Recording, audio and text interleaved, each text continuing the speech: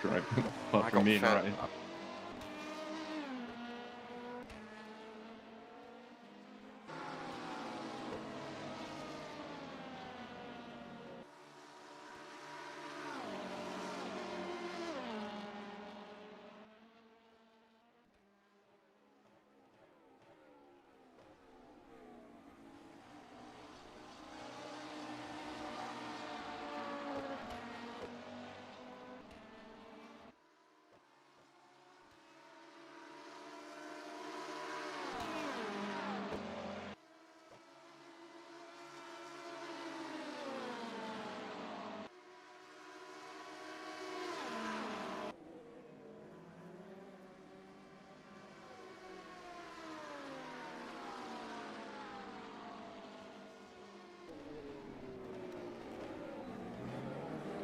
I think we're back now, yeah. Welcome back to the EERC 24 Hours of Daytona. We are here with Ed Hunter. Yeah, that's right. He's back. Ryan Ferris. Hello. And James Smith been commentating with me for ages now. Yeah, I'm not going to be here for much longer, to be honest. I have to go play football in a couple of hours. And then with me, Tomas Blumschein, so yeah. Life doesn't stop just for a 24-hour race, does it? No. It doesn't. I mean, COVID quarantine's helped me a bit to be a bit here, but well, you're only allowed. Well, you're only allowed to play a sport. Okay, unless COVID, they're like, okay, it only exists in certain areas because if it's a school, we're allowed to put as many people as we want to play sports together. But if you want to do it yourself, you're only allowed 2 people. Go figure that out. Yeah, it is all a bit. That's quite stupid. Oh yes, we'll close all the swimming pools, but we'll keep the school one open for your lessons because, you know, COVID doesn't exist in the school. As one of the Fina Von cars has gone off, sorry to interrupt. I think that's with Lashell. No, it's the other one, isn't it? Someone hasn't put the driver graphic up, or someone has reset it and Roy Torn has gone off again. There you go. Was that not? Is that not to break? You'll be able to see who it is now on the stream. So, there you go. There's Zoltan Boda in 2nd position, behind his teammates. So, one thing that I missed during that was the number 21 car has gotten ahead of the number 20 car. I think the number 20 car had been leading for a long time until it had a connection issue and lost like about a lap. Yeah, like it lost 2 laps, and it's been they've been 1-2 ever since. Well, they weren't 1-2 actually; they were 2-3, and then the Dream Team did split them, and I think Go on, sorry. Sorry to interrupt, but the number 30 360 car from Martin to Brake has got a huge issue and is crabbing on the apron. That could bring out a code 80. Okay, drivers, code 80, 80 yep. in 10 seconds. There you go. Oh, you predicted that one. Yeah. It's really crabbing this. 5, 4, 3, 2, 1, code 80. As I was saying, they must have huge suspension damage if they're crabbing. I think that was the car we saw going off. The pink car. Just now. Because we saw it going off on the grass on stream, but we didn't know how bad the damage was. Can I ask how long Nick Homewood has been officiating for?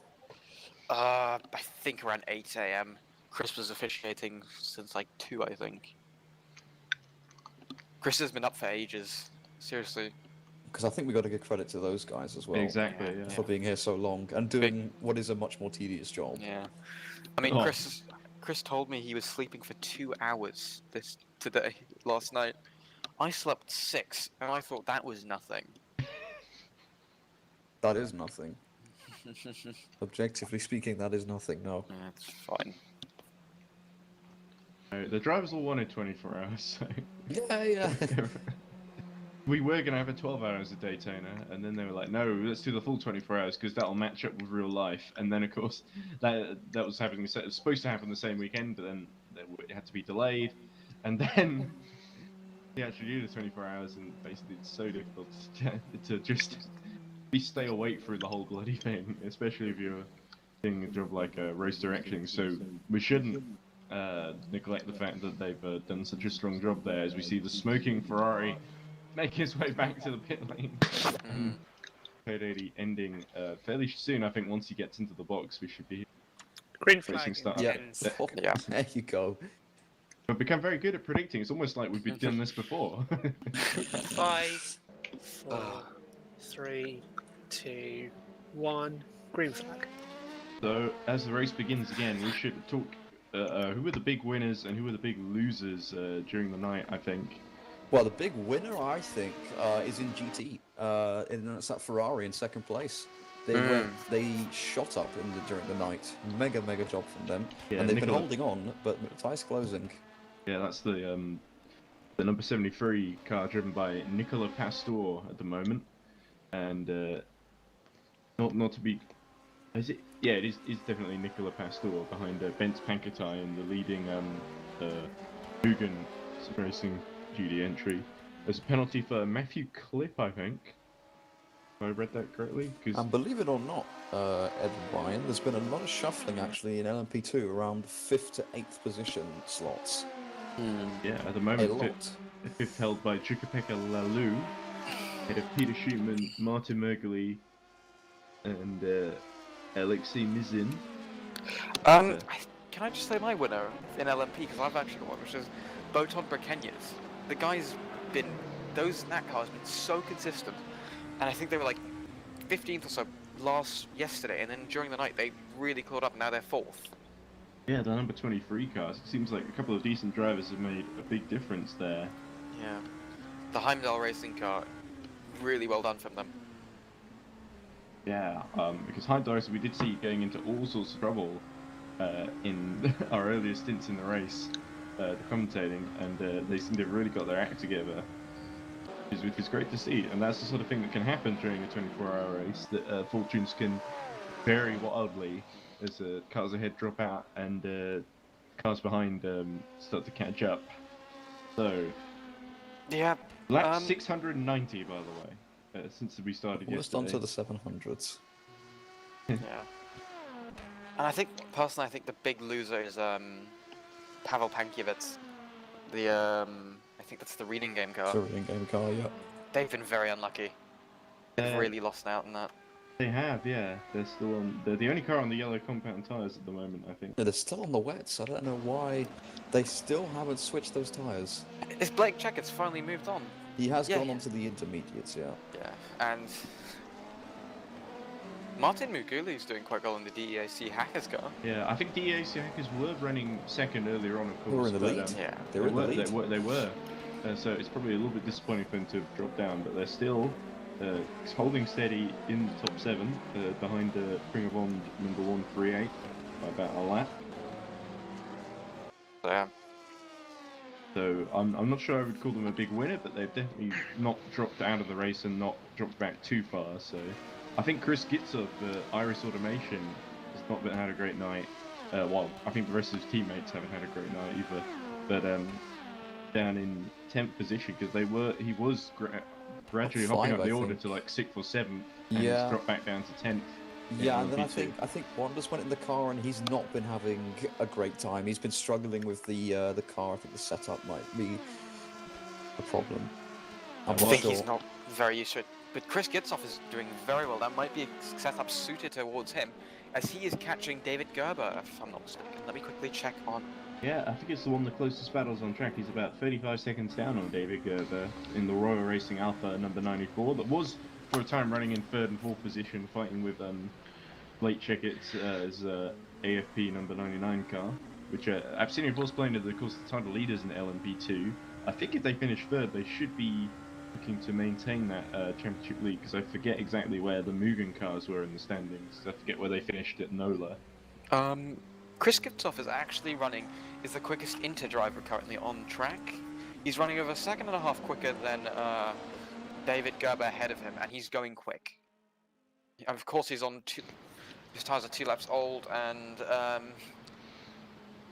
David Gerber's laps are 27 laps. Oh, as we see Ben Corbin going off and facing the wrong way in the infield section.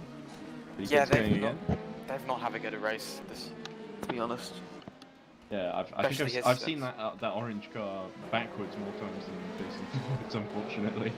But that's just I'm sure most of the race they have been facing the right way. It's just whenever we cut to them, as we see Bence Horvath flashing his lights, trying to get. He's not been having a good time. A lot of drivers not been having a good time, have they?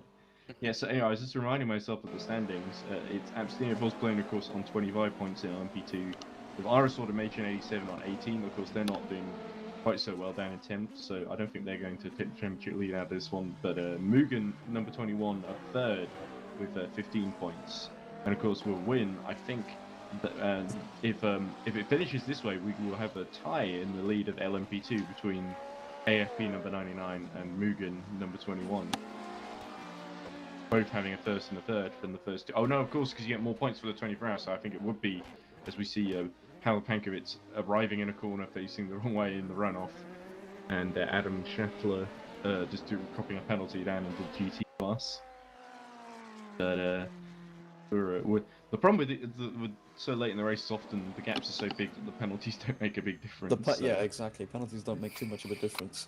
It's at the point where you may as well push it, and because if you get the penalty, then it sort of pales into insignificance over the course of a 24-hour race. And you're like, oh, I'm setting these really faster lap times in the person ahead. Oh, as Bence Horvath has gone into the wall into turn 1, that well, could I think be it's just damage. about survived that one because the rear wing is still in one piece. Yeah, he might have probably kicked he's probably given the suspension a right old kick though. Number 66 car, as you say, not having a lovely time of it, but Bence Horvath continues on in 13th place. I think he's the last of the P2 runners still going, because next on the road is Bence Pankovic in BD3 class leading He's Triple second Eight car. last because Oh, there's someone Johannes else. There's a with straggler. Lancia. He was 259 laps. God bless him. From Danilo Nascimento, and off. But that looks like just before the banking. He's gone off there. Whoa! And there's AFP going on the grass as well. It's like some of the drivers are really fatiguing at this stage. So Blake Chickett's really struggling there to keep it onto the. Blake Checketts hasn't been in that car that long. Ah, okay. Well, maybe he's still warming up there. Well, relative to how long we've been commentating. Yeah. Oh, that's true. But I guess we see time differently now. Someone who is still in the car, again, I'm kind of milking it, but Wes Buchau is built different. He's built completely different. I think Okay, now becomes he's code 80. in code 10 80. seconds. Yep, there you go. I think now Buchau is finally going to leave the car after There's over. Martin to Five, break once again in 4, trouble. It looks like. 3, I think it's 5.5 hours 1, code 80. of continuous driving. Ridiculous. I thought Honestly. are you sure? Isn't there like a rule that you can't do more than a set? Or It might be 6 hours, I think. yeah, so it might be just about in And he's legal approaching limits. that limit. How has he done a 6-hour stint though on a roll? Well, maybe he's drinking a lot of coffee or something during the stint, Might have like or during the pit stops. Yeah, might have like a Red Bull next to him or something. probably not the healthiest lifestyle to do 5-hour stints in a 24-hour. Although I say that as someone who commentated for 6 hours yesterday. Alex is currently saying that they're pitting now, and Wesley is finally getting out of that car. I'm sure that's a relief for Wesley Buchau. You never know, he might enjoy driving that long. I wish I could have driven for the. It reminds me of that. What was it? The 24 Hours of Le Mans, where there was French. I think it was Pierre Levert who tried to do. I think it was the 1952 24 Hours of Le Mans. He tried to do the whole race on Green his own, flag in 10 seconds. and Green.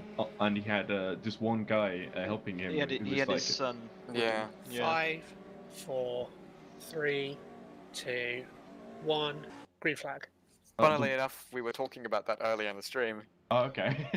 No, I think it was someone else. Yeah. Who did It's we? Pierre Levey, I think, was the one who was killed in 55.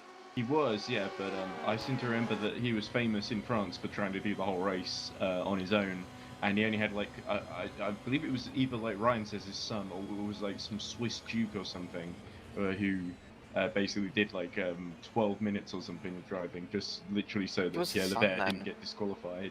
I think it was his son then who did it while he was getting pee breaks and Oh, stuff. there we go, penalty for Blake Checkett. So obviously we saw him on the grass earlier, so maybe they deemed him to cut the corner at the chicane quite dramatically.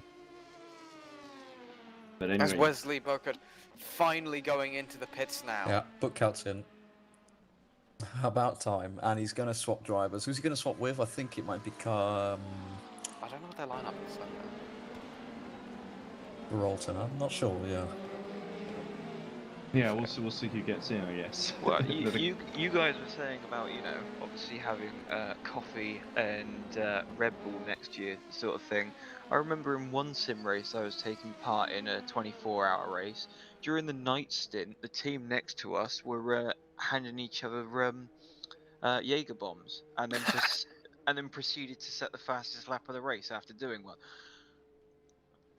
So they were just pissed. Uh, I mean, that reminds me of 19.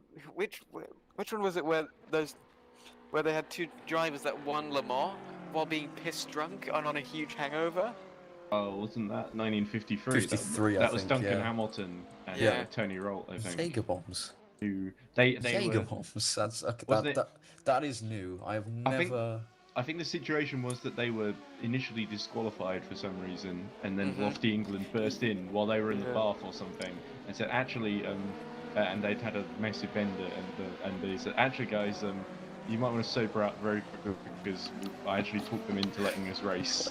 And so, yeah. But that they drove better. They took more alcohol.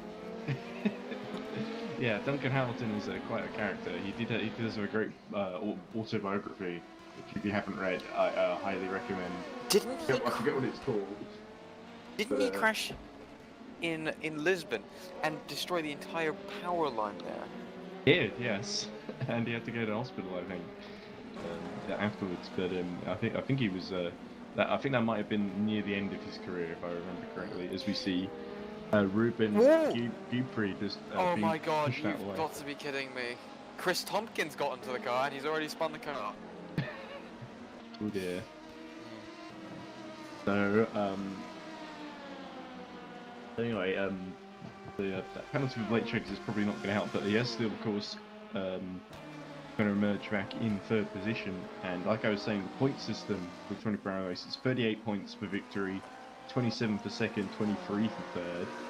So with 25 and 23 points, the Abstinio Force Polonia 99 car would be on, let's see, that's about 48 points, I believe, if I've done the math right.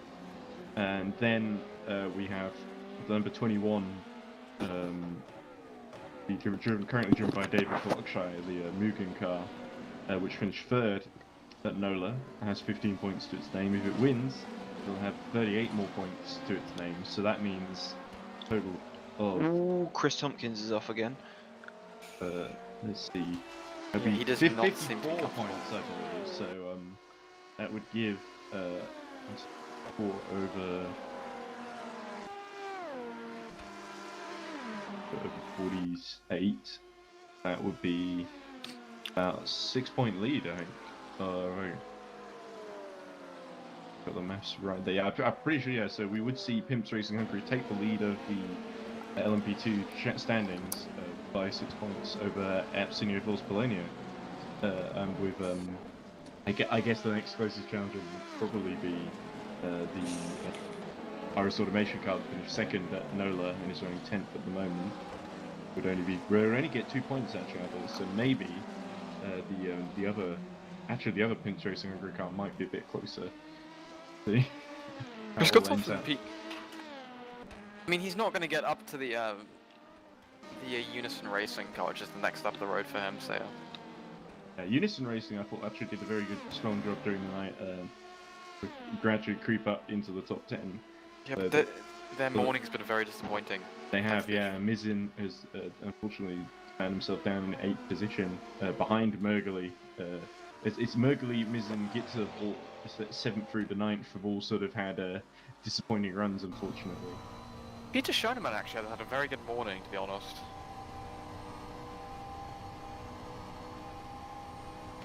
Yeah, Peter Schoenemann, we have talked about sometimes being in the wars previously on track, speaking of which we see Joe Gorsis having a little bit of a spin, and another spin.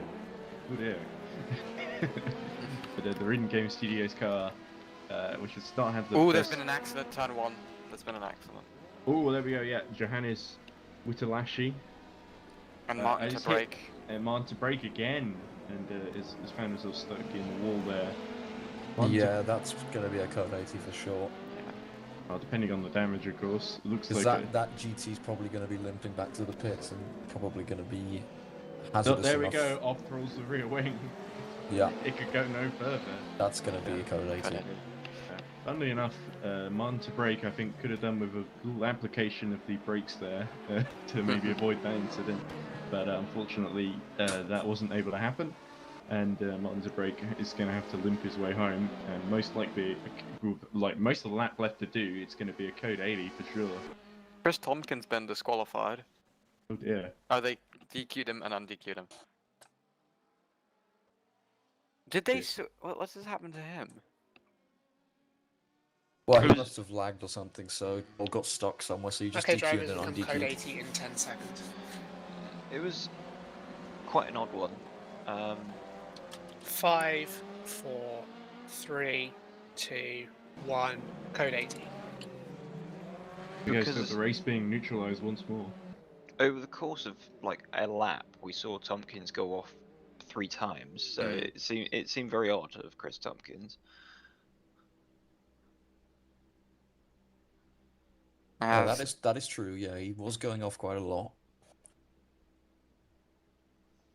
But keep in mind, he has been trying to help run the stream and also the restoration for most of the evening. So I wouldn't blame Yeah, he's him for been a being very, bit very busy man. fatigued and tired Yeah. at this point. Yeah, we All can't give him too much rubbish because he's done a very good job so far. All he needs to do now, if he hasn't already, is come in and do a spot commentary, and he's done absolutely everything on this Daytona 24 Well, hour. if I'm not mistaken, we have heard some of his race direction at some point during the drivers' briefing, at least earlier on. So we did hear him a little bit on the stream. But trying to figure out. So Chris Tompkins, 18th in the order overall, 9 laps down on 30 Ruman in the number 7 car. So he's currently P5 in GT3, P5. so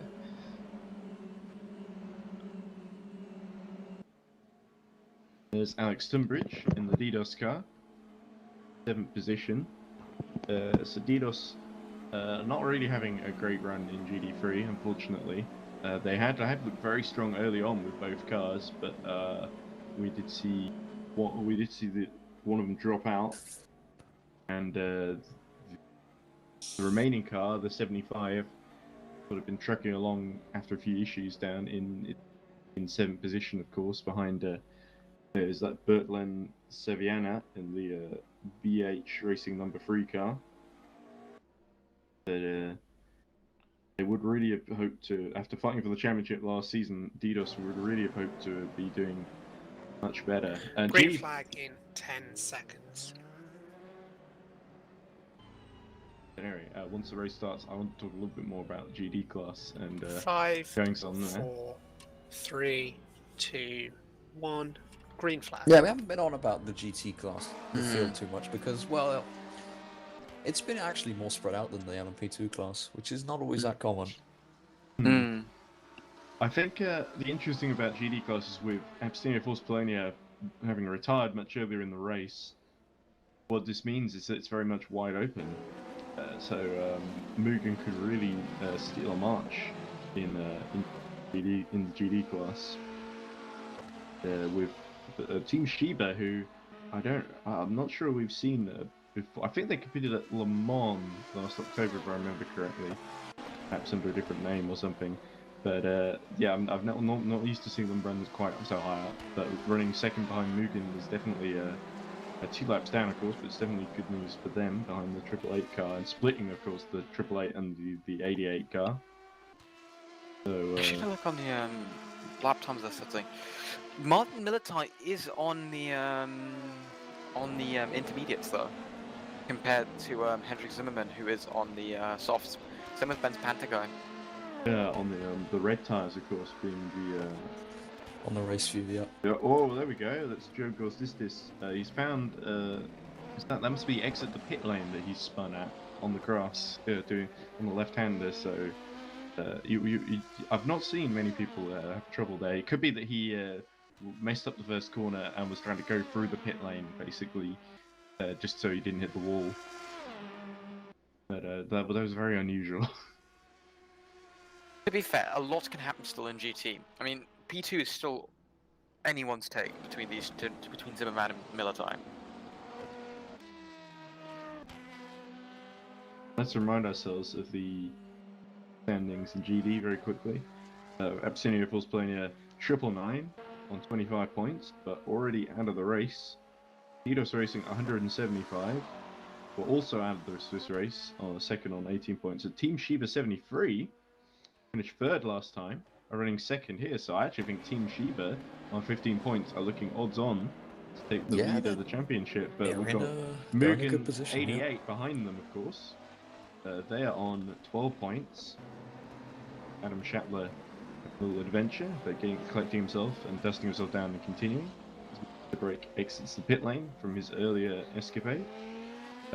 So yeah, it's really looking like of course the Mugen AAA is on 2 points down in 9th position at the moment, but they are on to get the full 38 points from this round. So in terms of a title battle in GD3, it could very well be between the two Mugen cars and the Team Shiba entry, and possibly Eidos and AFP if they can get their act together. I'm just trying to figure out where the remaining 75 DDoS entry is in the championship. It's on 17th with 0 points, so they definitely need to get some points on the board here.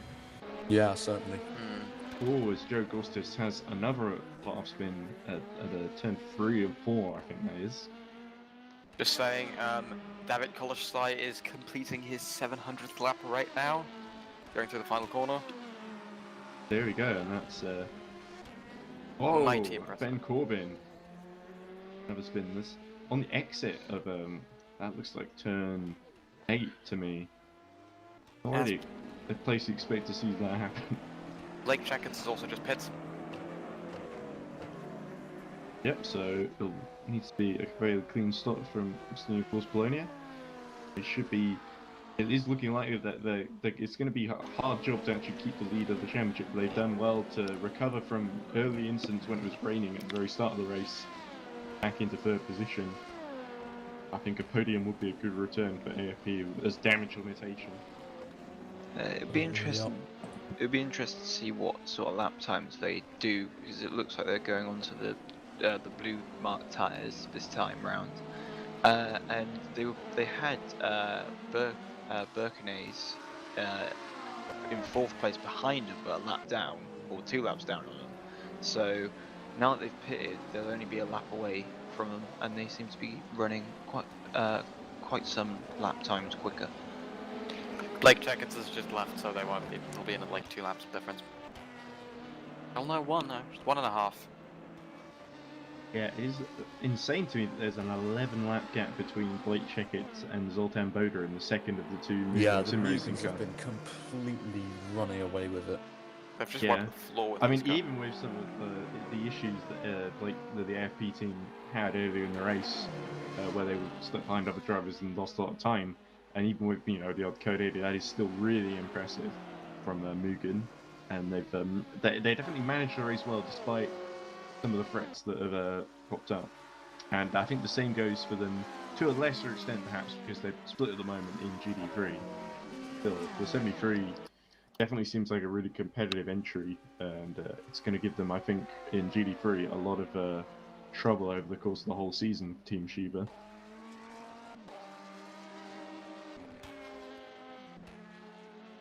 Anyway, 3 hours 48 minutes left to go. It's going to feel every bit as long as that. But there's Martin Malotai pitting from second in.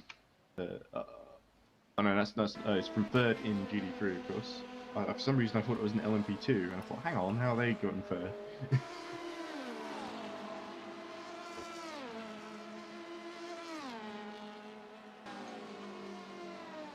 Anyway, so it's odd now because we got the situation where it's morning here, but because obviously the track got reset due to a server issue, so it's still night at Daytona. Yep. Should be day when we get to the end of the race, though. Now it's still got plenty of time for that to happen, I guess. In the morning, the sun might just come up when we end for the. To be for fair, that this is 24 quite hours. realistic for actually American time, if you think about it. True, a sort of happy accident, I guess. But yeah, so we were quite excited earlier about how it was between, I think, Ruben Griebfried and Chris Kitso. I think Ruben Griebfried has dropped behind Chris Kitso. Yeah, by quite a bit now. Now Chris Kutsov is about 26 seconds ahead. So yeah, we missed that, unfortunately. The one piece of action that was happening and we kind of missed it. But I assume Chris Kutsov just got by on the straight. In fact, it may have even happened on stream. We were busy talking about something and missed They're it. not far off each other, to be honest. They're still the closest battle on track at the moment. As Oh. Martin Muguli spins the car, That's just the went number. on to him. He's got like a half spin, yeah. The DAC Hackers team really struggling, but just about able to help. He did well to hold that slide, to be honest. Well, he is, with his current lap times, closing in on Schoenman. At the moment, he's currently 69 seconds off Schoenman. Yes, that's a number he would like to reduce very quickly, I think. For not just for the size of the gap, but also the number. I hope that's a coincidence. Yeah, I was about to say, I'm hoping that number is coincidental. But anyway, I Previous- don't think a driver would deliberately slow to be exactly that far behind someone. That makes no sense.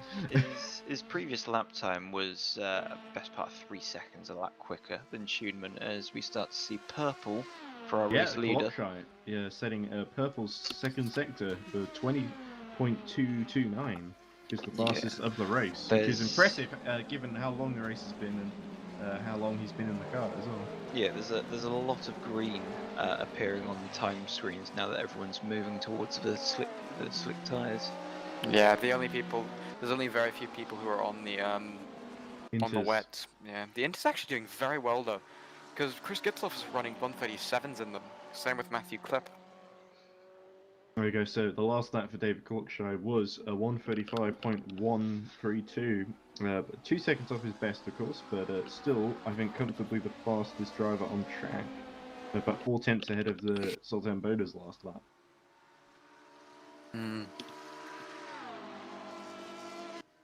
Blake Checkett's like a whole second slower. I think the problem that the DAC Hackers team had, in my opinion, was that, as we see Martin to break, exploring the infield on the grass a bit more. Again. It definitely seems like Martin has been in a while. I think he might need a bit of relief at some point. But anyway, he keeps going, so it's not too bad. Yeah. But it's not great either. Running last in GD3, or second last, I should say, because Shetland didn't get going again. But anyway, there's Peter Schumann trying to negotiate a couple of a bunch of cars that are not on the same lap as him. He does so quite well. But I was saying about DAC Hackers, the car currently driven by Martin McGilly, who we saw having a little half spin earlier. I think that look at the hot laps. Roland Zux, their driver, has won the best laps. Matthew Klipp, the Chainbear sponsored number 13 Royal Blue entry, also cops a penalty for something or other. I assume for maybe breaking track limits there, because maybe the game thought he was cutting the inside of the corner. Sultan Boda makes a quick pit stop. Second position in 1P2.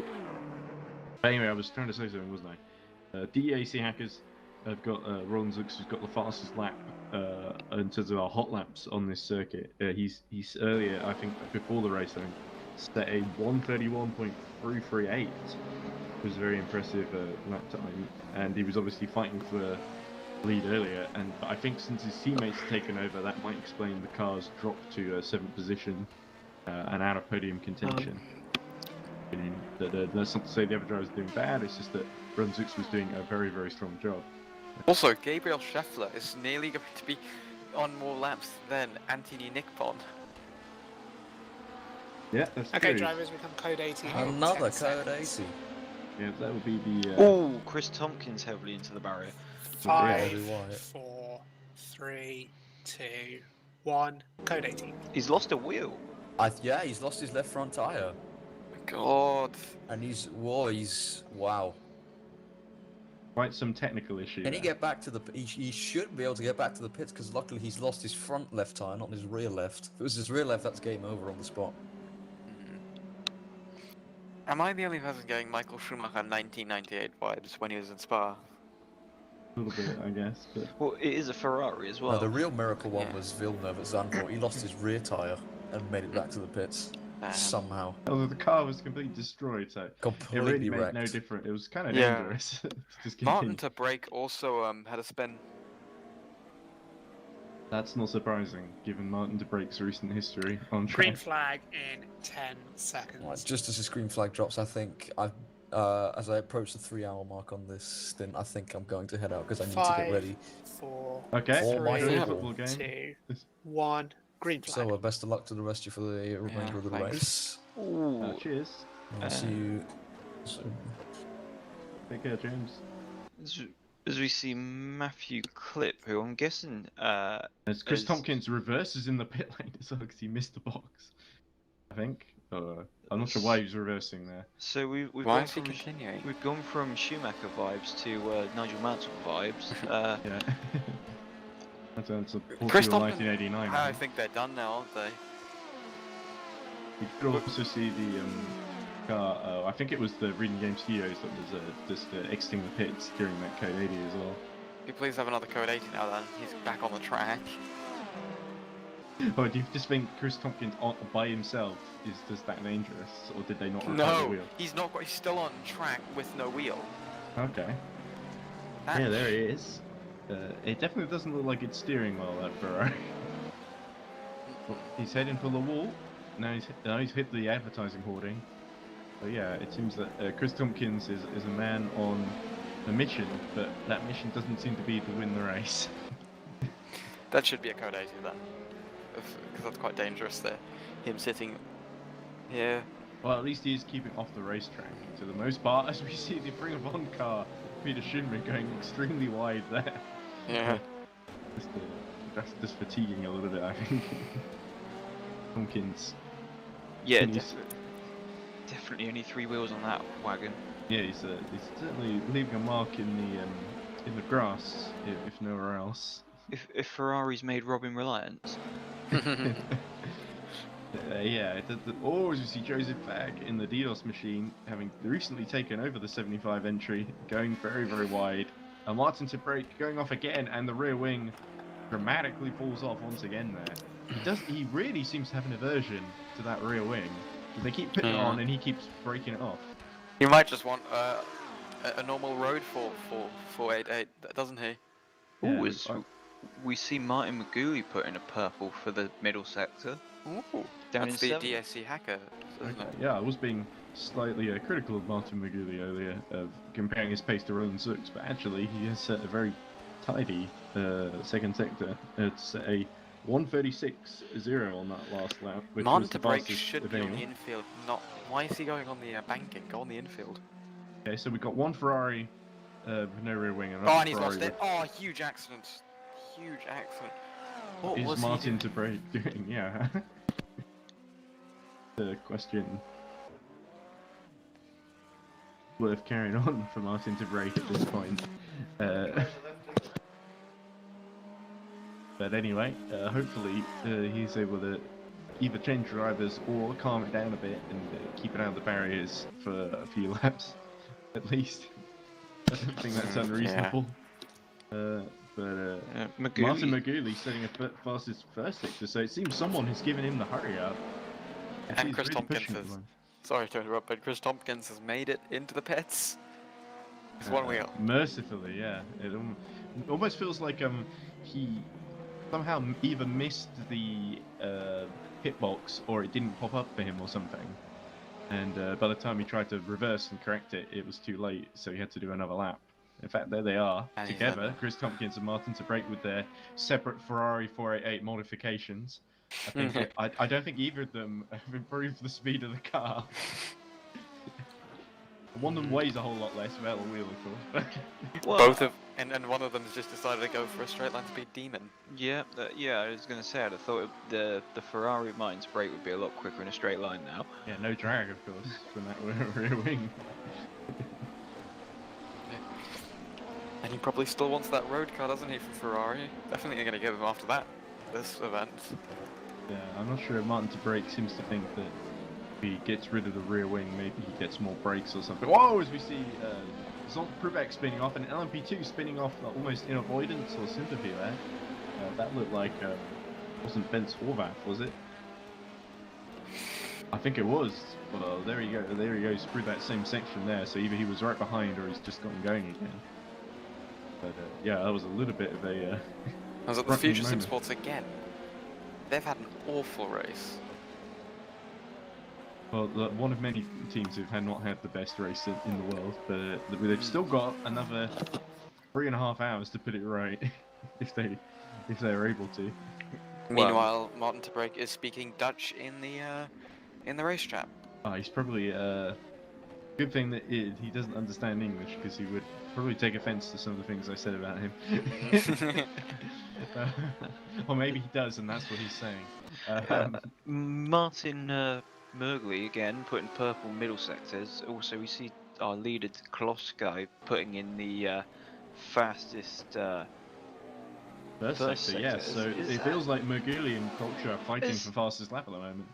As the brake left the pit lane with no rear Whoa! wing. Ben Corbin dramatically hits the barriers there in the number 96 entry.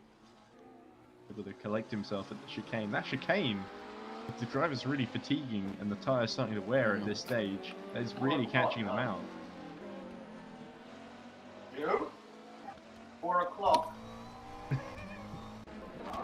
Oh, as you see Peter Schumann spinning at the first corner, thankfully avoiding everyone, or everyone avoiding him rather. That's a very dangerous area to be stopped, in my opinion. Yeah, and he's reversing out. So Peter Schumann has been trouble in previous races for driving standards, but is able to collect himself this time, as we hear plans being made in the background from 4 o'clock. Yes. Why my background? Sorry. That's alright. As we see Martin to brake getting a penalty, there's a car on the inside there. Oh, that's Martin to brake just in front, but also another car off track. Well, yeah, it looks again. It looks like to brake to the left with his rear wing missing. This car should has got to retire soon. I bet you. Now he can test his aero modifications he's done. Well, he has to serve his penalty first, of course. But yeah, that is not an ideal situation for Martin to brake, and not the first penalty he's received either.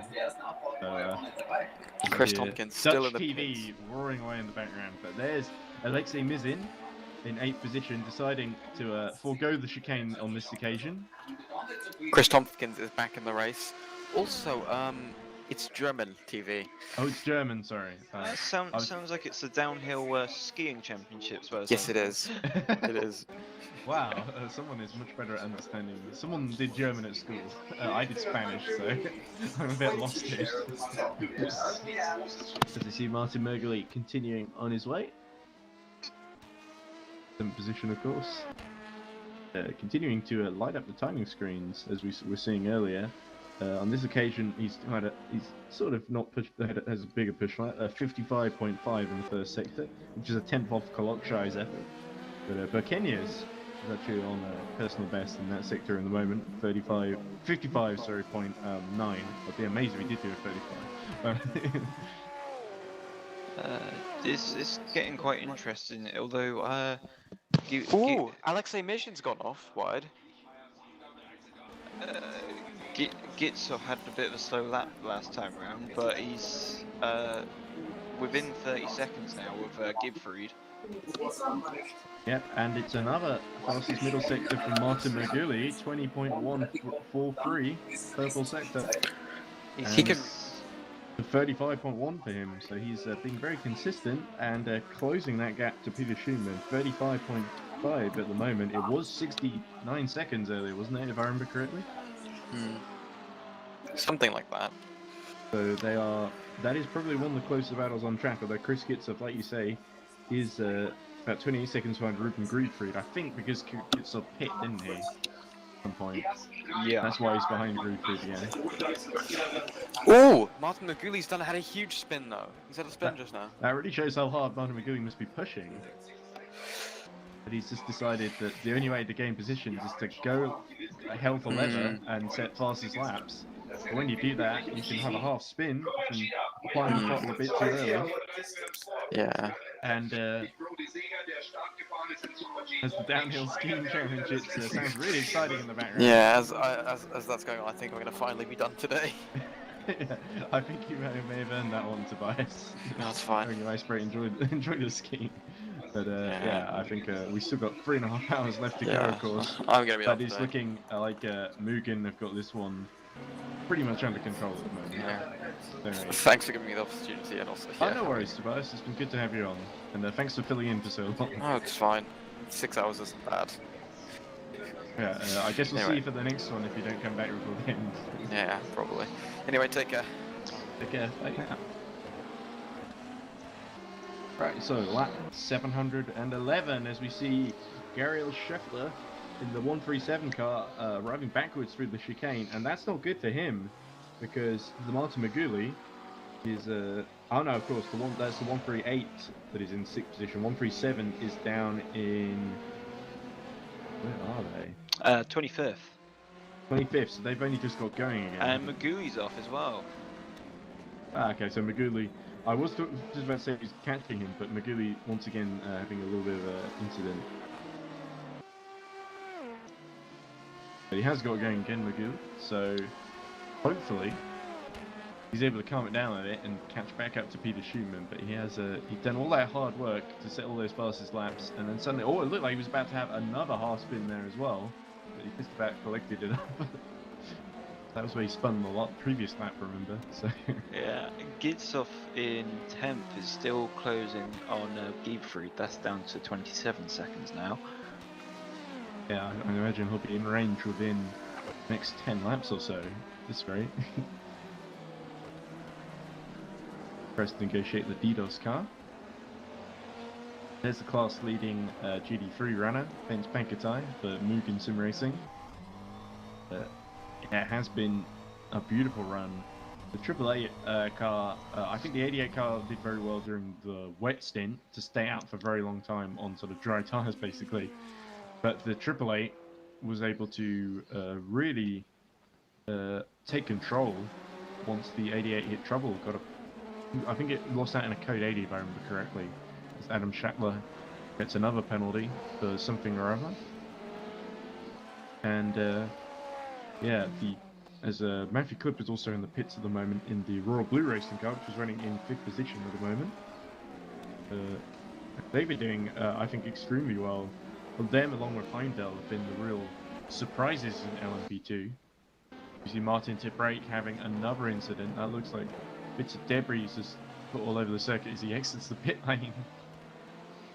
He's still not got. Oh no, he has got a rear wing now. He has put it on. That's why I was a bit confused, wondering where the debris was from. It might not have been from him actually on this occasion.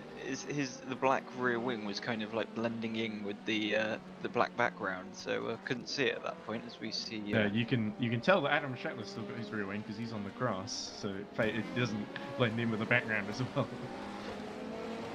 Yeah, Schackler's seeming to struggle this lap. I don't know if he's taken damage somewhere.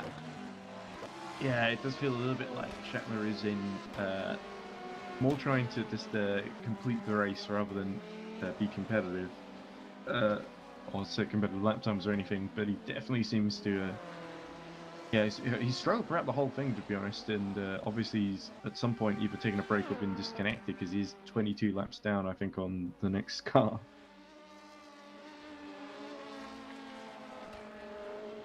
Although he's actually 34 laps down on the next car, which is the retired Anthony Nippon. Well, McGooley is, as we see Fag having an off just before he makes it onto the oval. We're seeing again McGooley pushing, and he's gone from, obviously with those couple of spins that he had, the gap was back out to over 50 seconds. He's now brought it down to just shy of 45 seconds. Indeed, and that last lap was a 1:34.6, another fastest lap of the field at the moment. Yeah, with a personal best first sector and their fastest middle sector. Yeah, so very impressive from Maguli, but clearly very intent on catching up to Peter Schoenman. And of course, Peter Schoenman is only, I think, just only a lap behind Matthew Clip in the Royal Blue Racing car. Magui spun. Yeah, there we go. And that's a penalty for Martin Maguli as well. So clearly he was pushing track limits a bit too hard, trying to catch up. And Peter Schumann will breathe a sigh of relief because his pace was not quite able to live with the pace of the DAC Hackers car. And now that buffer is going to widen out. And we've unfortunately now going to have to wait even longer to see if he would have been able to pass, Martin Maguli would have been able to pass Peter Schumann. The answer for now is no. The problem Maguli's now going to have is the fact that now he's got a penalty. I'm not quite sure if it's just a drive-through or a stop-go. I think it'd be a drive-through. Most of the penalties you've seen have been drive-throughs for track limits. It depends how many, if this is like a third of offence or not. I'm not sure what the system they have in EERC is. Because there's the potential that Mizine in 8th can potentially get on the same lap as Maguli once he's served his penalty. That is true. The reigning champions could well be a threat here, actually. As Maguli goes in to serve his, I presume, for his drive-through. Let's have a look. There we go. Doesn't look like he's stopping the boxes. Pardon me, sorry for that. That was a bit of a sudden burp there. Yeah, there we go. He's just setting right off again. So it was just a drive-through. Isn't to punish him too much, I guess, for a small offence like corner cutting, I guess. He wasn't cutting corners. The most corner cutting I saw him doing was when he was spinning and landing on the grass. But, well, yeah, that's what I kind of saw because he had his little spin on the infield, and it seemed that he found himself partly on the grass, so he had to drive off of it, and it seems to register as a corner cut, so he gets a penalty for it. Yeah, Chris Gitsov still 26 seconds behind Ruben Griefried in the battle for 9th position, by the way. So we will keep an eye on that as well, as Martin Maguli now emerges 70 seconds behind Peter Schumann. But still, I think just about a lap ahead of Alexei Mizin. So it's not been the fatal blow to his chances of gaining position, but it has a big setback. And the problem is, especially if it was for corner cutting, that might take the wind out of Martin Maguli's sails somewhat in his bid to set really quick lap times. Because he might think, whoa, as we see Gabriel Scheffler having a little bit of a switch as he gets from the chicane onto the oval. He's just about able to save it though, and didn't lose too much time in the 137 machine. But yeah, Gabriel, like we said earlier, down in 24th position, still trying to catch up the 10 laps to Nippon and the rest of the GD3 field. So he would be, I think he's over 166 laps down on the next active car in the race, which of course is Joey Luring in the Evo Royal Racing car. Yeah, not looking good for one of the Ring of Honor Racing LMP2s, but the other running of course in 6th position. Get some great points out of this one.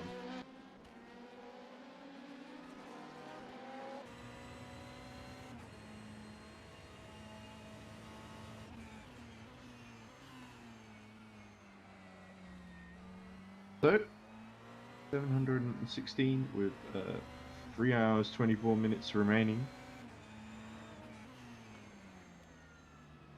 Yeah, like one of my letters has gone.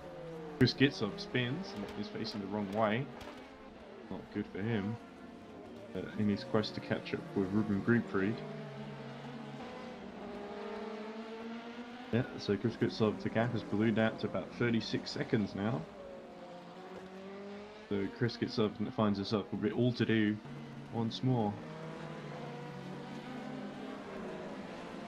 But even being, sorry, even being 36 seconds behind, there's still 41 seconds behind almost now. These 36 actually, but Chris Gitsov is behind. So with being 36 seconds behind, that's still the closest battle on track between Gitsov and Griefried.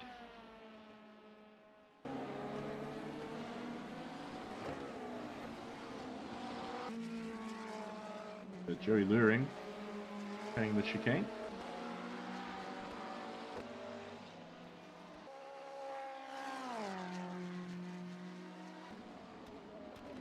Anyway, let's see what nonsense people are writing in the chat. Ah, it sounds like Ryan has had a power cut.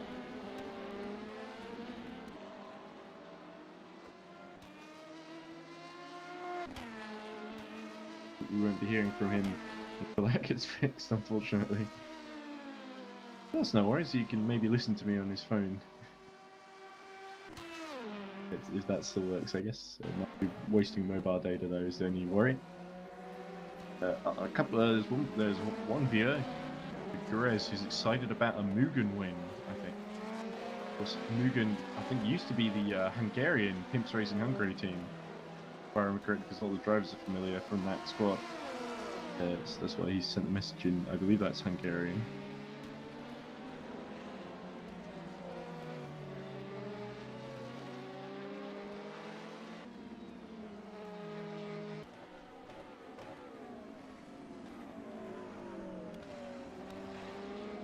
But anyway, lap 718 now, as Chris Tompkins takes to the apron. Ruben Griefrey pits actually, so this could put him behind Chris Gitsov. There he is, we see him now.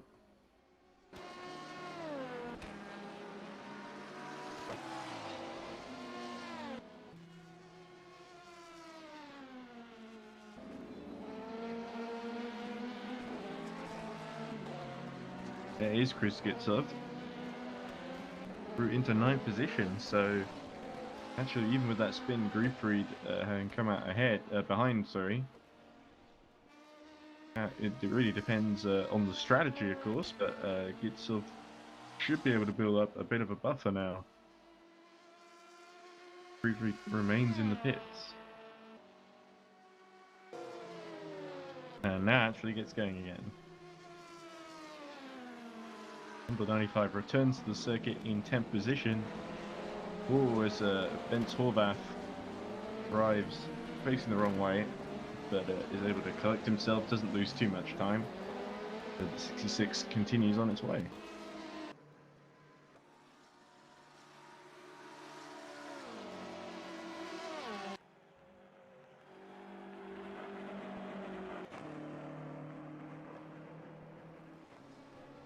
Prubek, third place 88 car, taken over from driving before, I think Ilota. But there's Zoltan Boda having a little off in second position in Prince Racing Hungary, but at the first corner, but no harm done really. Still a lap down on David Kolopsha, his teammate. So Zoltan Boda really pushing it because he really wants that win, of course. But at the 21, looking to really gain ground in the championship here. So it probably makes more sense from a team perspective if the 21 wins of the two cars, as Peter Schumann goes very wide and lets a lap car back through for some reason. Martin McGooley. Gap between himself, Peter Schumann, is 54 seconds. It was 70 seconds not too long ago, so McGooley putting in the work to try and catch back up to Peter Schumann. So Peter Schumann under a lot of pressure in this stint to hold on to 6th position. Yellow in sector 1. I wonder if that was anything to do with Martin to brake, but it's cleared now. Joe Gostistis, it's Reading Game Studios down in 12th position. They've not gained the ground they would have hoped. Still just outside the top 10, but about 5 laps behind Ben Corbin from the Luffield Lunatics machine. 3 laps behind Ruben Griefried. Well, so it's not looking good for Reading Game Studios. They're going to need some trouble up front in order to get into the top 10. But they've been plugging away, doing the best they can. If you look at, Blake Cheggett has a very awkward half spin. And in fact, cops a penalty, another penalty for Blake Cheggett, unfortunately. And I wasn't wondering if there was damage there, but the car looks okay. We'll have to see Blake Checkett's making a trip to the pit lane very soon, but there's Zoltan Boda making a stop with fresh tyres. Alexei Mizin.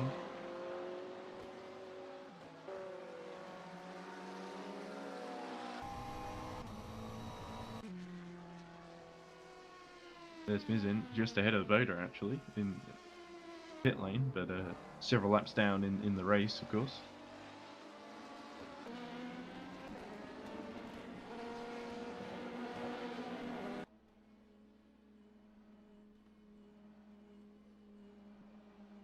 Pretty annoying.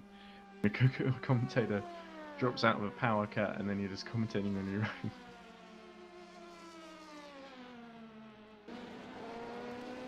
Nothing to be done.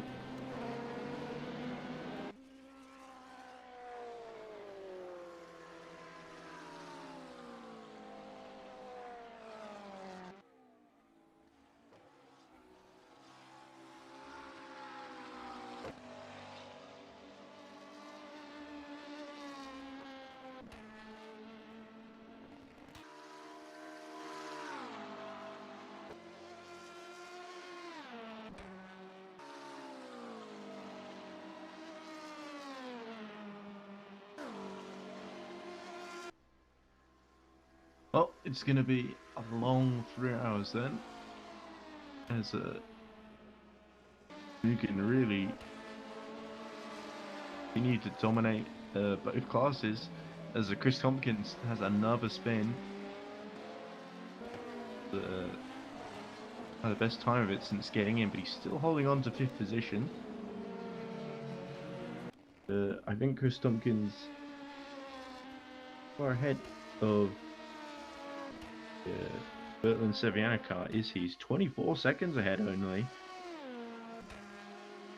So Bertrand Seviana could well be putting pressure onto Chris Tompkins in the near future. Evo Alton Motorsports team may not be steady in that top 5 as would have hoped.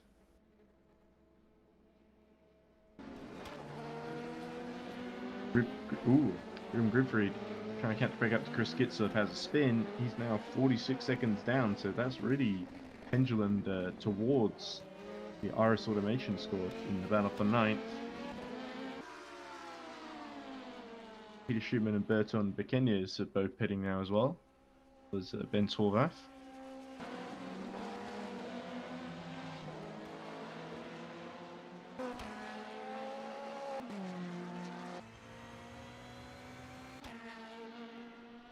You have to say, Heimdall Racing have done pretty well to stay only 2 laps behind Blake Checkett. Even they're the championship leaders, of course. AFP.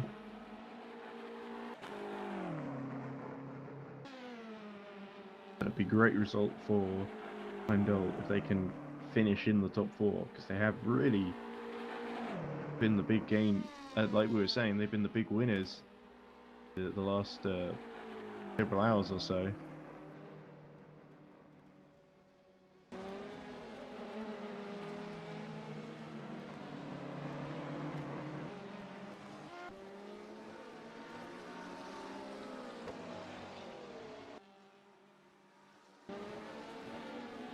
Here's Bertolin Seviana.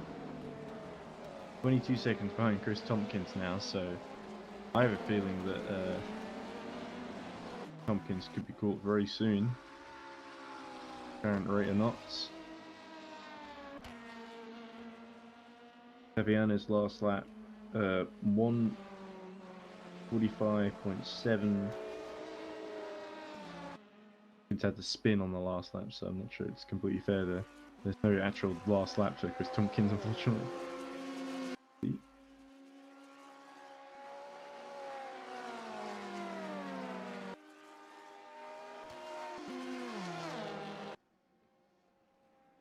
Oh, Chris Tompkins being hit at the back by the car that was driven earlier by Martin Novak,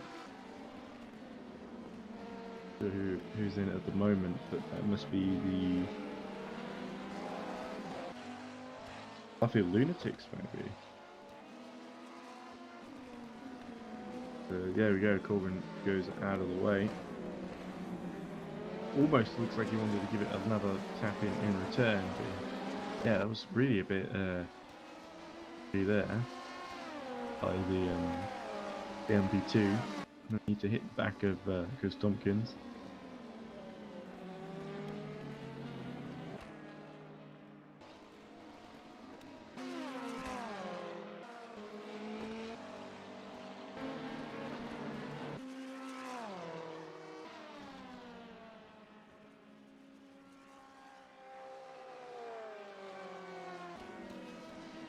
That was Berkenius in 4th position, who I was just praising actually. He did that, unfortunately, but sure there was a miscalculation. Chris Tompkins being coming up to him quite quickly. He didn't react in time.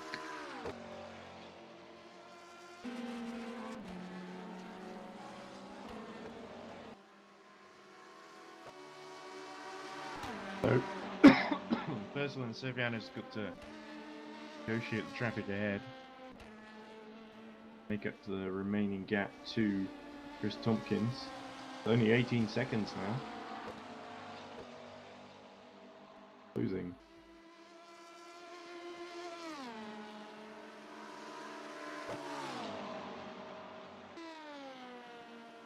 We can see the gap on there on screen between the two drivers.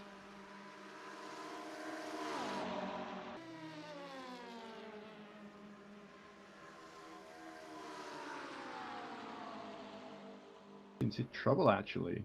Oh, is he gone into the pit lane? Sorry. Yeah, there we go. So much of a fight in the end, unfortunately.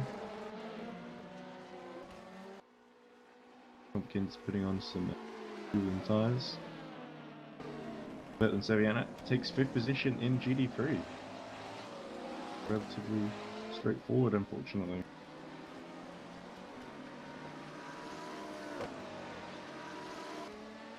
$13 lap gap to the next car, so yeah, that's not closing up anytime soon.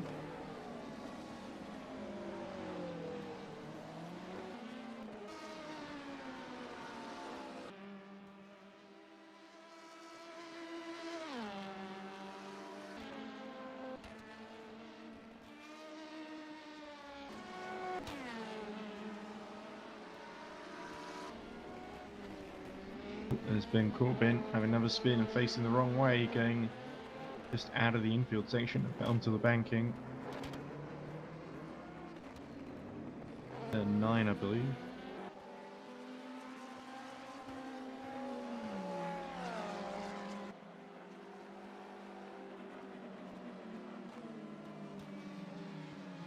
Chris Tompkins just lapping Nascimento Ferrari.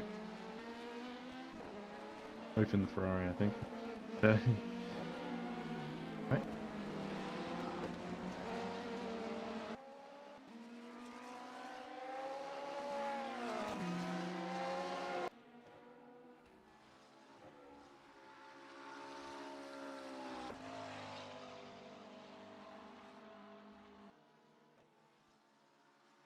Fastest middle sector, by the way, for David Koloksha on that last lap, which was a 1:34.195.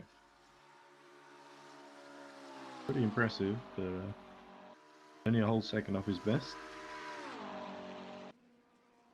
Still faster than anybody else.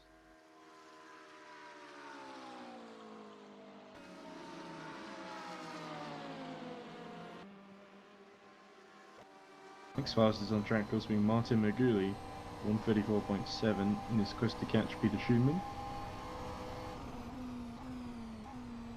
Maguli is about 43 seconds behind Schumann at the moment. Which is about the same gap between Ruben Grubrid and Kruskitzer, funnily enough.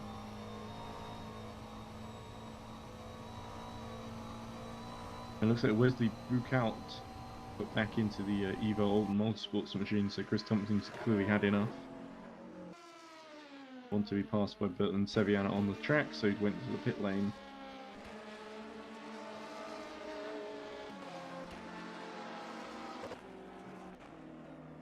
says Alexei Mizin. Full half spin. It's not been a brilliant race for RS's Unison down in 8th. Not really had the title defence they would have hoped to have. The break. Joins from the pit lane.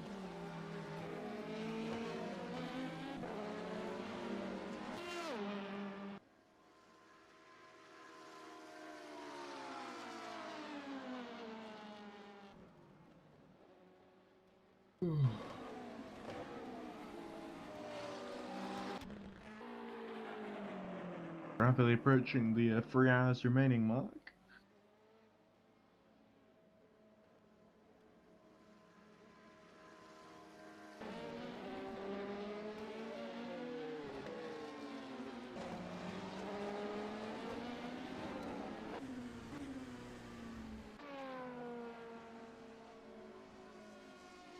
Into the pit lane, Ruben Grubfried and Vince Pankatai. Ruben Grubfried gonna catch Chris Gitsov now.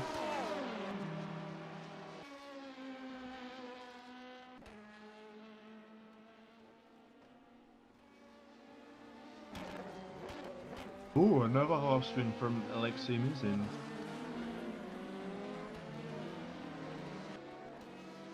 Chris Gitsov is 3 laps behind Alexei Mizin, but with more mistakes like that, could potentially see Chris Gitsov start to bother him a bit later in the race, but seems unlikely.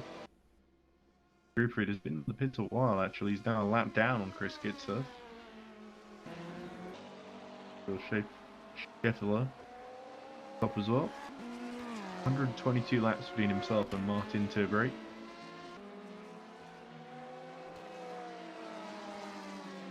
He's in LMP2, Martin Turbrake's in a GD3, so 3 hours, that's not a totally unrealistic gap to close.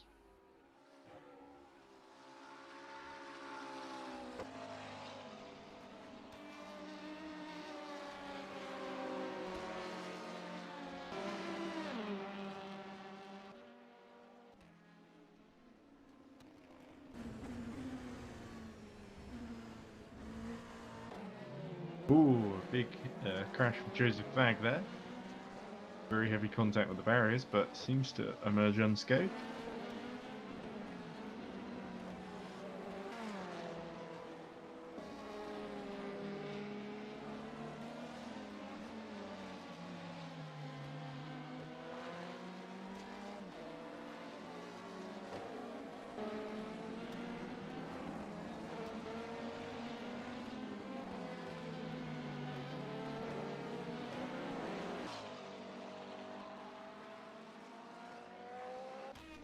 Whoa! Ben's Horsvath again losing the rear, arriving backwards out of the chicane. Okay. Oh, nearly hits the DDoS machine as he rejoins.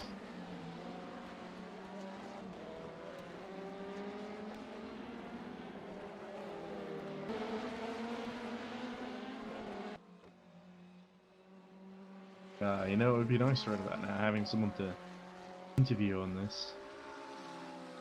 I suppose the drivers who were competing earlier are now asleep. Blame them.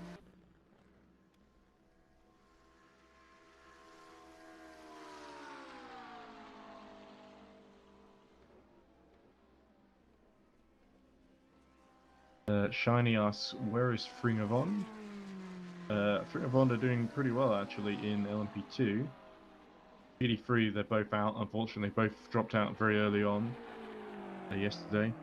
But Peter Schubman is running 6th for Fringavon in car number 138.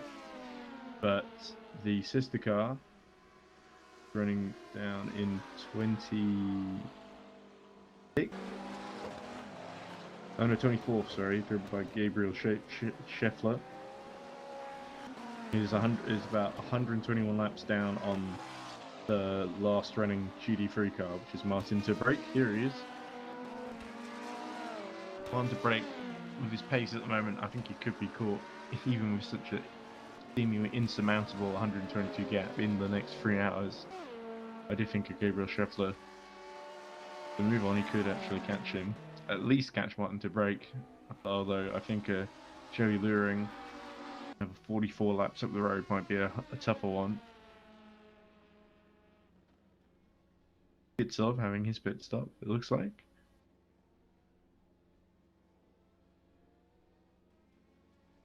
Even group readers, I think, still in the pits as well.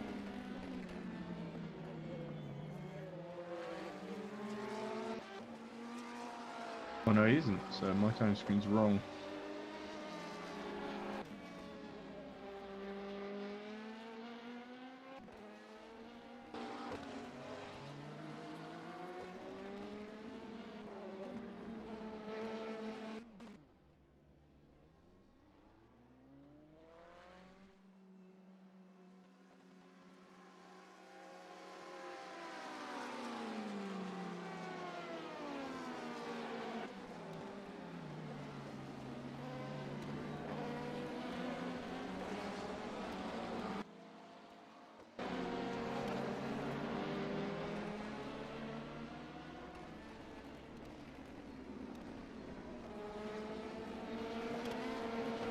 Next team isn't. Finds himself wedged in the barrier there at turn 1. Good for him at all. Gonna be encouraging for Chris Gitsov. 3 laps down on him, of course.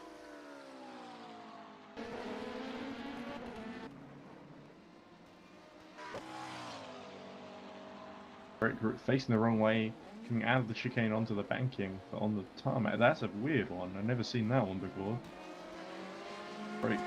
Finding spectacular new ways to heat himself and make his own race more difficult.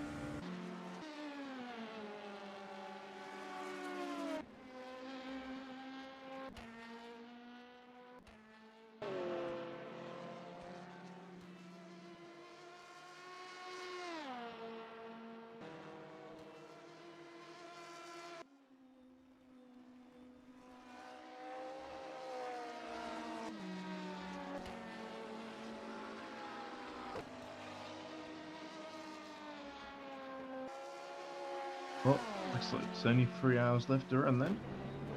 Oh, 2 cars, 2 LMP2 stations. Peter Schumann, and is that one of the... not one of the class leaders, is it? It was David Kolokshire who had spun there, I think. Yeah, David Kolokshire and Peter Schumann. Almost look like they've made contact there. Yeah, they want to avoid that for the next 3 hours. So that's not going to help Schumann in his battle with Mergely. It is Martin Mergely. About 10 seconds behind Schumann, actually. The battle is very much on there. That's a costly error for Schumann.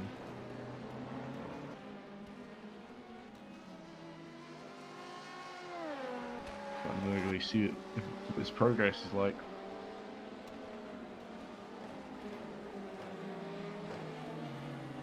Never been this close before. Yeah, Peter Schumann.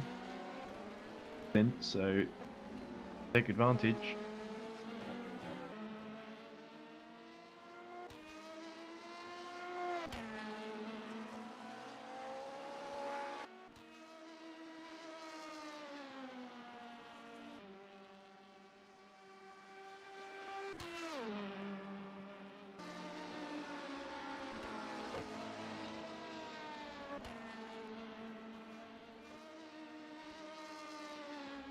Gap now 7 seconds, so Mergely eating into Schumann's lead. Right, good battle for 6th place now.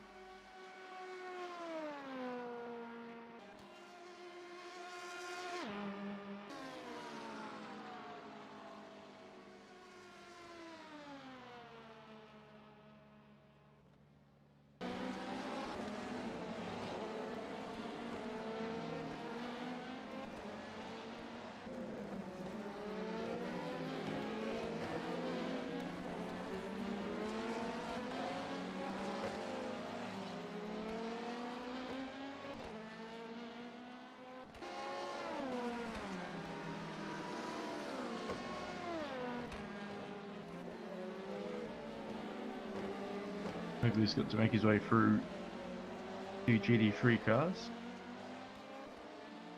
Pimp's racing Hungary ones. That's the 88 dealt with.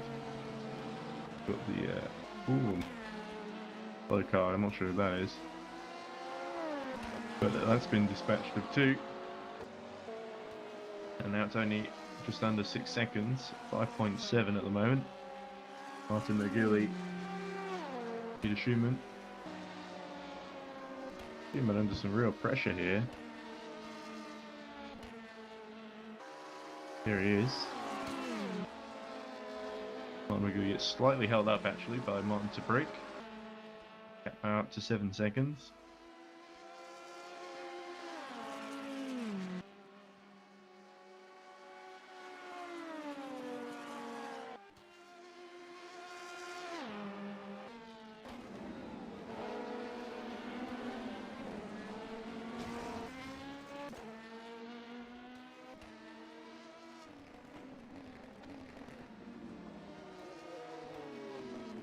Oh, little spin from Alexei Mizin.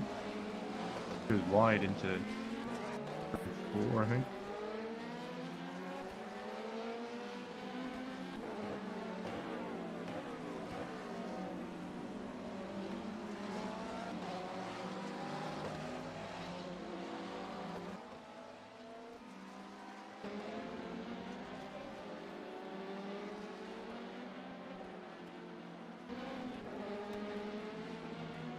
On Maguli, actually have to unlap himself from Blake Checketts here, who's being held up by Marcus.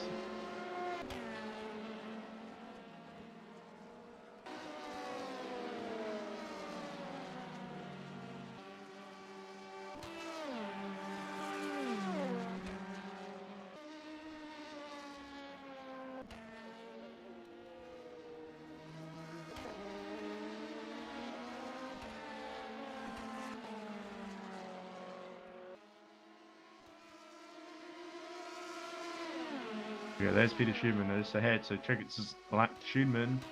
That puts him right into the path of Merguli.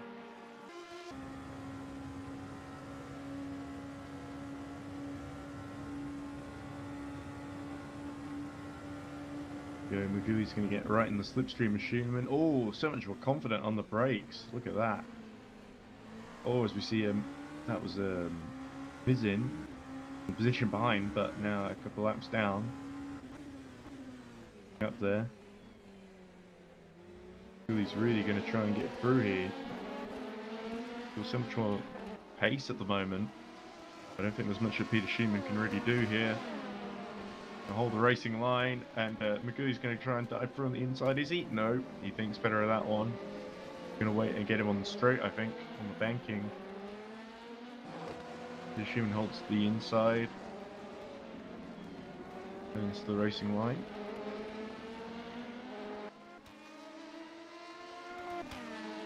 EEC Hacker's going to be able to get himself into 6th position. Here we go. Maguli goes high on the banking. But tucking into the slipstream, but not quite able to pull it off. He's going to try and go around the outside into the chicane.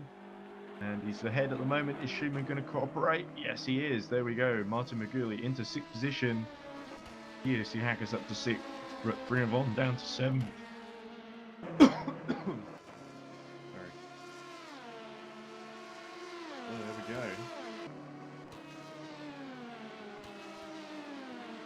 Significant move in the top 6 in the 1v2.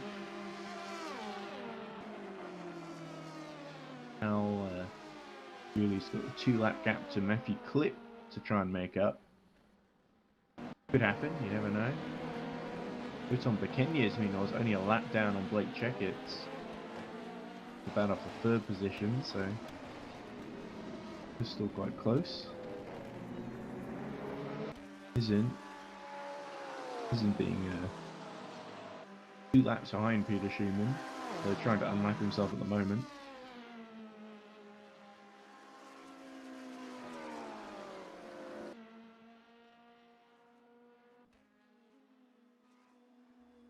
Next closest gap on track apart from that is probably Wesley Brokout trying to catch it back up to Bertlin Saviano, but he's 49 seconds down. He's not really gained much over his pit stop, unfortunately. In a fairly solid gap, but it's Peter Schumann already now 3 seconds down on Martin Magulu, flying at the moment.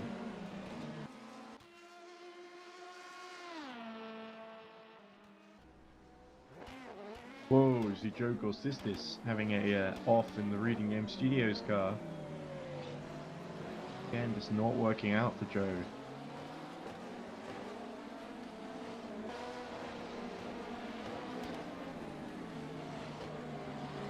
But he's 5 laps down and pushing like hell to try and catch up to Oliver Diamond in the 96 machine. But there's nothing doing really.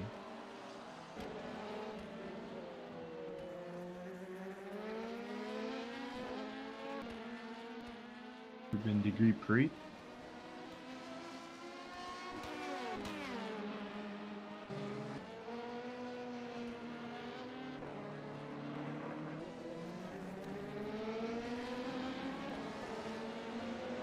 Degree Frieden is now 2 laps down on Chris Gitzov, so ahead of Oliver Diamond, so sort of in no man's land.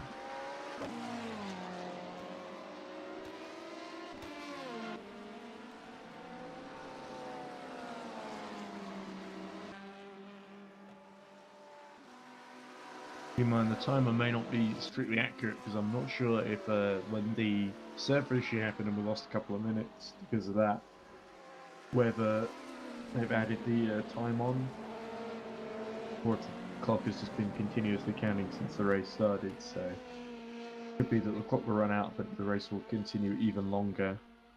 Be painful, no doubt. The race seems for the most part to be a pretty foregone conclusion, but I'm sure some of the drivers would disagree. It's up to them to prove me wrong in the next 2 hours 50 minutes.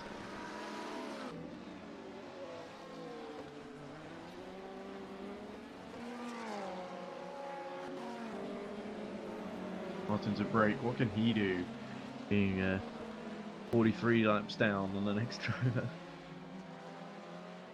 Been an easy one for him, certainly, that's for sure. Guy de Breckier. De Breckier. I don't know how to pronounce his name, to be honest. 8th place.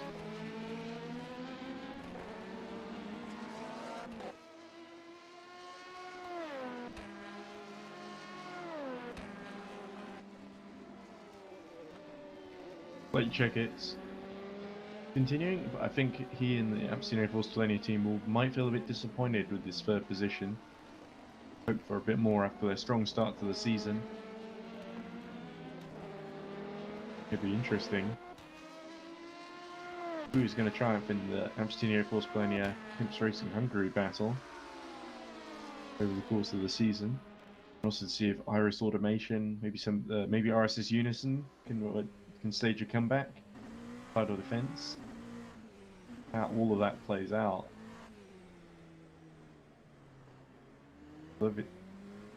Lobinak exits the pits. 13. Got as Oliver Diamond Adventure. What livery is that car? Is it like a marmalade on it? Oranges or something? Oh dear. Oh dearie me. So.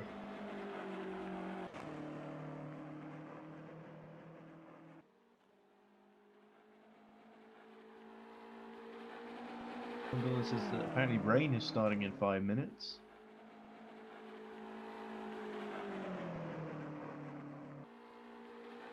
To me. Please. Star Citizen says Bytown Express equals never give up. Well, let's see how Bytown Express doing at the moment.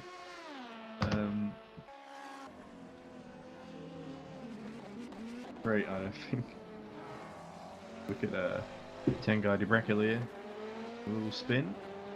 Field, having to wait for a few drivers to go through. Rejoining. The rain is already starting to hit, but I don't see that many details. This is quite hard for me to tell just as a spectator.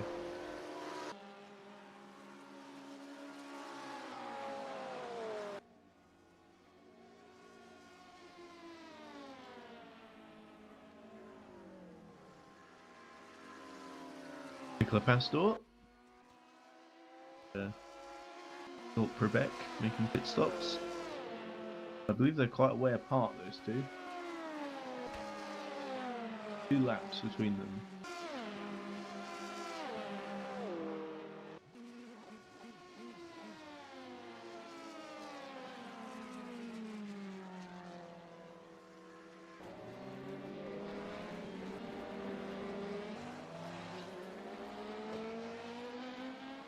Belmanga Spoiler, I believe, is only a lap down on top Quebec, so a little battle for third. It's still relatively close in GD3.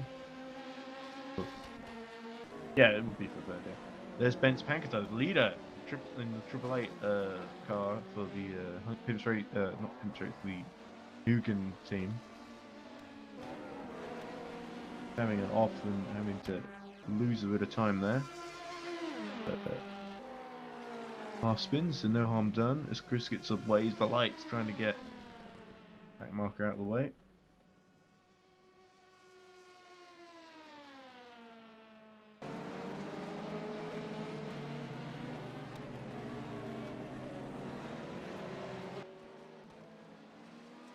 Bertland and Seviana in the pits now.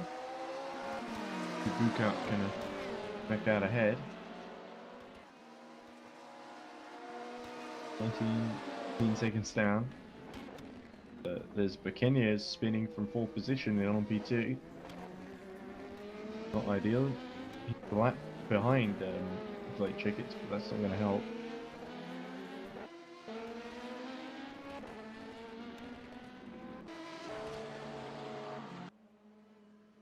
Bukout is also pitting as well, so he's not going to catch up to Seviana, it seems.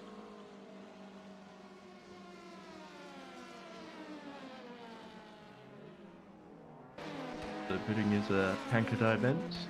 Last leader obviously deciding his tyres are dying. Creed's pitting and Vargo is pitting as well.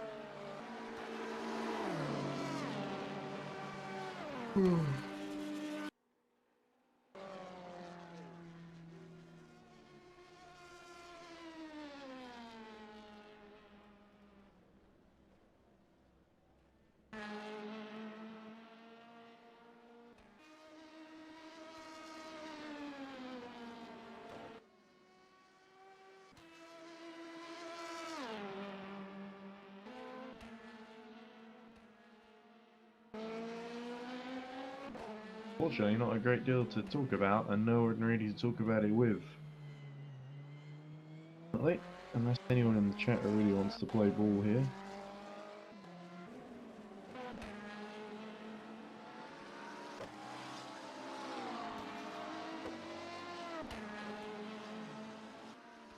The GD4 P4 is catching P3, but it's pretty hard to tell from my perspective.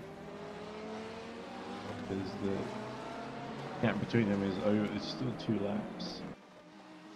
Maybe just 1 lap.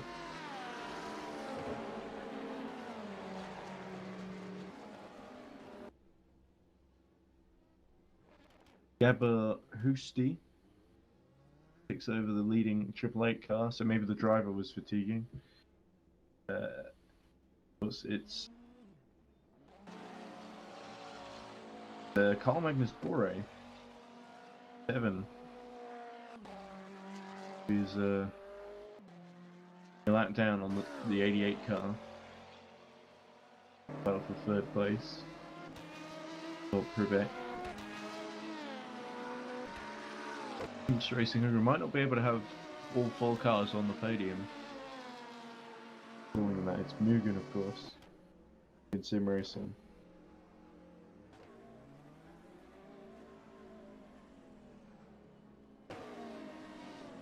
Oh, like a old Andres Jazz going quite slowly there.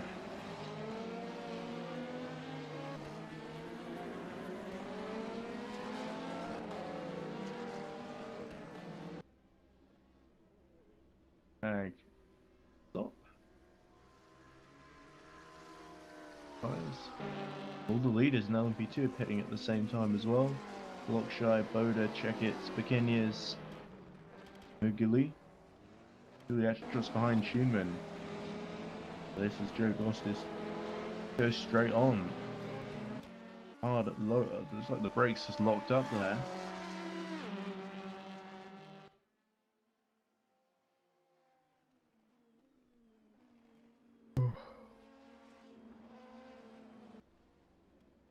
Oh.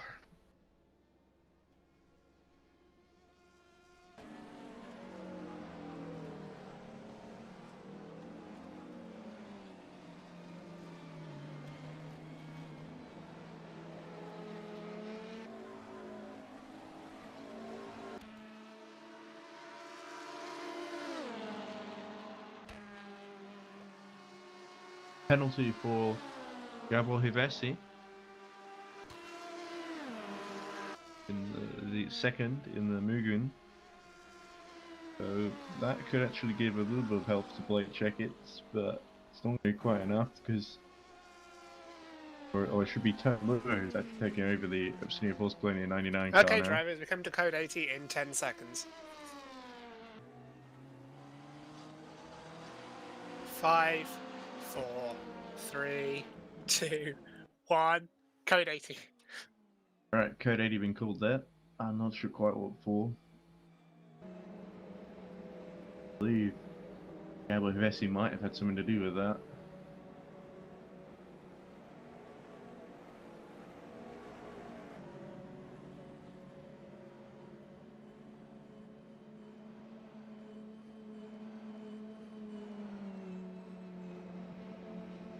Alright, so I've got to figure out what the hell happened that caused the code 80. First port of call, Martin to brake. Is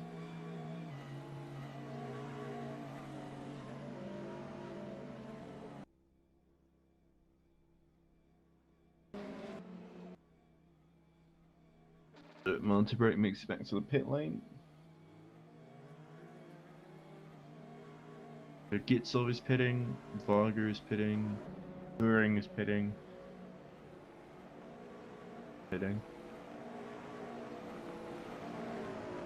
There's Carl Magnus Bore. Fourth position in G3, trying to close up on the 88 car. Battle to watch going forward. Green flag in 10 seconds. Put the code 80 graphic on. Oh well, who gives a damn? 5, 4, 3, 2, 1. Green flag. Oh, and the race begins once more.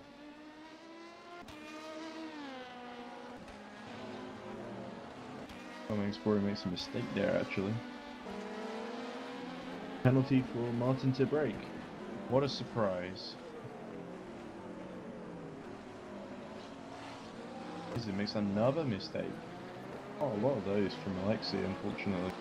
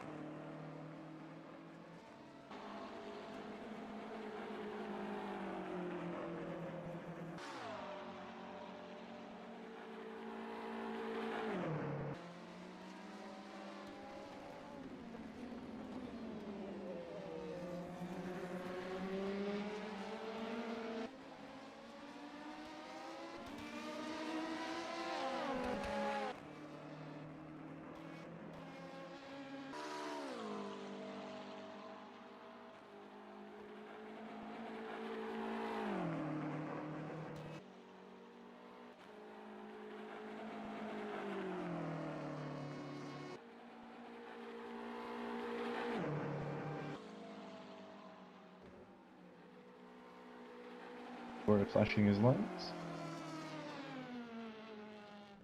Right.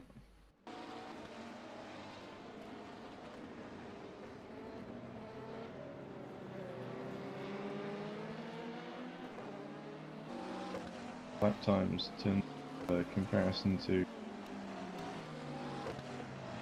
X.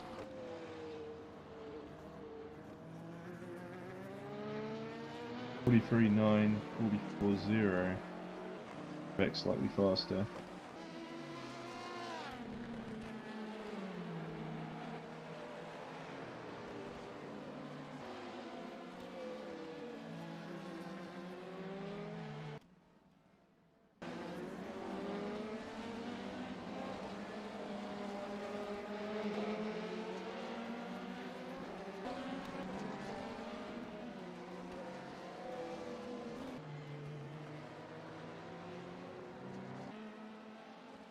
A lot of fans of Carl Magnus Bore.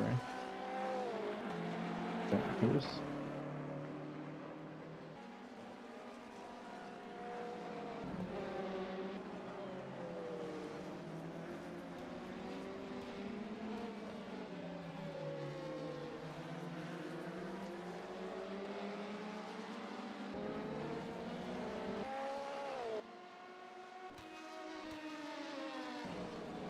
Ooh. Mate Varga facing the wrong way. Oh! Yeah, someone sent RS's Unison car to take avoiding action there. Varga going again, but that was a bit dangerous. Really not an ideal position to be in there. He spun on the exit of turn 1, which was a very Sierra.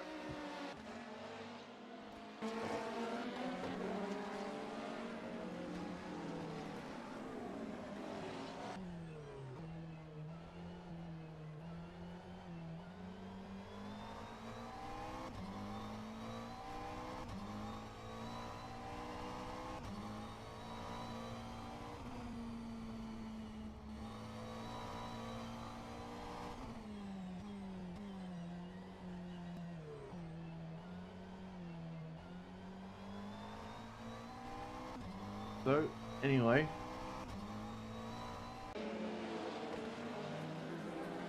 Race carries on. No one all that close to one another. Mark Muggerly, after making a pit stop, is about 14 seconds behind Cal Listola, so he may have to overtake the Ring of Honor Racing 138 once again. Could be interesting to watch.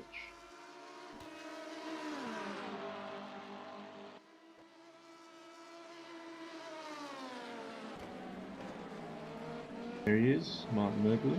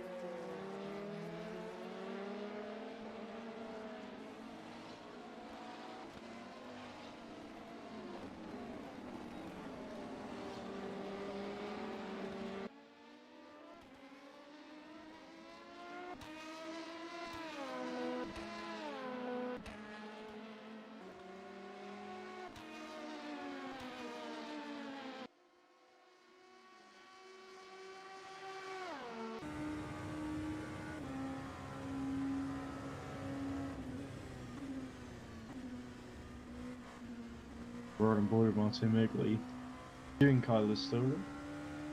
Calais Listola, sorry. 13.4 seconds down. Closing. And then, especially on the bank.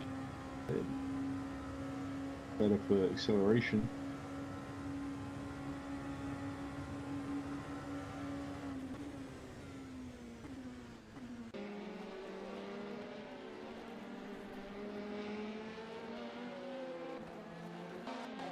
Closed in the space of just half a lap, almost 5 seconds. But like Carlos Stoller, able to have much to respond with, really. Merkley cruises up to the back and the DAC Hackers car should be through once more.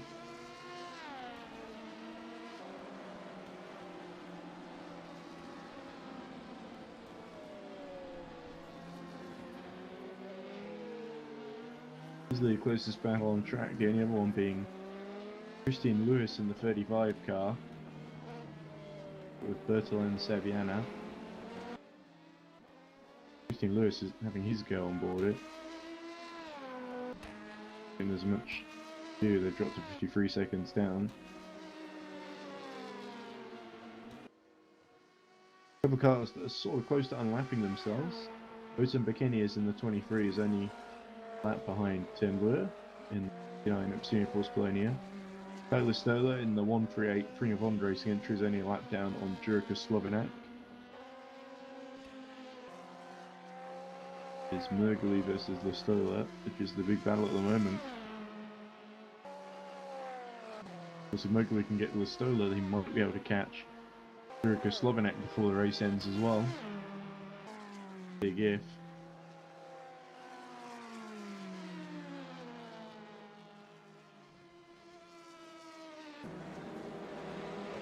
Quite so much progress made by Mergley on this lap, but he's at 9 seconds down. Still closing. Or just has to negotiate traffic there. Oliver Diamond is also only a lap down on Ruben Grubfried. It's got past Grubfried some time ago, so Diamond wants their number 96 Smithing to get into the top 10 as well. Grubfried in the number 95 driving because the 95 by Ruben Grubfried is the Luffield Lunatics, I believe, whereas the 95 driven by Martin Mergley is DAC Hackers, so yeah. They're not fighting each other for position, so it's fairly easy to keep track. DAC Hackers car being white and blue. The car driven by Ruben Grubfried, the Luffield Lunatics, that's just... Isn't that the orange one? Pretty sure they're the orange ones. Here you go. Ruben Grubfried is yeah, this guy. Black and yellow. Anyway, Martin Mergley continuing to pursue Cal Listola.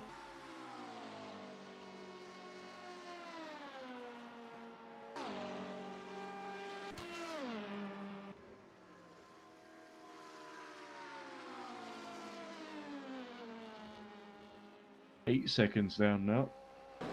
Taking another second out of him.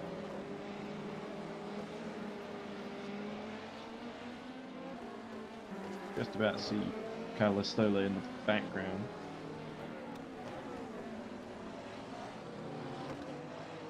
Really being held up a little bit by traffic.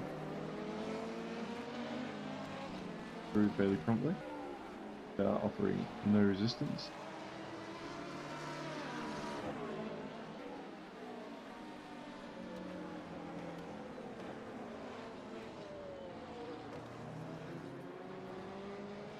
For those interested in the progress of Carl Magnus Bohr, 4A, 144.098 on his last lap, whereas Holt Pribeck ahead of him, a lap ahead of him, set at 143.9. Still a little bit of time there, but the gap fairly stable.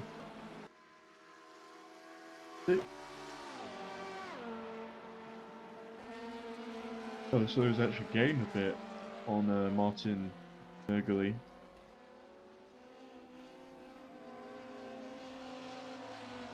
Badly held up actually by E-Car there.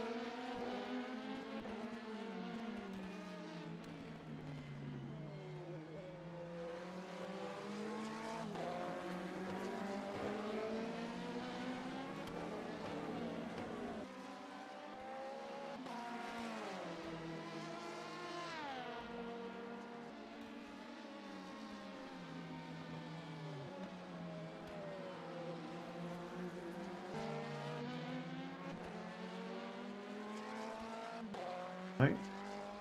We sort of station about 9 seconds behind Calistola now.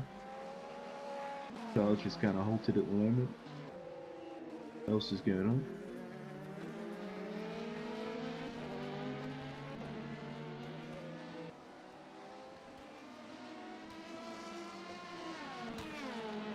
What is going on? Well, the answer is not much.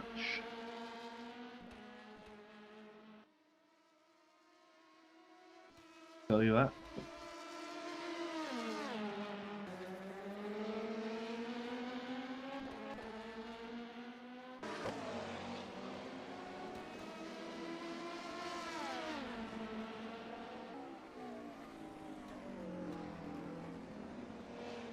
Looks like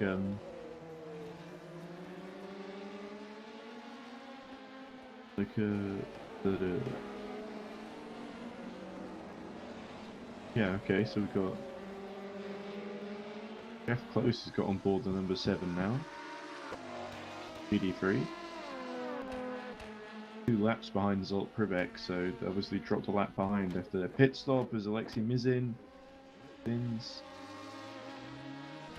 Well, banking and everyone's able to avoid him, but Gitsov must be getting closer and closer of each spin that he makes, only 3 laps down. But there's Gitsov making a mistake of his own, that's probably why he hasn't caught up. Mergley got the gap down to nearly 7 seconds now.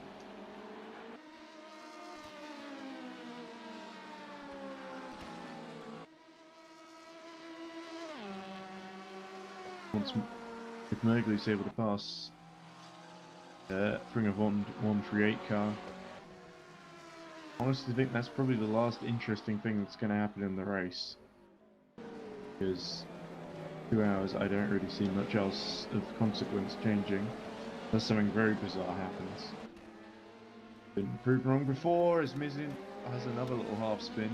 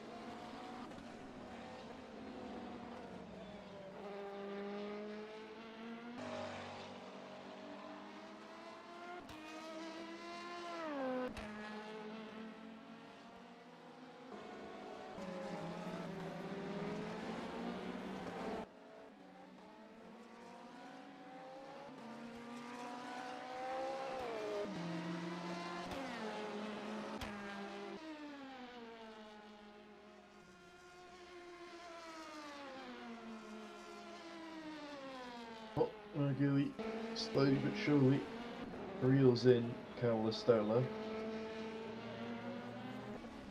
Oh, yeah.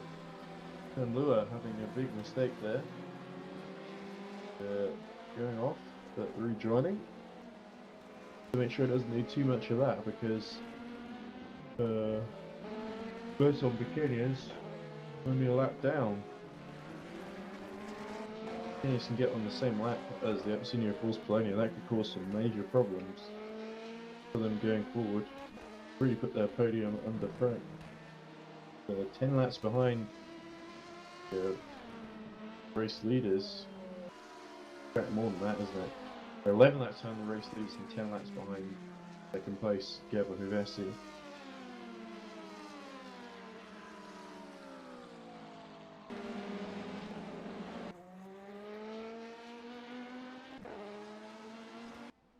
Back, just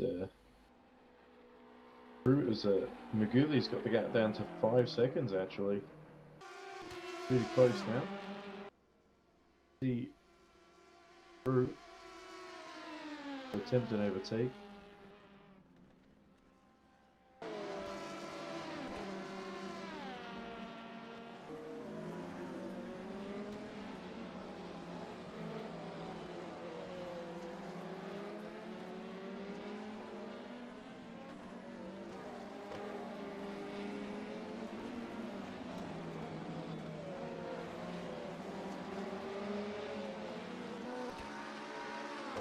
Now we can't quite see Callisto in frame yet, but be able to catch fairly promptly.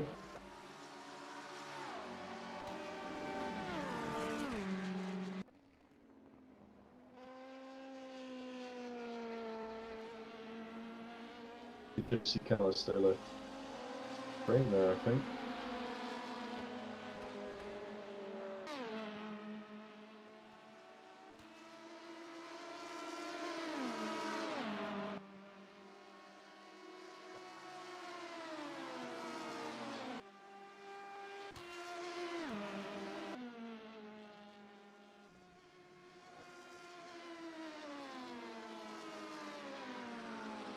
Well, we might move as we see a penalty for David Gerber. Currently, yes, David Gerber running in. There we go. 11th position, of course, in the number 95. Sheffield Lunatics. So bad news for them. Gerber was 34 seconds behind Oliver Diamond. He caught up a bit actually. Clearly now only just under 4 seconds behind Oliver Stoller. Yeah, closing all the time. But Gerber, all that hard work he did to catch Oliver Diamond has come to nothing. The drive through, have to do it all over again. Only got 2.5 hours. Well, actually 2 hours 20 minutes. I think once we round mark, I'm gonna have a break and eat some more. Ready for the final stint. I'm gonna be a photo finish. Not for the win anyway, but we have to see how it all pans out. Dooley getting quite close to Callistola. But an inch lap by lap. Callistola not really able to respond.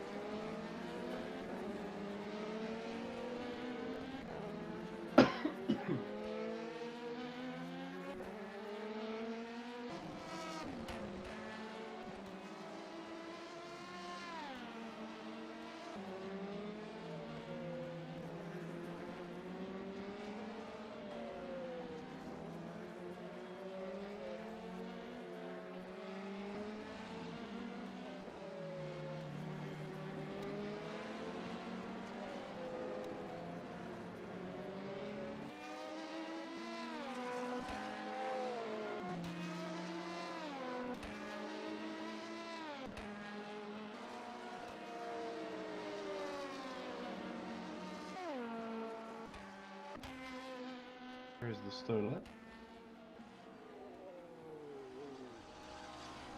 Him going to hold off the Mergully.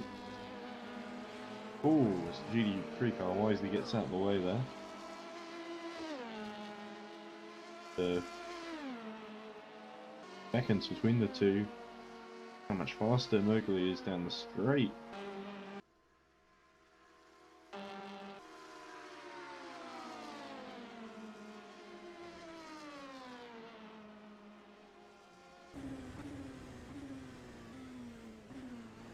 You can see the 138 again. Loose.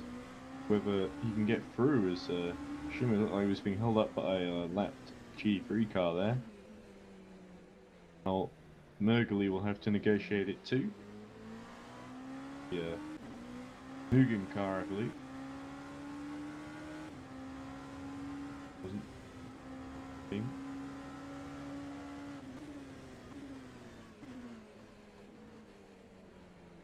Look at that, and kind of the Stoller getting all out of shape there. Going to really be the opportunity for Martin Mergully. The banking And the Listola looks very untidy, and through goes Martin Maguli. No rear grip on the 138 Bond racing car. And it was quite straightforward for Maguli. He's through into 6th position once more. Free to chase after Jaruka Slovenak. Lap ahead in the number 13 Royal Racing blue car.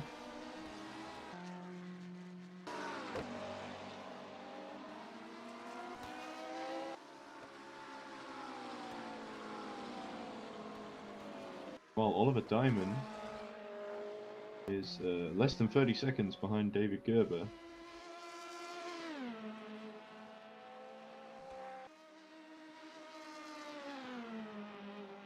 Battle for 10th position, of course.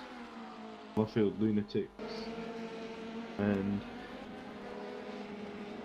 the team whose name I don't remember.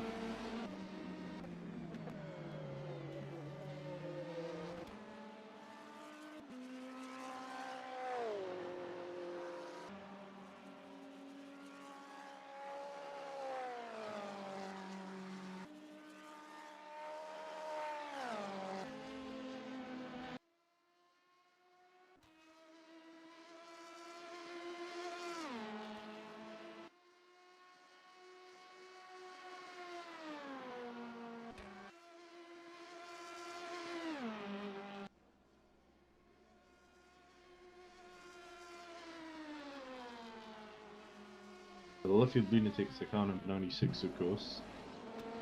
Diamond is driving for. Number 95, driven by David Gerber, is a recent entry. Find them in the spotter's guide.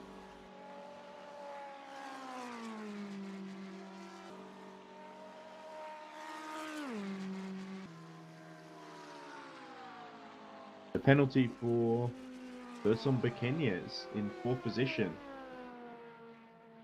is they've dropped about 4 laps down on turn Lua, but only 78 seconds ahead of the number 13. It looks like Heimdall Racing could be in trouble for their 4th position.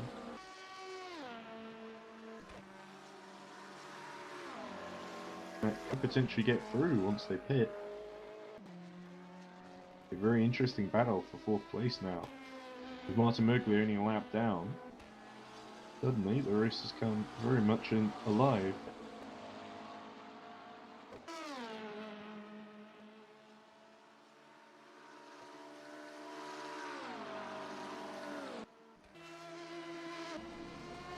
There's Bequeñez. Yeah, almost, he looks like he's in real trouble here. He's definitely going to get through. Rather than later.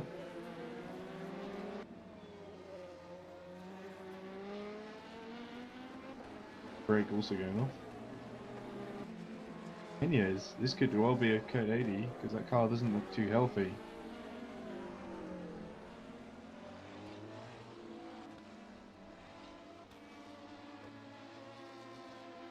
Very surprised they don't call the Code 80. There's a lot of smoke coming out the back. I'm not sure if that's just from the grass or if there's something more wrong with that car. But Polnack closing rapidly. Okay, drivers, come to code 80 in 10 seconds. 5, 4, 3, 2, 1, code 80. There we go. So Code 80 declared. Berton Bequeñez made the last few miles to the pits. He's definitely going to come out behind Jurika Slovenak and possibly close to Martin Maguli too. Really frustrating for Heimdall Racing. I'm not sure exactly what happened. He's put their 4th place into jeopardy.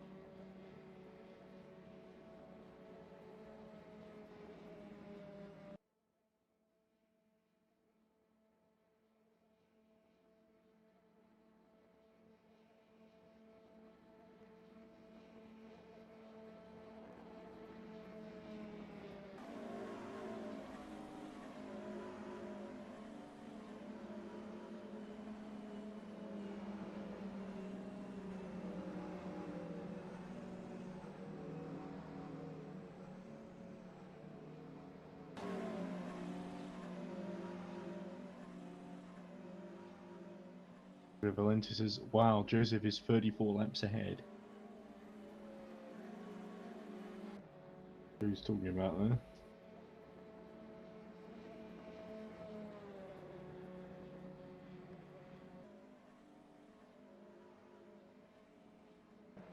Okay, drivers, become green flag in 10 seconds.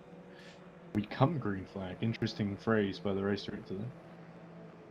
5, 4, 3, 2, This 1. makes it back Green to the flag. pits.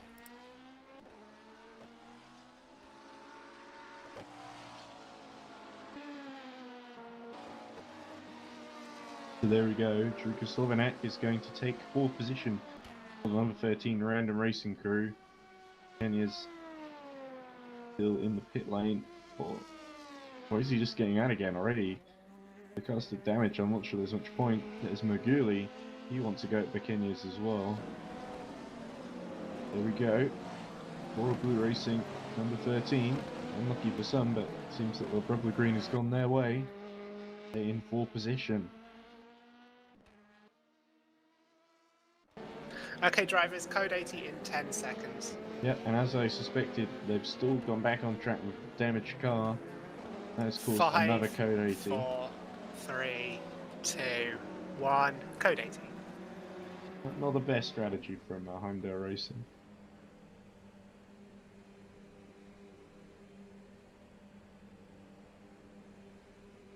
I do wonder if they can actually repair it before the end, or if they just think it's faster to not waste the 200 or so seconds and just to keep going. But there's still 2 hours to go. I would have repaired it, if I'm being honest. The hit.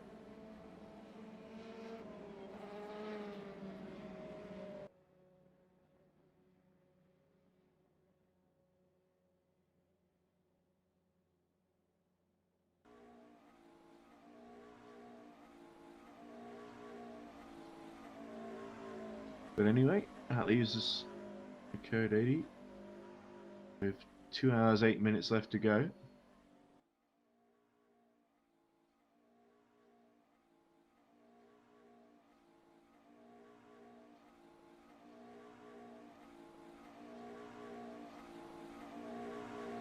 And it is difficult to see the number 21 Mugen sim racing car driven by Christopher Yannick. It's difficult to see how they can really be beaten. A lap ahead of their teammate.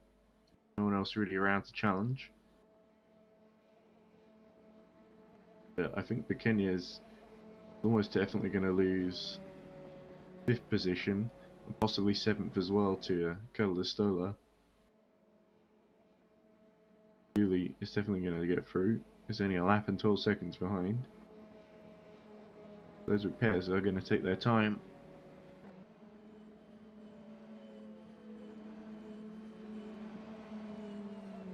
They're still only about 3 seconds behind it. Magooly.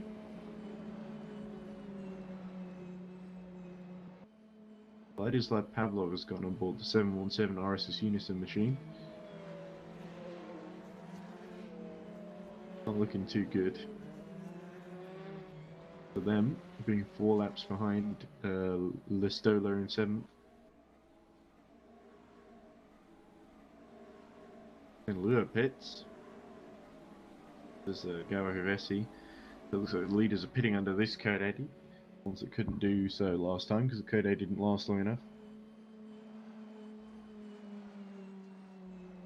With about 2 hours to go, it makes sense to pit at this point.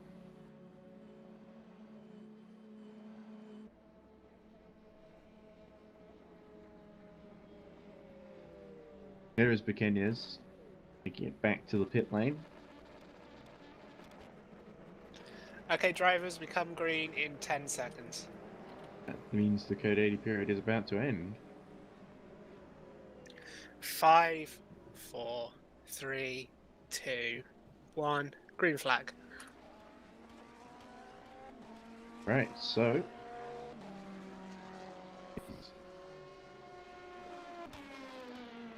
Slovanek also pits at this point as well. So actually technically still right with Bekenya's, but Slovanek I think is going to leave before Bekenya's does.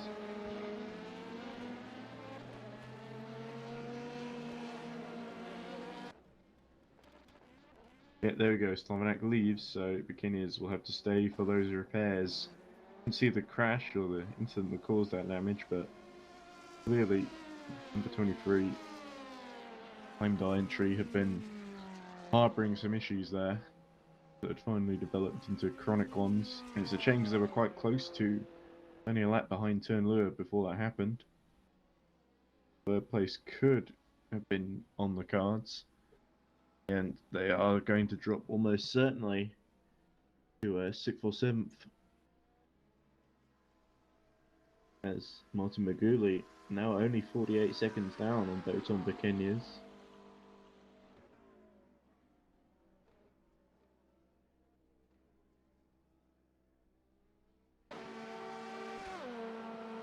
There he is.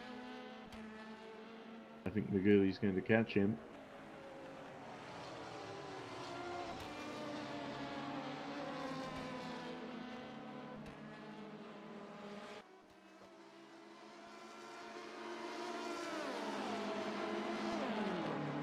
Okay. And he's still stationary and being serviced.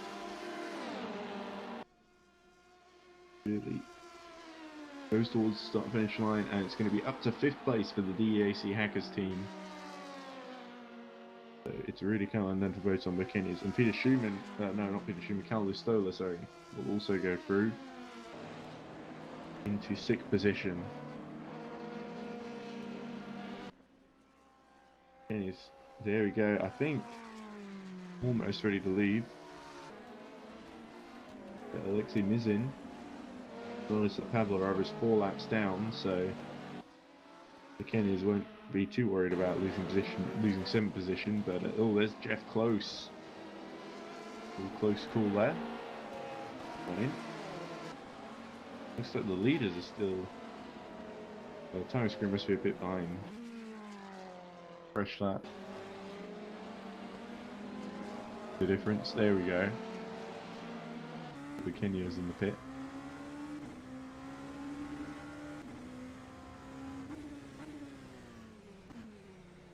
Oh, it's Chris Gitsov getting it all wrong in 9th position and straight on. No sign of the rain, the wipers aren't on. The rain we heard about earlier must not have been for a very long time, but not very hard either.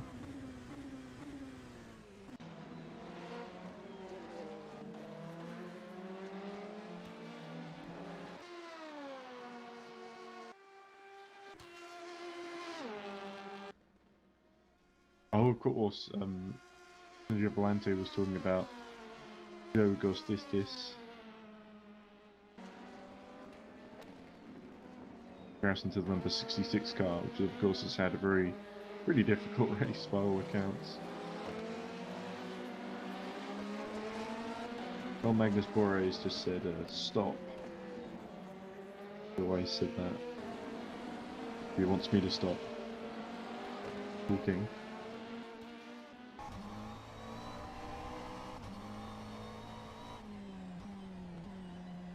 Well, we'll complain when there's no commentary as we look at rain on the windshield there, that's sort of just hanging there. Oh, there's a 10 lure. Have a little error, doesn't want to make too many more of those. Well, Slovenak's 5 laps down on 10 lure, but still, in no man's land, you want to avoid going off track like that.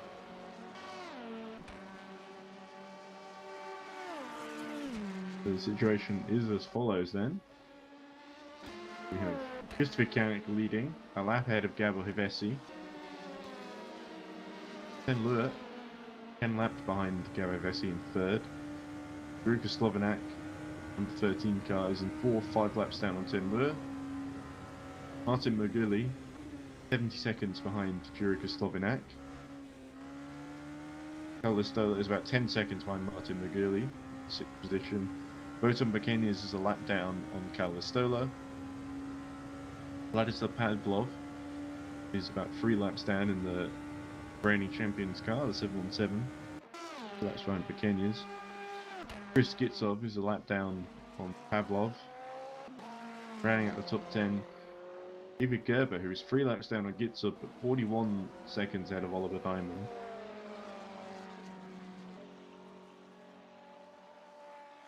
So it's Listola and Maguli that's still the closest battle, but Maguli gradually pulling away from Cal Listola. While in GD3, it's Gabor Husti in the 888 car that's leading at the moment, 2 laps ahead of Giuseppe Pastore, number 73 Shiba Racing entry. There's Zol Pribek in the other Mugen car, 88, 2 laps down on Giuseppe Pastore. Jeff Close is about 2 laps down on Zol Pribek. Bertolin Sevian is 12 laps down on Jeff Close. Christine Lewis, 49 seconds behind Bertolin Seviana, so number 35, it's had its troubles, but it's kept sort of roughly in reach of the number 3.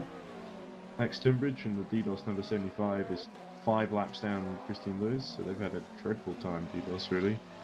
Then it's Tenkai de Bracolier, 8th of course, 5 laps down on Max Tunbridge. Joey Luring about 3 laps down on Tenkai de Bracolier. Martin Tibroke. 10. Almost last of the GD3 runners apart from Levente Vazican, who's a long way down and has started driving again in the number 5 machine.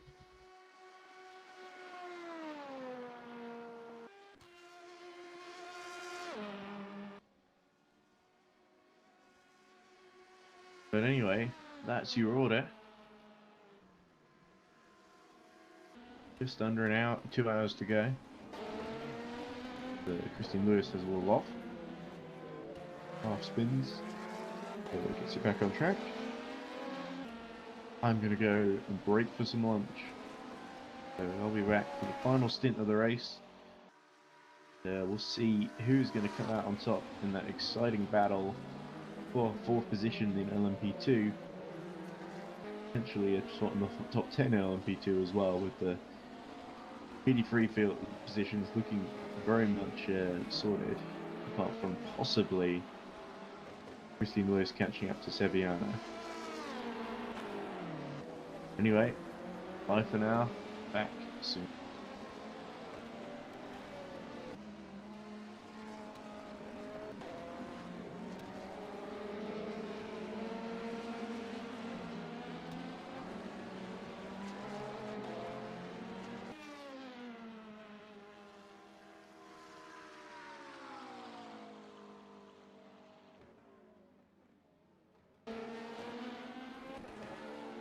Code 80 in 10 seconds.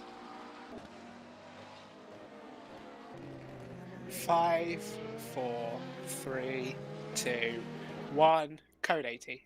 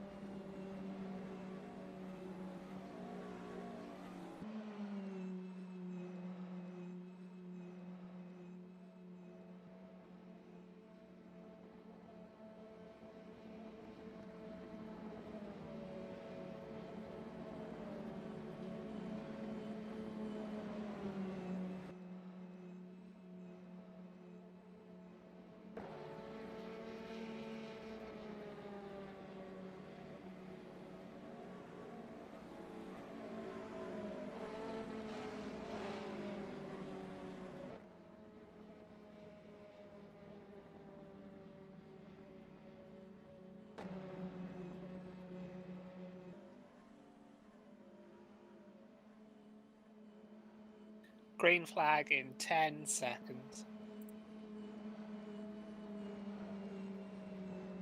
5, 4, 3, 2, 1. Green flag.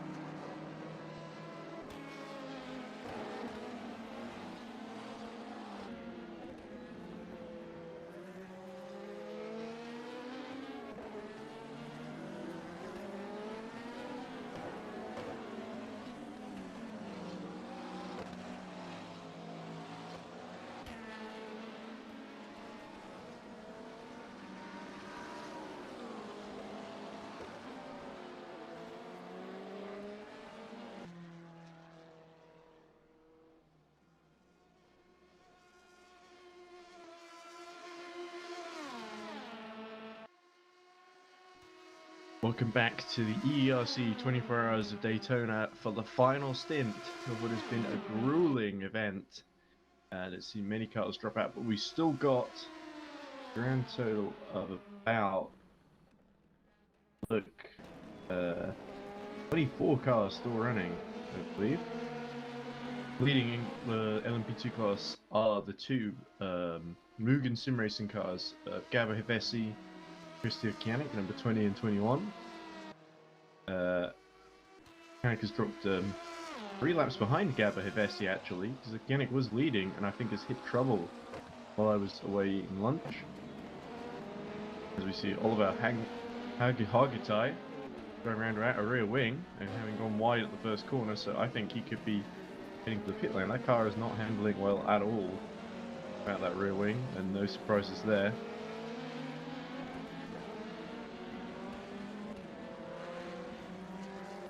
So, Mugen Sim Racing team have actually got a little bit of a problem now because their number 21 car was leading, and also was was Oliver Hargatai really making a mess of things. For us, I wouldn't be surprised if we hear a Code 80 being called for this. But the number 21 was higher up in the championship, having gotten the podium at the first round of the season at NOLA, New Orleans, as Nate Vargas spins the whole 180 degrees out of the... Okay, we come code 80 in 10 seconds. 5, 4, 3, 2, 1. Code 80. Yeah, Code 80 called then. The race is neutralized as Tim Lua hits from third in the Abstinio Force Polonium 99 machine. 7 laps down on Christian Kianik, but a whole 11 down on the leader, Gabo Hevesi. Then, recently moving into 4th position is Julia Slavanik, number 13, Royal Blue Racing. 5 laps down on Lua. 85 seconds behind Jurika Slavanik is Patrick Attila Lukacs in the number 95 DEAC Hackers machine, which is... I expected that 86-second gap to come down a bit, but it has been relatively stable actually. So Jurika Slavanik has done a very good job. Cal Listola also has gone up to 6th place and has kept Patrick Attila Lukacs very honest, being only a short distance behind actually. 4 seconds. Cal Listola making a pit stop actually. Patrick Attila Lukacs.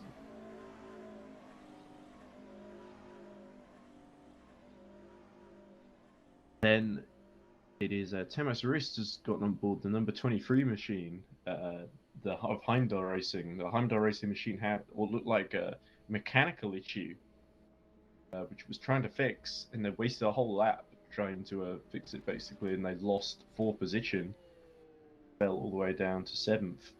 Temas Rist will be looking to make up the gap, but he's 2 laps down on Catalistola, so it doesn't look like things have gotten any easier for them. Deniashenko has gotten on board the RSS Unison 717. He's part of that championship winning squad, of course. It looks like Calistola. Okay, green flag in 10 seconds.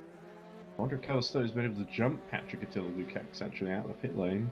5, 4, 3, 2, 1. Green flag.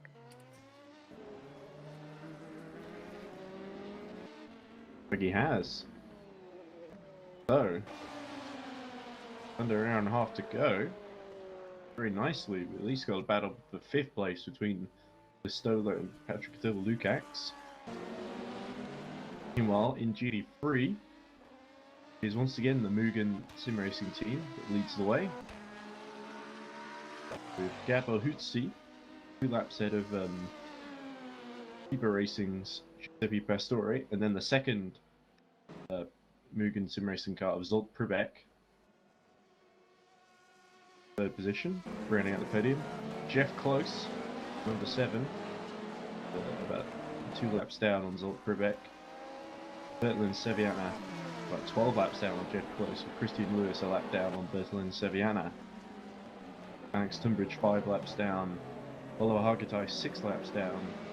Luring 2 laps. So the gaps are pretty big in The only one that's kind of close is the Zolt Privet, because stayed within a lap of Giuseppe Pastore, so it could still be a Mugen Sim Racing 1-2 in both classes. Two looking much more likely at the moment. Surprising to see Chris Yannick back so far. I do wonder what happened to him. It's unfortunate I missed that. Hard to time the lunch breaks when you're the only commentator. What else around? It would have been, but my other co-commentator had a power cut. There are some people watching who do expect me just to commentate non-stop for 24 hours. It is very annoying and unrealistic. Grow up. Okay. Well on that.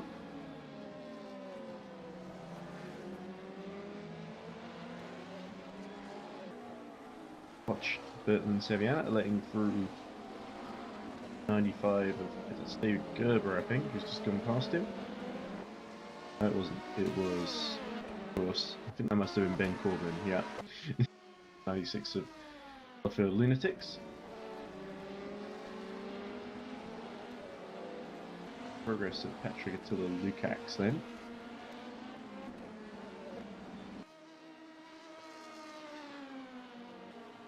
Tries to catch up to Calistola. Things on the road. Seconds to be precise.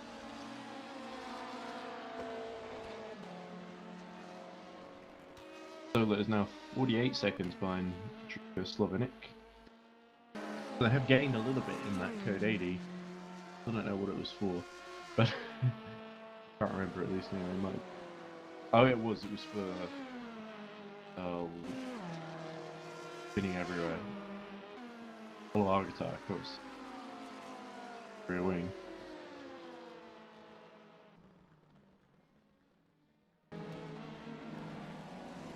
But anyway.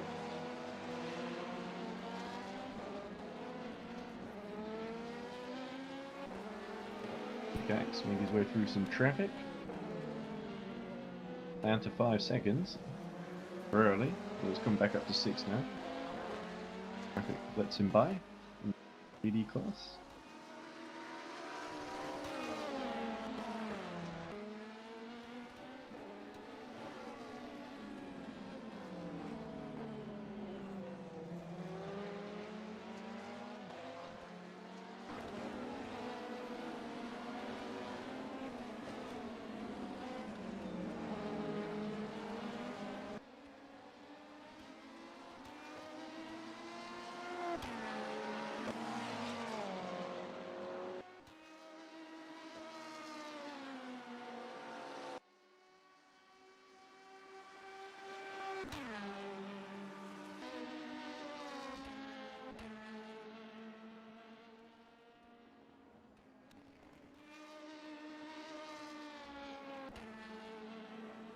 Particularly Lukacs actually losing out a bit on this lap so far.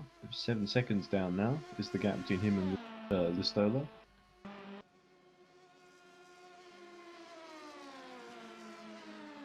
The PAC Hackers 95 car definitely gaining on the straight a little bit.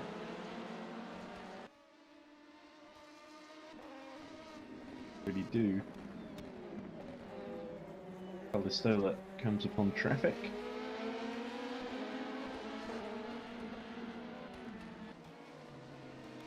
Well, it is still catching Jurka Slovenic over at the road, 45 seconds ahead, of course. Still an hour to catch Slovenic. Slovenac, rather.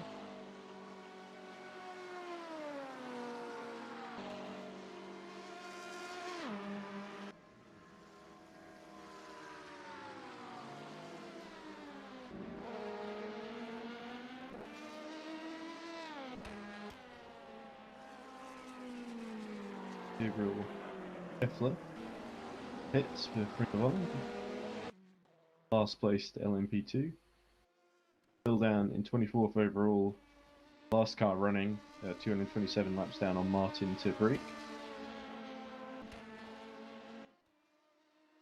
a whole whopping 480. No, not that's not quite that bad actually. It's 281 laps down on the leader Gabba Hevesi. Dylan. Windscreen wipers going, so there is moisture around. Actually, my timing screen died, so I don't know what tires everyone's on. Race feed just completely stopped working for me. In that situation.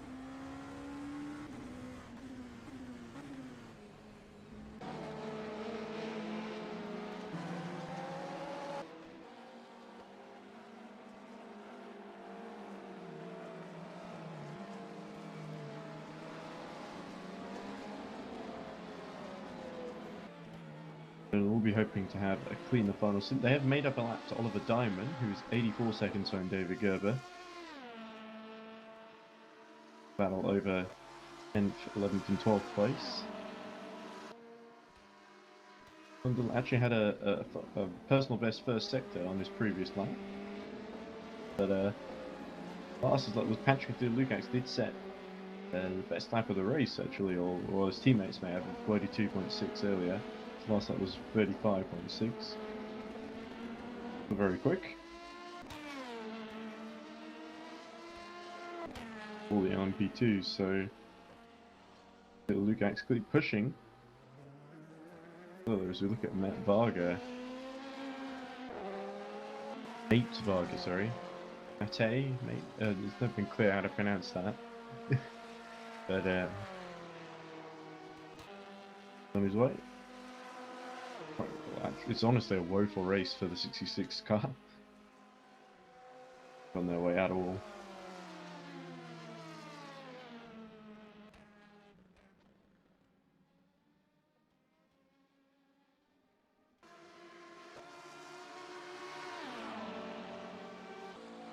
Nice wrist.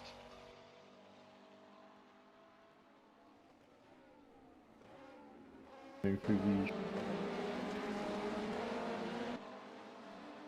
Trying to catch up to Patrick Lucax, but 2-lap gap. It doesn't look like it's going down anytime soon. Tom Dillon goes into the pit lane. Service himself.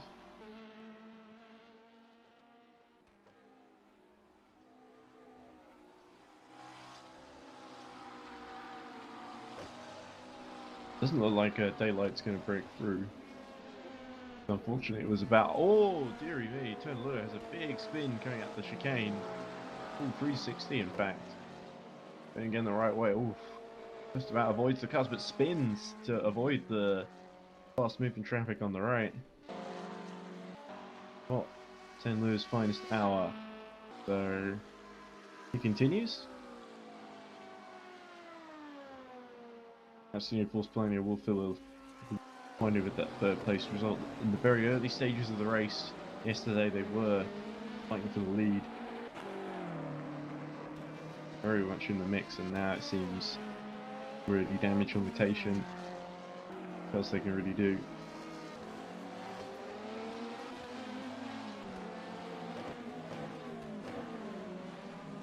Very exciting in those early stages yesterday. Lots of great racings, a little bit of contact here and there, but enjoyable to watch in both classes, especially the GD class. But most of those runners are now eliminated, sadly. Best story, you guys kept in there. But are going to be very happy, I think, with the second place here, splitting the Mugen team. Rain continues to fall down. Make things very difficult in the closing stage. That's probably why we're seeing so many spins. As Gabba Hevesi, the leader, that goes off track. Going in.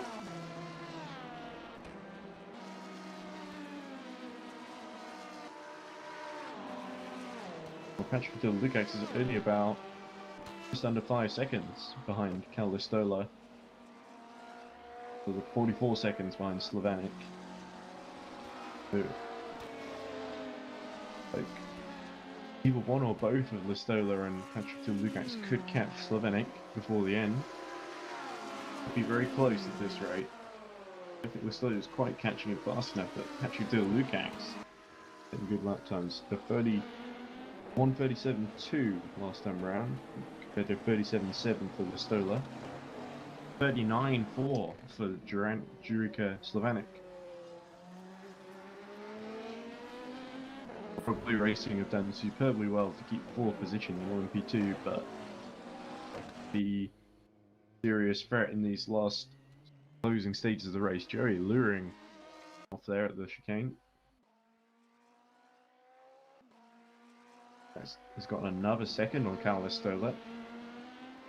Really putting the segments on. A friend of mine used to say.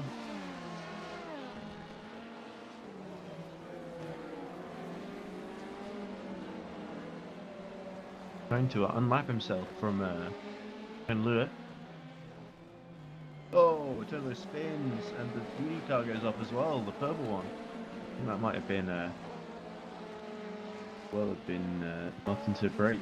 He's still going off there. But anyway, Lure just sort of surviving now. I wonder what tyres they're on. Got no real information on that front going my way.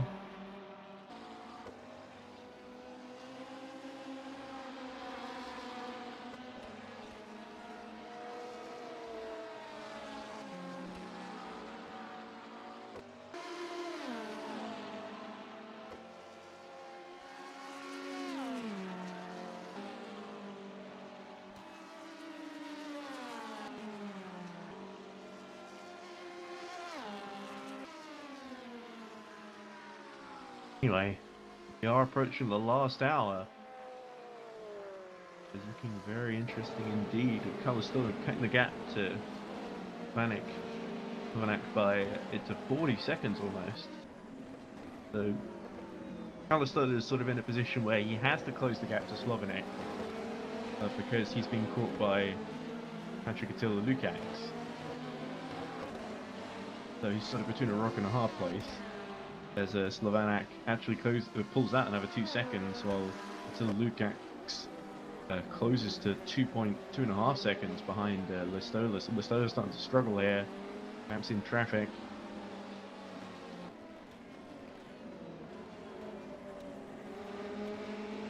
Really the closest battle on track, because off the diamond has dropped to 95 seconds behind David Gerber. Really much else on in the field, at least a lap or two apart, often more than that. Lukacs forces his way through the traffic there. Look, it is going to end in darkness this race, unfortunately, but that's because of the server being reset about halfway through, so issues once again plaguing the Daytona 24 hours, but at least you're going to see it all the way through this time. Great to see. Penalty for Messe Varga.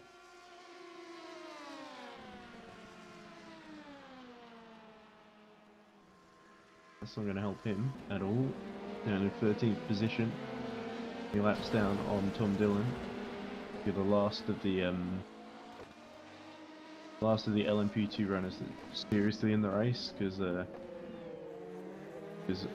14th place Ring of Honor car driven by Gabriel Scheffler, so many laps down, really just fighting with trying to catch the tail enders of the GD field, and even then it's looking a bit unlikely now because it lost so many laps early in the race.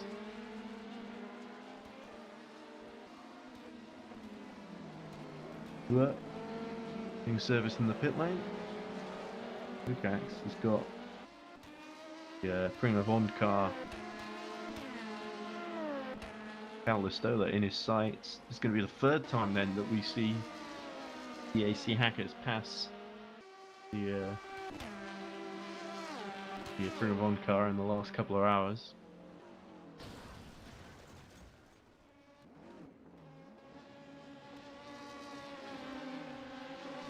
The way he's hustling that car through the chicane, doesn't want to lose any time behind other lapped LMP. Slowest cut the gap to 39 seconds, but it's almost just under 2 seconds for Patrick till Lukacs. Callistola. Gap closing all the time.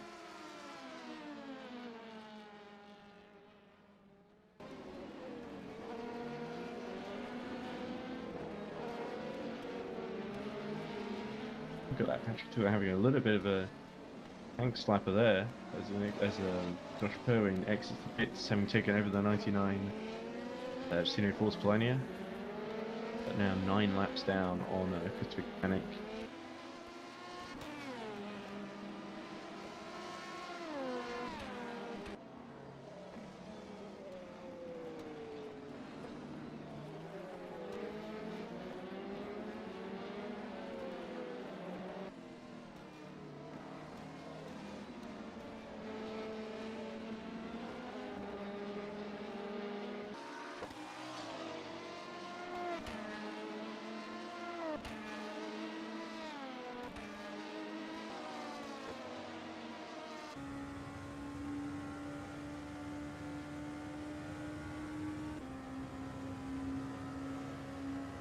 We go. Lukacs starting to the slipstream, but of course he's got a car in between himself and Listola, which he needs to clear. Listola has done so. He hasn't quite, but has now. Lost a little bit of time there to hope to gain.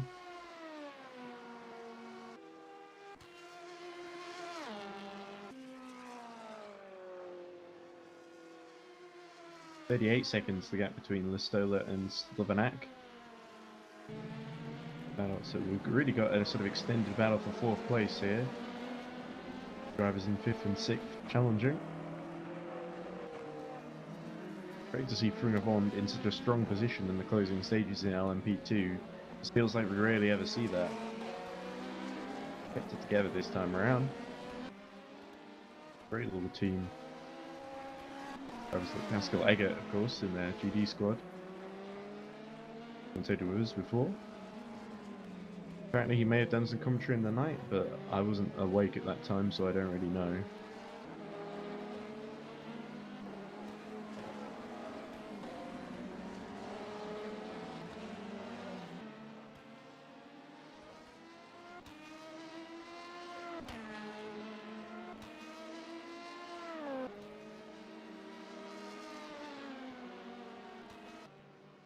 Gitsov is also pit, Chris Gitsov. The Irish Automation number 87, second in the championship at the moment, but 9th in the race, so looks like others are going to start stealing a bit of a march. Might go on Irish Automation's way once again.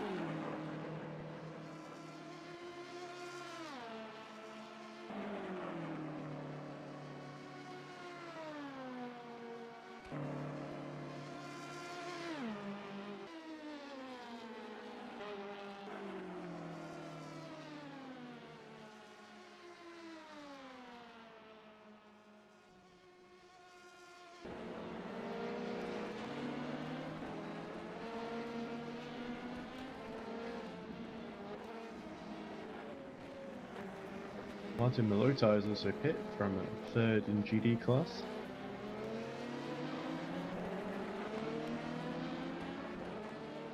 As has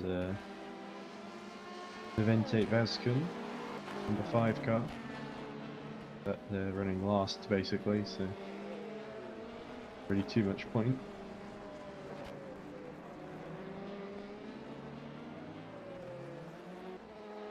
Penalty for Martin Milota, actually, possibly for speeding in the pit lane, given that he just pit, so I would guess.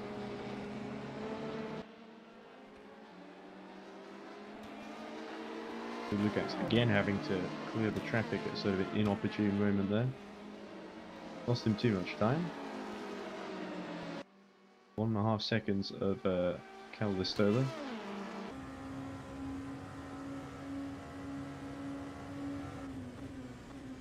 The gap between the oh, he's ahead of Listola. I must have missed that. Apologies.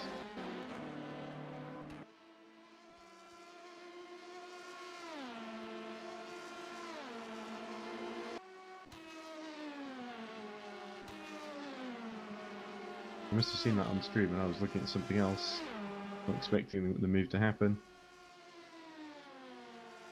Apologies for that.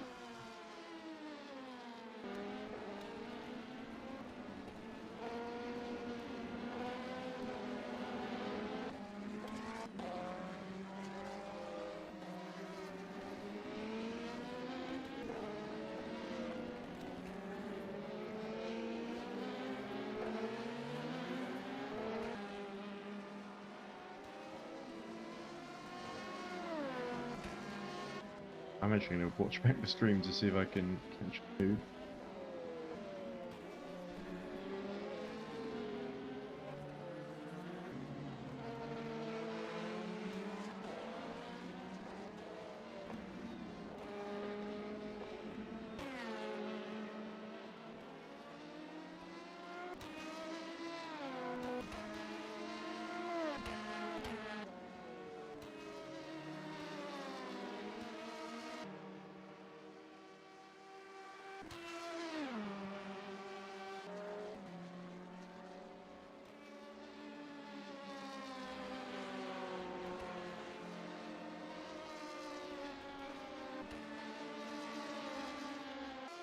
Ah, I see what happened now. So, he went off track. That was what happened. I missed it because I looked away for a split second, and because I was watching Attila Lukacs, so the Stola just went out of frame because he spun off. He went back on just immediately behind Patrick Attila Lukacs, so that explains how that happened. So, a mistake from the side, pushing too hard to keep position. And DAC Hackers into 5th place, but they could get 4th here because Lukacs has carried on. He's only 36 seconds now behind Slovenak with plenty of time to catch. And is that Martin Tiberate getting another penalty? That must be. There must be dozens and dozens of penalties across this 24 hours so far. Makes me wonder why he bothers continuing. Well, I guess he just wants to finish, but I don't think there's too much glory finishing down. 23rd place overall and maybe second last in class. In fact, it would be last if the other guy had not restarted. Like 30 years behind, as we see. Oh, is that the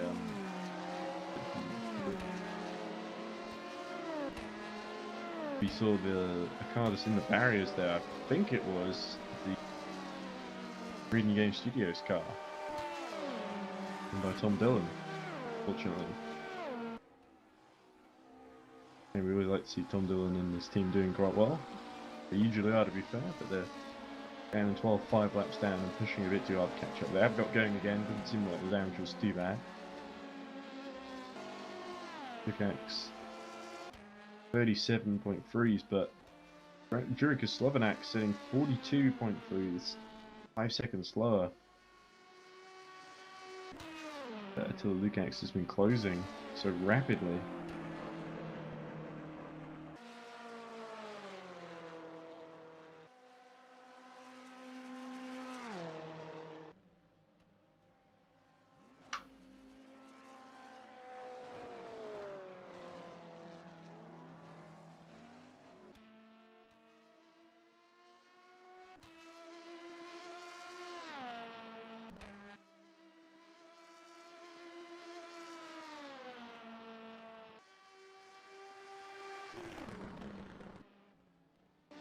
Into the pits comes, that was David Gray, but Gerber doing that. David Graeber. He's not David Graeber. Very similar name.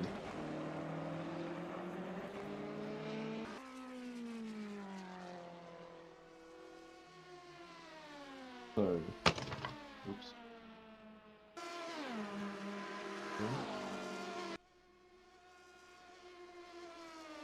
So the gap between Lukacs and Slovenak is stable actually. In fact, he put Slovenak pulled out 3 temps on that last lap. The Stola being dropped, he's about 7 seconds behind Patrick Lukacs now. Ooh, Montevarga having real trouble crabbing quite badly there, it looked like. Green, but he seems to have good control, I guess. Boring. Wrist. We had a little bit of a slow moment there. Get going. I think Thomas Rees is going to be able to catch the Stola before the end, unfortunately. It's a shame, so the Honda Racing team has really blown 4th position. It's up, makes another pit stop.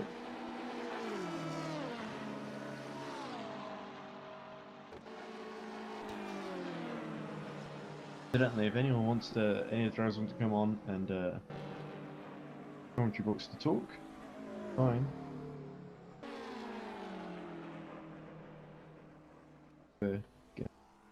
It's just been me on my own for Brian's. Basically, they had a power cut in his town, so on the internet. Oh, you done?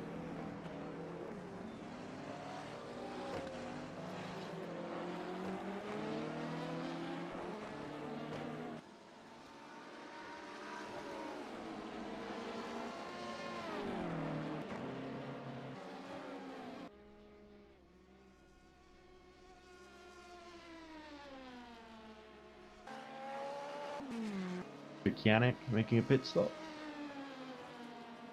Second position.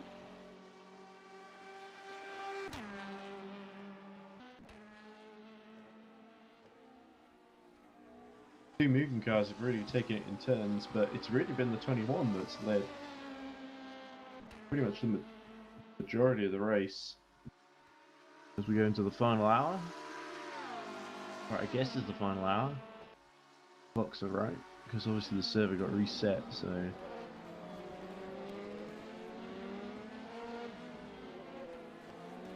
about halfway through, so I'm not sure how that's all packed out. Time, but we'll just go by when the clock ends. I'll just assume the race is over.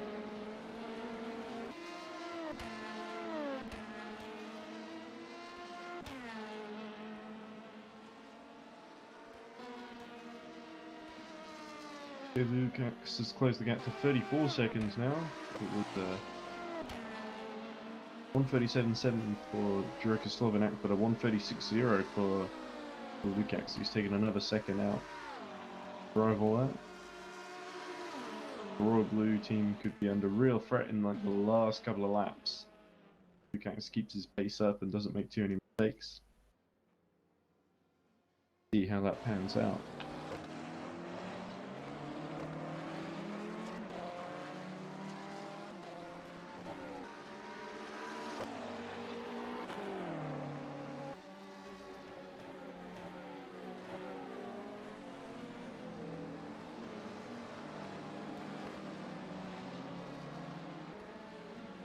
Oliver Diamond, meanwhile, is close to within 3 seconds of David Gerber.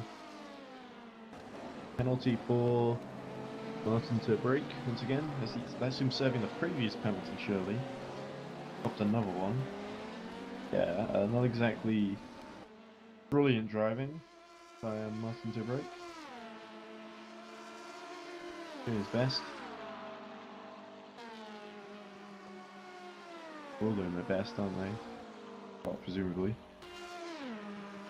Unless like someone's really trying to pace themselves.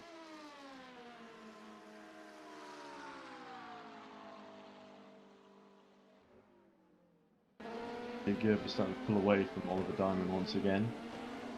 That's exactly what happened there. Gerber made a mistake or hit. Oh, he had to pit, didn't he?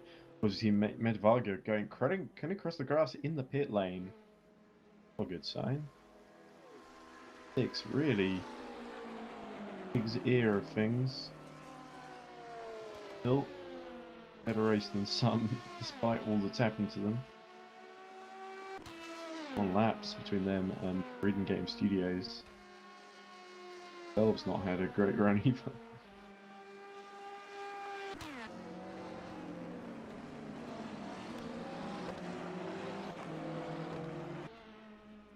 Great lap by Patrick Tiller-Lukacs.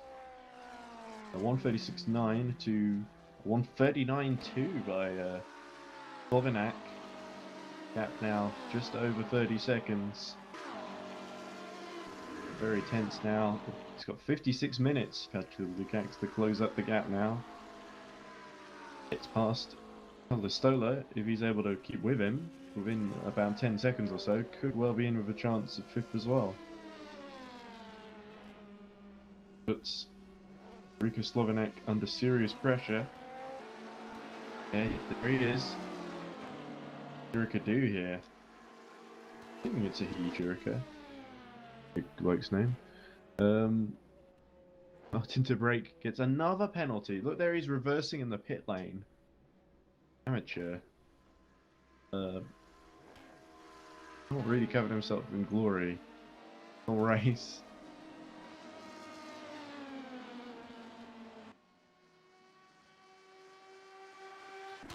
Really?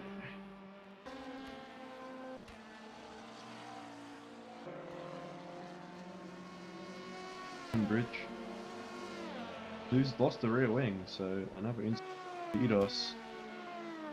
Not going to plan for I was going to say the runner-up in last year's championship, as Carlos Stoller gets a penalty. So yeah, although that's going to really hurt him.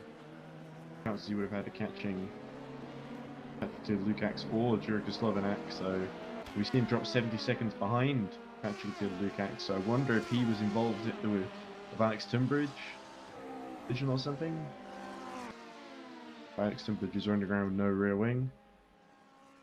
So just suddenly dropping 70 seconds behind.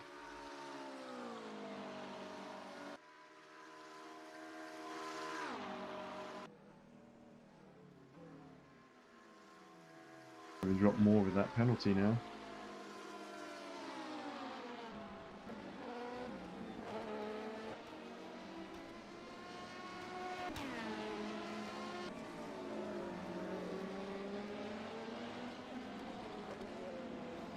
Yeah, a sigh of relief though for Jurica Slovanek. It's only Patrick Lukács coming for him. 28 seconds behind.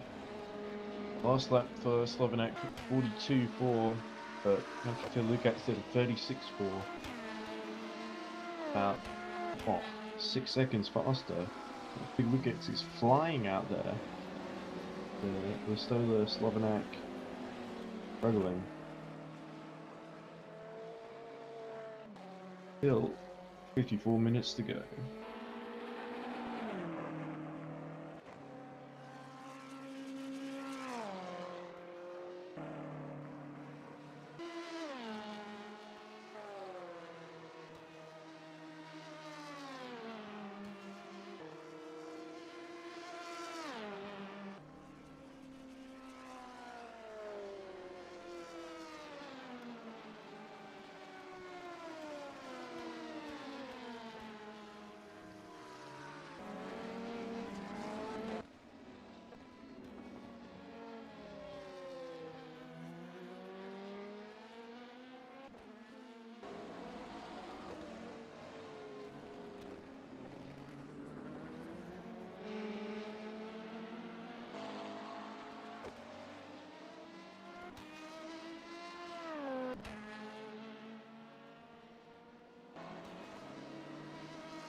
Well, not much else going on, unfortunately. The gap between Attila Lukács and Slovanek, 27 seconds at the moment.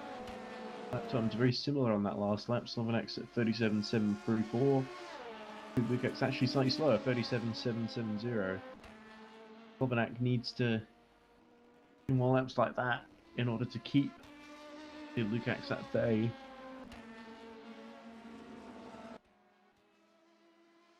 Laps in the 140s, especially in traffic, is really going to cost him.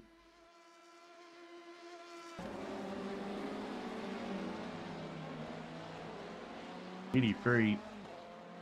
Looks like it's all done and dusted, really. Gap's too wide. Close enough to challenge anyone. Position anyway. Matter of getting to the end, really.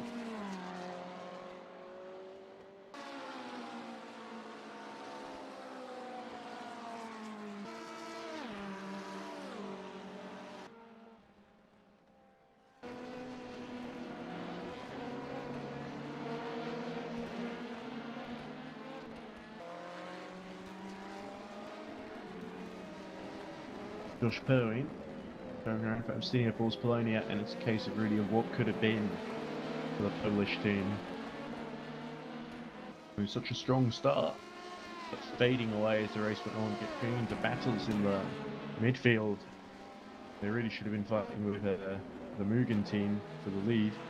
Oh, it's the sort of lapping move between the two GTs there. So that ended okay.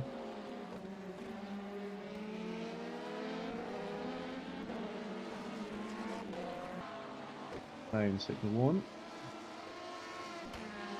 Well, that's full. Done that. And now it's back.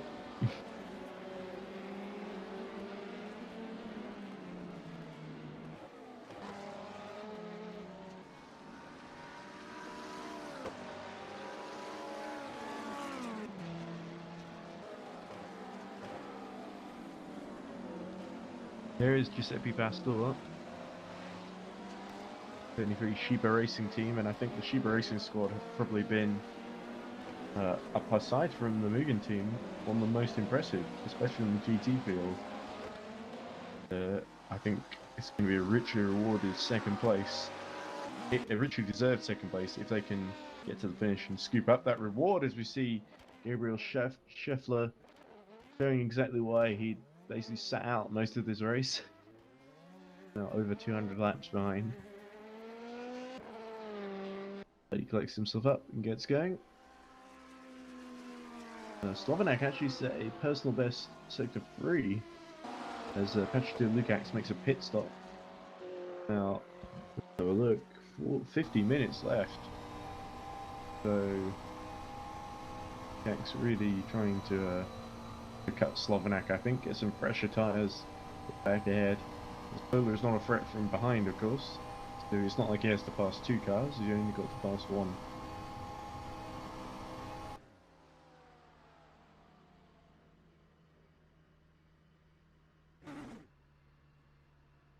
Go, Patrick Lukacs lose the pits.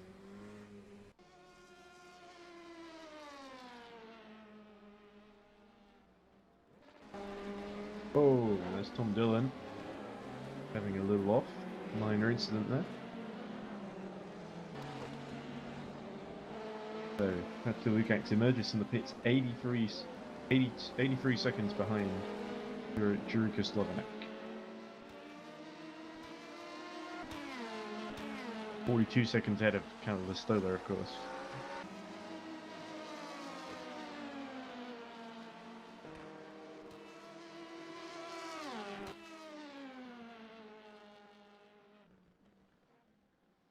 So the gap seems to have filtered through now. It's like it's going Patrick Lukacs about 60 seconds behind Jurika Slovanak, but also closing quite rapidly. Slovanak, as Jeff Close in GD3 field gets a penalty. There's Slovanak, that's why he's boomed, because Slovanak is responding by pitting himself.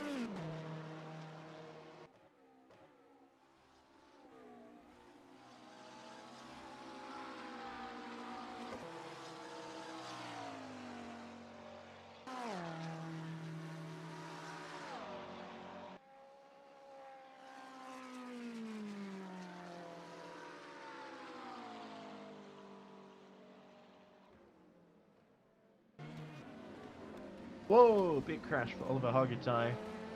Not for the first time at the first corner, but the 51 car collects itself. He's on in 8th place in GD3. Pastor enters the pit lane. I don't think they're teammates, I think they're 73 and 51. So they're not.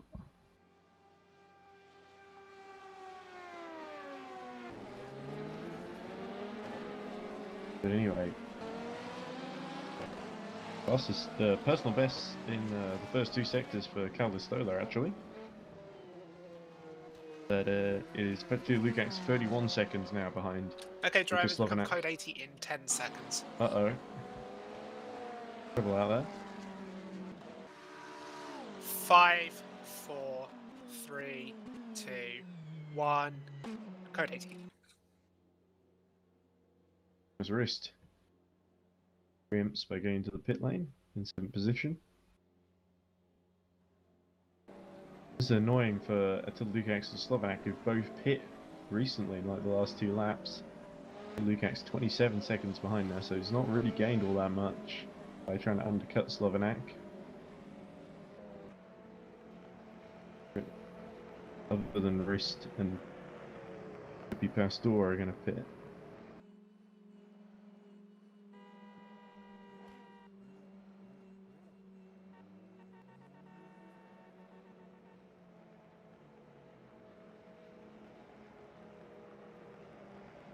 In fact, it might be a good opportunity for Listola to pit actually. In Lewis also Fox. Skitsov, thinking about it, decides to stay out.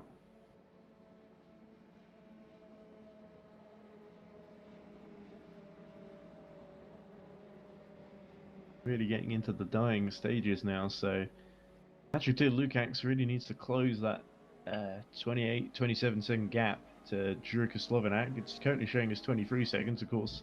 That's while they're both going quite slowly. At 80. By slowly, I mean exactly 80 miles per hour. In first gear, of course.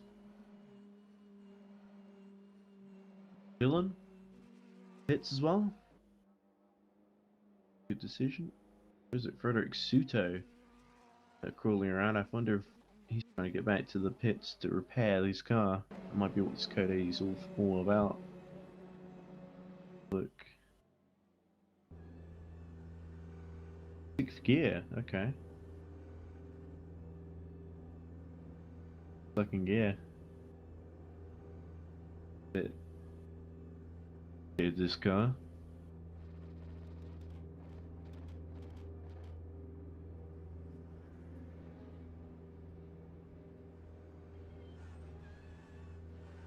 In it Okay, goes. green flag in 10 seconds.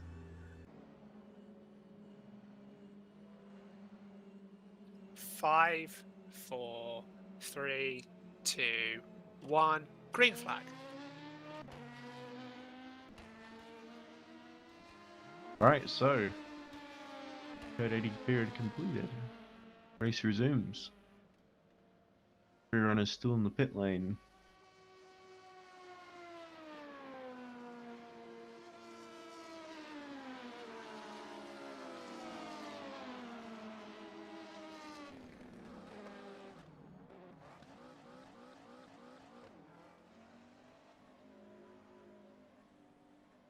Leader in GD3 is pit.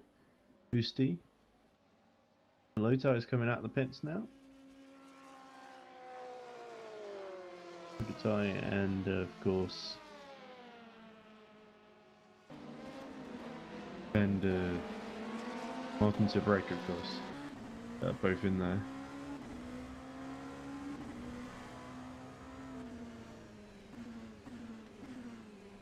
B2 leader Gabba Havesi trying to negotiate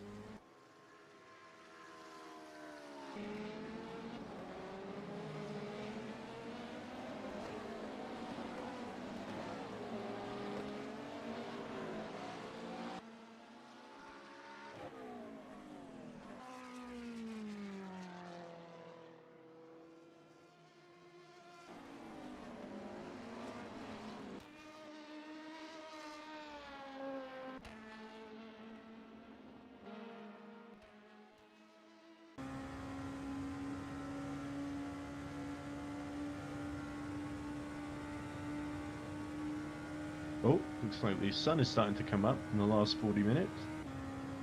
Gonna be nice. We all saw that just a map thing. It's not pure darkness anymore. Okay. Instagram you can really see working away on Josh Perrin's car now.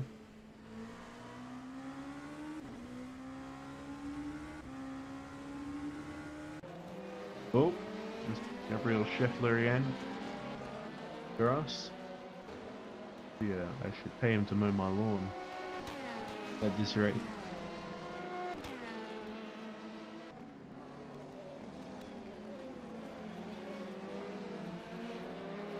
Yeah, Lukács has actually dropped 41 seconds behind Jurka Slovenak for that code 80 period.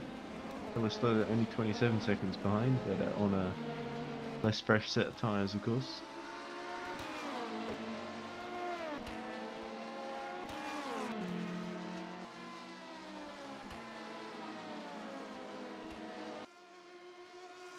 Oliver Diamond only 13 seconds behind David Gerber now. Full chance for Oliver Diamond to make up a position here. It's Joey luring. Oh, a lurid slide there, and out of the banking. That's not a place you expect someone to drop it so often before the chicane, actually. So yeah, Max Tunbridge, Tunbridge. Whoa, Christian Lewis going off. So is the rain really starting to affect things once again? GD car spinning off left, right, and centre. Doesn't look too wet. It feels differently when you're in the cockpit.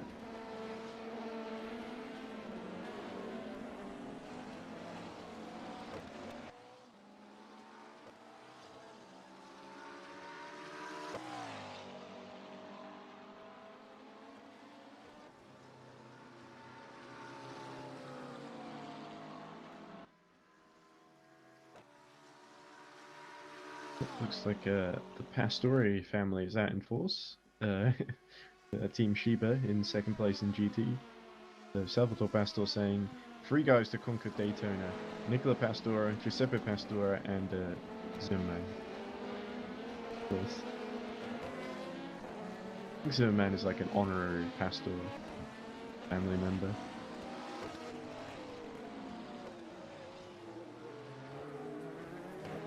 Minutes left then, as the graphic says. Lobanak. Just keep the gap to Patrick to Lukacs. 37 seconds at the moment. I think Slovenak is doing what he needs to do to hold on to that 4th position. Patrick to Lukacs is surely going to throw everything he's got at this. Close being lapped. 4th position. Behind the leader, but only 1 behind 3rd place. So actually, 7 cars done a very decent job. Iris, I think it's Iris Automation, I believe. Cyril Scheffer. Boxed simply to retire, because it's been a pretty not great performance.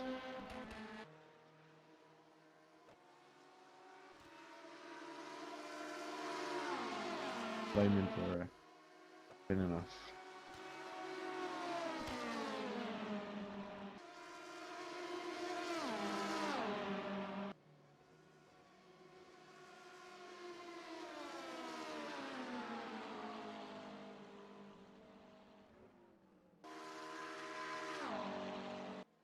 Listola, interestingly, is closed slightly on Patrick Attila Lukacs. 36.6 for Calistola in the last lap. 137.2 for Patrick Lukacs. But also a slow lap for Jurka Slovenik. 140.0.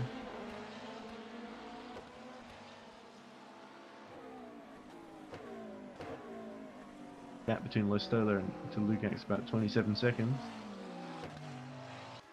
36 seconds between the two Lukacs and Slovenak, so Lukacs starting to close on Slovenak again over 8 knots. Still might be enough time, but he needs to catch him at a second a lap here. And then he also needs to pass him. Be a bit of a tall order.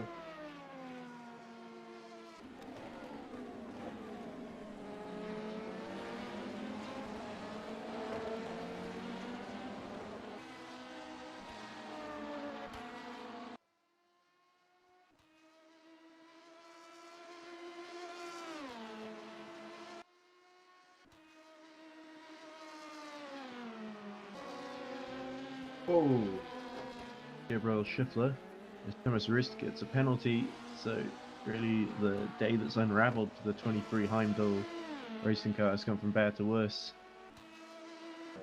Hopefully there's a big gap. Oh, big crash there between Martin Tibrake and that's the 3rd place Josh Perwin car, and also another LMP2 involved as well. What a mess that was there, and I think Martin Tibrake just in the wrong place at the wrong time. And so often the right Josh Cohen looking annoyed about that. Understandably so. You could see another penalty going Martin Tibrake's way after that. Exactly the sort of thing that's characterised Josh Perrin in the 99 AFP cars race. Even though they're finishing third, they're championship leaders, they really would have hoped not to be 8 laps down. Yeah. 8 laps down, or second place rather, they're 11 laps down the leader. But anyway. Vessi pits, speaking of the leader. This is going to hand over to someone else for the final stint, or is they going to let him do it? Oh, Oliver Hargitay stopped on the exit of the first corner. That could be a code 80 that might be needed to clear that car. Gets going again, or are they just going to take him back to the pits and retire him? Hargitay deciding to call it a day. Morning has broken here. Even though it's actually 2 o'clock in the UK, but oh well.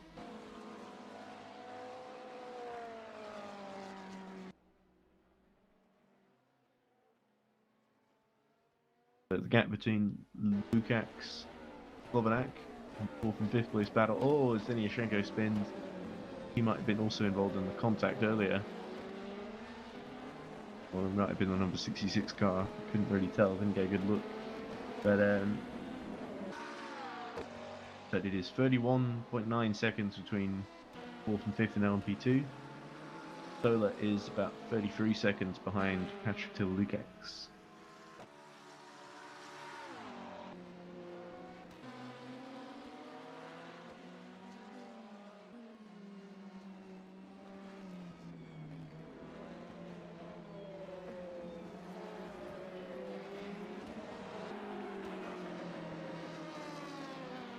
Caution everyone, there is a stopped car at the exit of turn 1. Yeah, Racer just warning everyone about turn 1, which was of course Oliver Hargitay.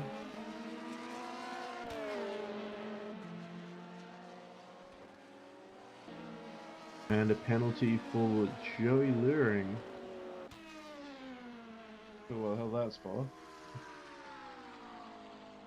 Pretty wrong. Involved in the contact, and he's a G runner, so... Oh, there we go. Can the 51 car return to the garage, please? The one car being... by Oliver Hargitay, of course. Gerber recovers, and Josh Perry in the pits. Being basically T-boned by Martin to brake, as Martin to brake breaks down, it looks like. Or is he just exploring the very, very inside of the circuit? Nice view of all those umbrellas in the background and the marquees. Lovely Florida, isn't it, this time of year? Really best to wear a mask. Oh, break. Struggling on the grass with no room. He's trying to stay very, very out of the way, isn't he? I don't know why he doesn't just stick to the apron. What is this Joker playing?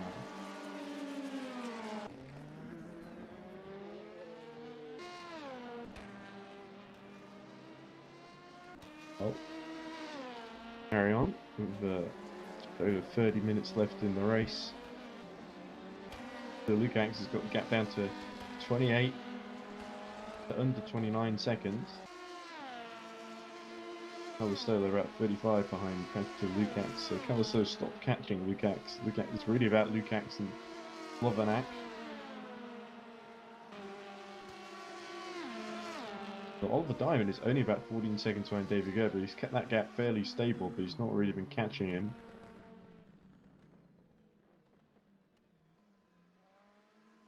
Well, David Gerber's last lap of 1:55. LMP2 cars are around.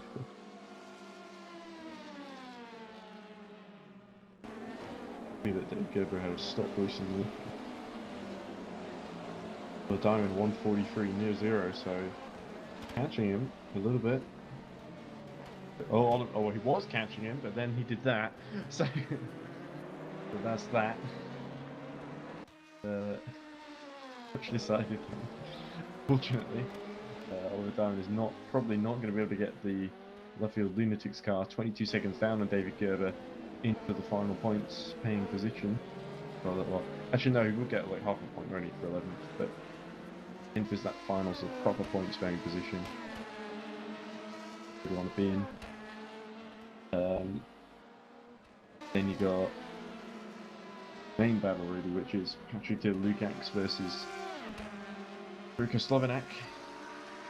8 seconds, low 28 though. Quite sizable. There's enough time just about to do it.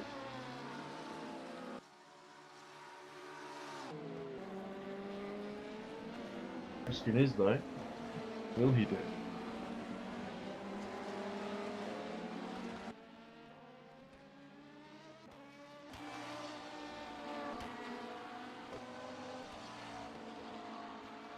Start to see a lot of drivers taking risks in these last few stages.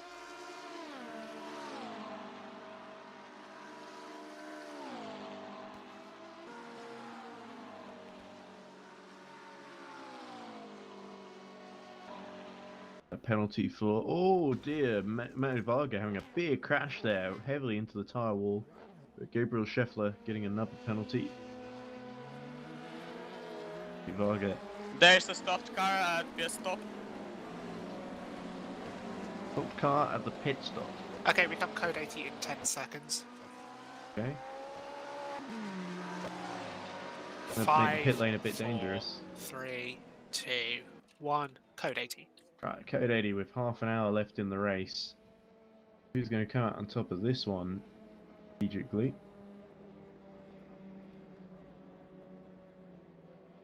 Reminder, all drivers need to be in first gear. Chris gets off pits.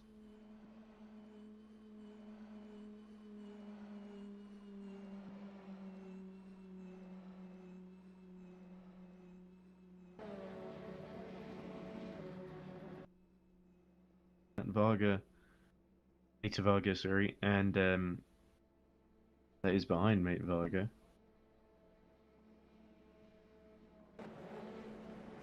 Oliver Diamond spins during code Green 80. flag in 10 seconds. Oh, you gotta sort yourself out quickly, Oliver. There we go. 5, 4, 3, 2, 1. Patrick Till green Lukacs flag. also made another stop under code 80, and this is going to cost him because the field will go back underway and he's still being serviced. So, probably not the best call by the DEAC Hackers team. But they may even lose track position to count with Stoller here, actually. Let's go with Stoller. Is Patrick Till Lukacs coming out? Yeah, no, I don't think so. So, he's going to have to pass the Stoller in the last few stages. Here we go. Here he goes into fifth position. Lukacs is still just coming out the pit lane here. Bridge is overtaken by two LMP2s. Going side by side there. One of them pits, that must be the other Formula 1 car. So has already gone through and stayed out.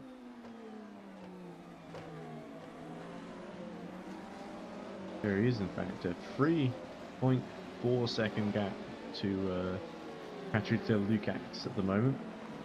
76 seconds separate him from Jurka Slovenak.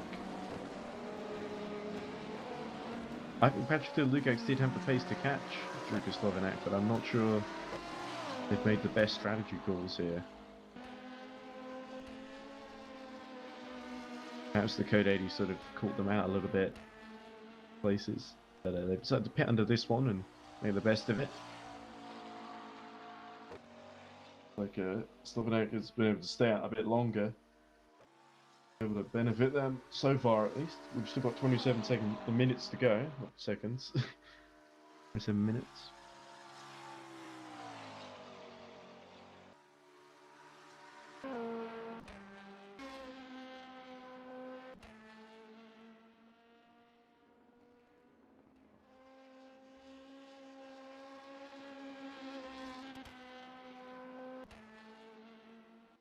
Of course, the Royal Blue Racing Team sponsored by Chain Bear. I'm not sure how much money Chain Bear himself actually pays, but okay. running in fourth. I've always had a lot of rub of the green in this race, so perhaps there is more of a good luck charm than anything else. Just Giuseppe Pastore being lapped by two. Pastore on his way to a richly deserved first podium, I believe, for the Shiba Racing team. Pretty assured in that position as well. Diamond enters the pit lane. Well, Diamond was sort of catching for 10th place in stay together, but his tyres were clearly going. Dylan would probably have really loved to be in that fight too, but he's 5 laps down. Diamond really be able to take advantage as Gabriel Scheffler. Another grass cutting adventure. Actually killed Lukacs, by the way. Now only a second behind. Oh, as we see Joseph Frederick Suter having a little spin.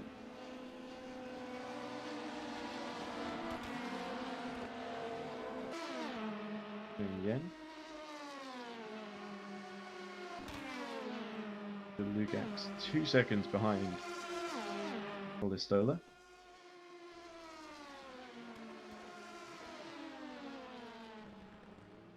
So what what Patrick Lukacs really has to hope for now is that Slovenak has to pit again for the end. Otherwise, I don't see them catching them. Let's actually turn off the code 80 from earlier.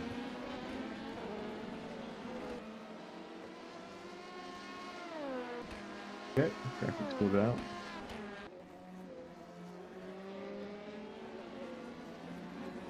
It's looking very close indeed, actually.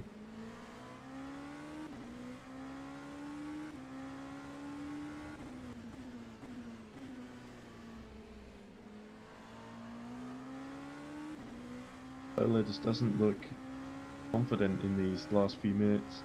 Not really confident all race, actually. That's why Lukacs has just been overtaking him constantly on this different strategy.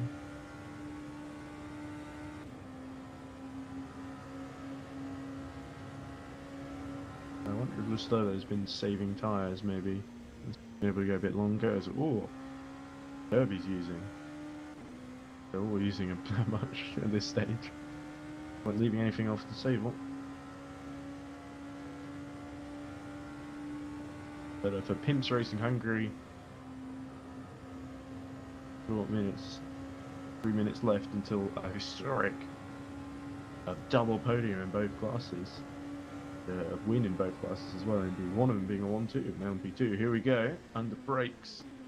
Lukacs closes because the Luffield Lunatics are really holding up the Trinavon 138 car. Calistola looks for a way through, dives down the inside. Lukacs fancies to go through as well, so yeah, this has really helped him out a treat.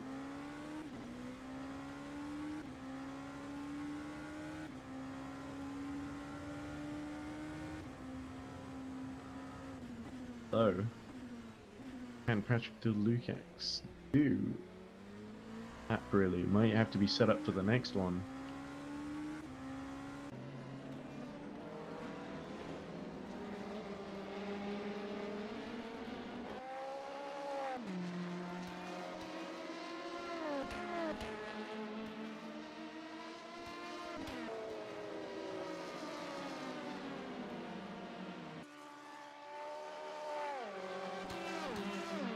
Street.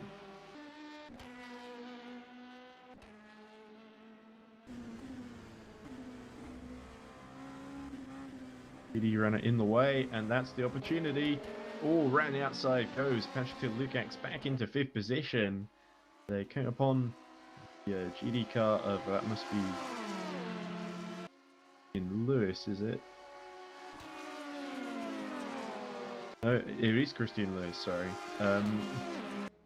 So there we go, Patrick Lukacs through into 5th position. Not really much Lustola can do to counter-attack because he got held up so badly there. Go, try as he might, the Formula 1 car isn't going to be able to get back into 5th position. The AC Hackers are free to chase off now. It's but it's a 76-second gap to Jaruka Slovenak. Unless Slovenak has to pit and hits trouble, that could well be the last overtaking move for position of any real significance that we see here at Daytona. Been wrong before. I would love to be wrong this time, but pretty confident that's the way this is going to play out. Christian Lewis, by the way, only 55 seconds behind Joseph Frederick Suto. Actually, well, that's almost similar gap to Oliver Diamond, who's about 53 seconds behind David Gerber. Christian Lewis gradually catching Joseph Frederick Suto. Well, how he's up. No, he's still running.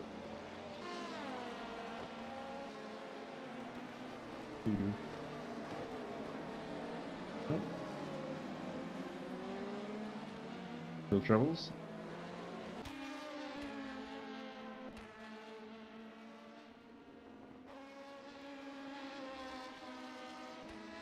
Leader Daniel Kiss has gotten on board the number 20 for the very final stint. Yeah, it's going to be a great win for them. They did lead in the early stages. The DEAC hackers and Absenia Force Polonia both hit trouble. Then they, for a long while, they lost the lead to the 21 car by Krista Kianik at the moment. Their sister car. As we go into the final 20 minutes. But the 20 near the very end, the final 4 hours, the 21 hit trouble, lost a couple of laps, and the number 20 took control. Take a well-earned victory, but could well be that come the end of the season, 20 points on offer at Daytona, that the Mugen team might have wished that it was the 21 car winning and not the 20. Has got 15 points from New Orleans already to its name, whereas the 20 car I don't think has any points, or it might have half a point or something like that. But yeah. Either way, it always be Ola Argentine nearly ending in disaster once more. Trying to go on a completely different racetrack here. He's trying to turn Florida into go through the motorcycle circuit, I think. But around the outside goes Chris down P2.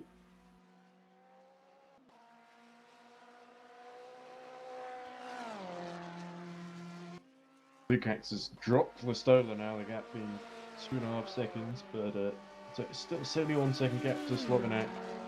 I really think Slovenak's doing enough, and they've done a brilliant job. Number 13 Royal Blue Racing Team. And a little bit rub of the green where there was an error where they had more fuel than anyone else. The fuel reset at some point early in the race. And they were able to have a really, really long opening kind of stint in wet. They made a little bit of a strategic error where they picked the dries just as the rain fell, but then had to pit again. But it didn't lose them too much in the end, and good driving, a little bit of good strategy after that. The 13 have been able to get into 4th place. Not quite on the podium, but I still think it's something to be very proud of against this field.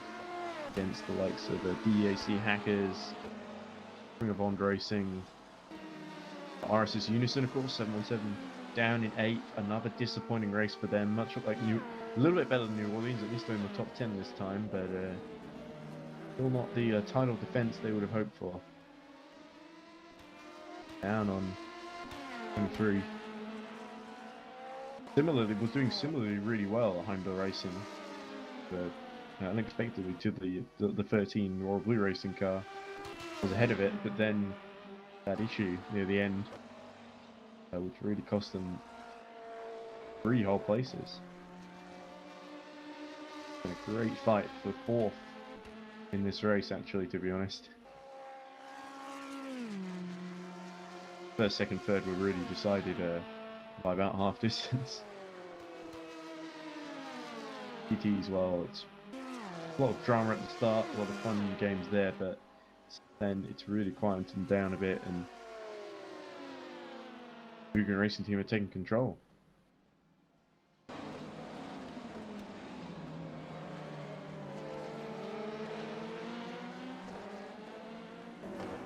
Oh, it's like Patrick Lukacs being very badly held up actually by that GT car. That's allowed That allowed Calistola to close right back in again. This could be Calistola one of his very few opportunities to get back through. And Lukacs give up easily.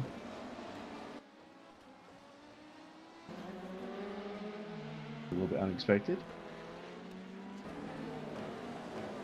I would expect Petrotil Lukacs to pull away. Close a little bit on Slovenak. There we go, a little mistake from Slovenak, so that battle is ended for now. But yeah, Backmark are really badly holding up. Petrotil Lukacs won't be happy about that at all. With Slovenak just down the road. 39, both in the 39s that last lap, whereas Slovenak was in the 37s. And traffic really makes a big difference here at Daytona.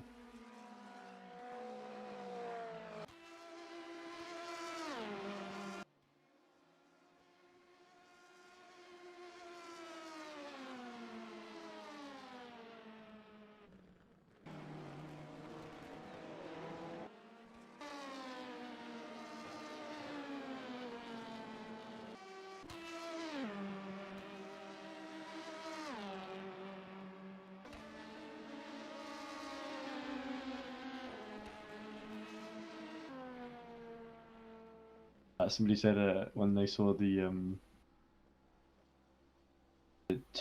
Martin to break T-boning two drivers, he said Massimiliano Rubili said a strike. Quite funny. Right.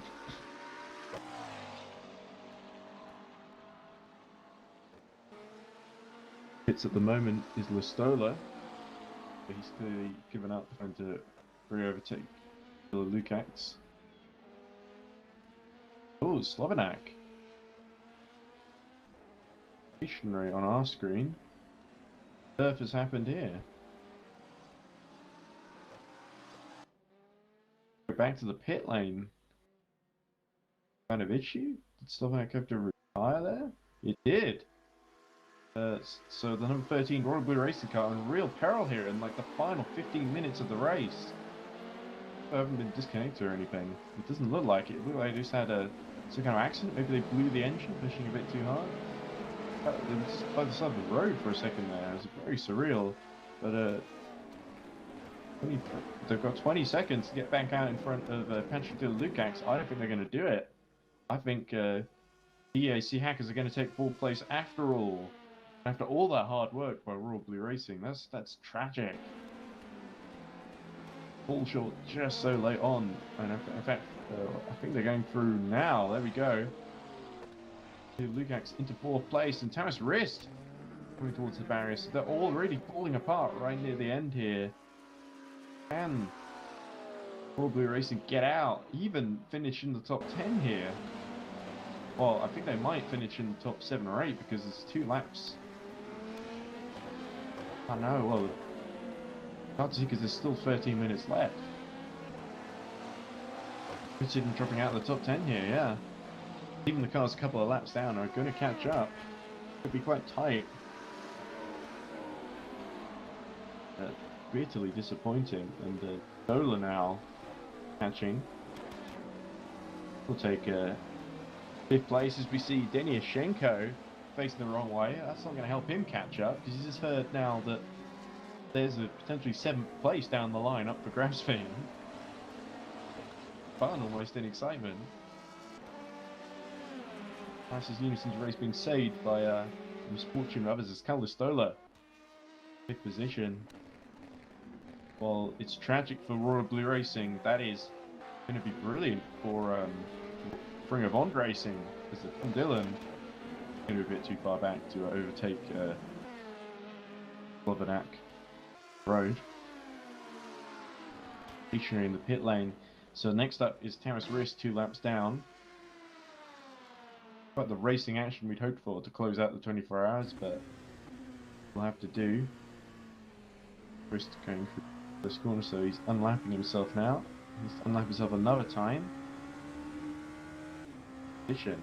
He pulled that a couple minutes ago. Whoa! Big spin. And Thomas Riss finds himself facing the wrong way. Riss the other way, Thomas. Now. Forgot which circuit he was driving on there. Peaks securely creeping in a bit. No, you won't need to worry about any of that. It's all going on behind him. But Thomas Riss now only one lap down.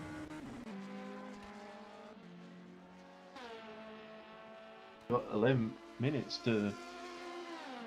I think Deniashenko might be the last one to catch him because I think Chris Gitsov is a bit too far behind to get Slovenak, especially if Slovenak comes out again. But they might be just so distraught that they've rage quit. Big news.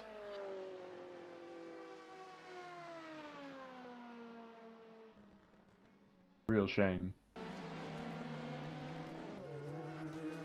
Oh, Calistola making a little mistake as well. Oh, is it raining or is that? And are those rooster tails going back, or is that just dirt? That's just dirt. Okay. Stopped and the windscreen wipers are sort of wiping. But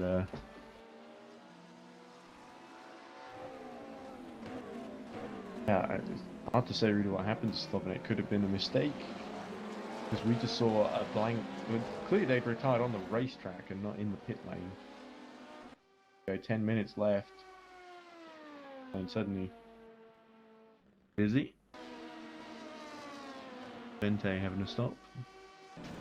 Oh, big crash for Chris Gitsov. And he's been hit by one of the GD runners as well. Let's see who that was. It's going out of frame there as a Levente Vazican and a penalty. Yeah, Chris Gitsov, very unhappy as well. It's Jerry Luring. He was responsible for that. But closing stages of the race, it seems that some of the GD runners have not their manners. Perhaps some of the LMP2 were aggressive, but it's hard to say. We only saw the end of that incident. No idea how to work the replays in this thing, so unfortunately. We're going to get the live footage.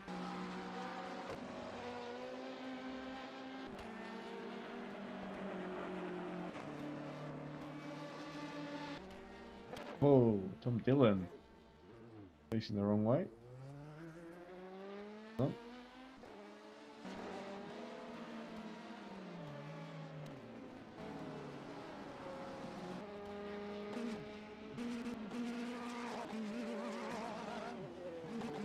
Lewis having a little moment of his own and almost holding up a race leader, is it? No, I don't think so.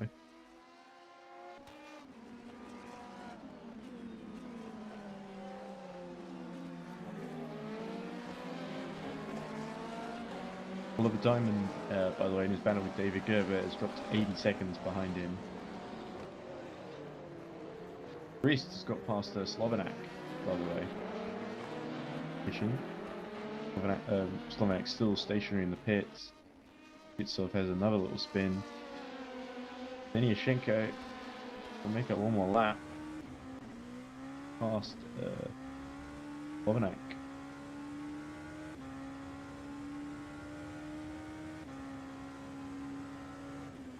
I think Chris Gitsov might be. Oh dear, Matavarga really struggling to get it to the end of this race.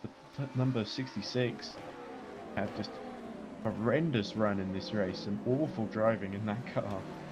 A lot of mistakes, to say the least, from everyone, but had some of the worst of it, unfortunately. Not the best luck either.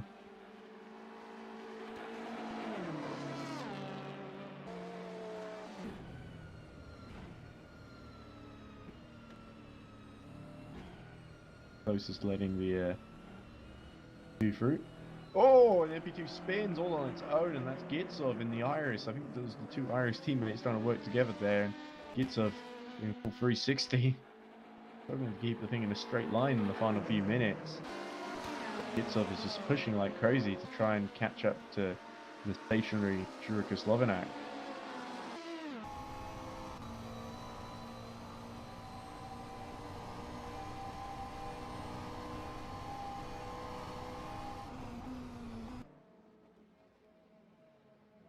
Gets over probably his tyres are dead. He's into the pit lane in the last few minutes of the race. Is Deniashenko actually in Norris's unison. He's still got a lap to make up. 6 minutes in which to do it in if he wants that 7th position. Every point counts, especially in a 24-hour race. You get more points. The difference between 7th and 8th is much bigger. Oh, Alex Tunbridge having a little escapade. As Gabriel Scheffler gets yet another penalty after his collection. There he is, feeling very proud of himself, clearly. What has he been playing on? Madman. Martin Milotai cruising at home for a podium. A historic day for the Mugen sim racing team. Yeah, when we talked about everyone was surprised to see Mugen dominating as much as they were. They said they weren't surprised one little bit. That's what Tom Dillon told us. So yeah, perhaps inevitable. It's more surprising that they haven't won races already, but they're going to win both classes, and what's more, they'll get podiums in both classes. The only person able to split them was the Silver Racing team. Oh Christ, the names of all these bloody teams that keep changing. Oliver Diamond having a half spin there, so yeah, he's able to keep it going. 10th is going to be the best that he can do. Yeah, I think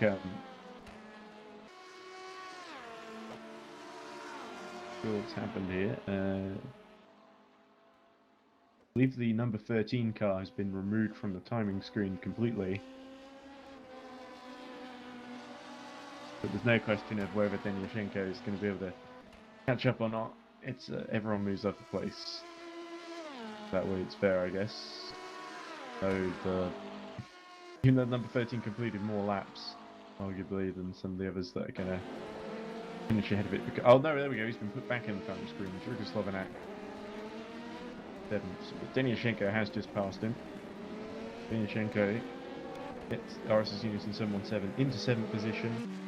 Is certainly an improvement, but not the result that the reigning champions would have hoped for from this race. Would have hoped to be close to the top 5 if possible. But we're seeing the new blood shine. No better example of that than the Mugen team. Used to be, of course, Pimps Racing Hungary. The rebrand, the new drivers. They're really on top of the world. They really seem to have taken the spot that the fancy esports squad used to have of similar drivers, but gone to other teams, of course.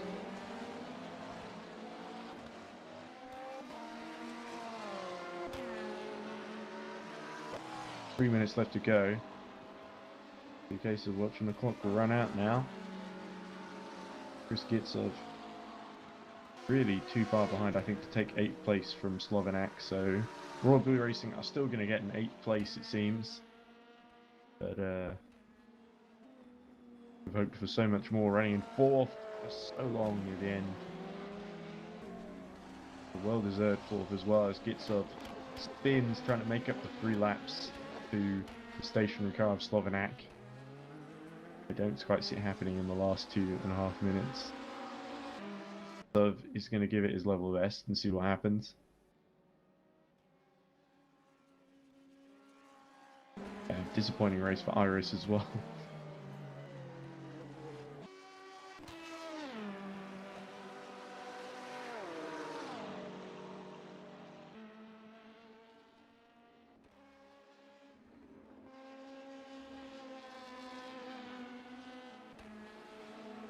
The only person sort of outside of the top 10 in LMP2 was Matt Vargas, another spin, who I think will be happy with their performance, is the Lefferts Lunatics team in 11th. Their first LMP2 drive in a 24-hour race. In 11th, I think they won't be too upset with that. Ahead of Reading Game Studios, of course.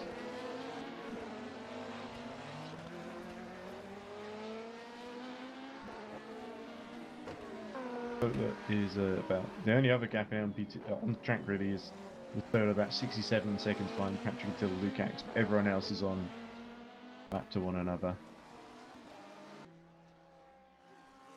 Oh, actually, Christian Lewis got up to within about 5 or 6 seconds of Joseph Frederick Suto. In fact, I think right there at the moment. So in the final minute of the race, we might have a little contest, but it seems that Joseph Frederick Suto is actually pulling away now. So, okay, last minute then. Daniel Kiss crosses the line, will be entering the time runs out, we'll be into the final lap as Josh Kerwin puts an end to a disappointing race really for the Absolute Force Polonia squad, which they'd hope to get so much more out of. Justin Dillon, great.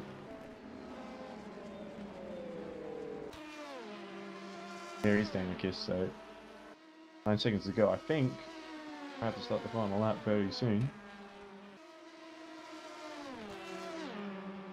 But it has been rushing display by the Mugen sim racing team.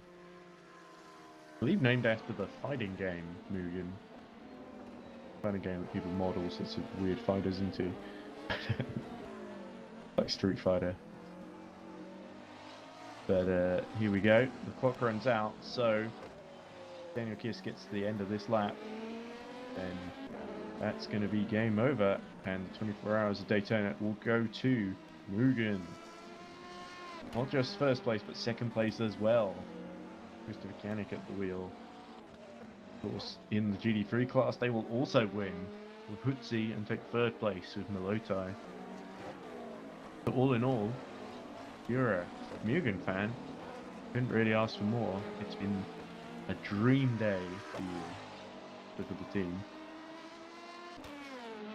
Okay, as Daniel Kiss goes through the banking, Kiss who has had so much success in Formula Sim racing, several other series as well, and now he's finally great success here in endurance racing. I think he's done endurance racing before, outside of EERC 2. I think it's going to be one of his first wins in EERC as well, as a driver. So here they go. Here he goes through the final banking.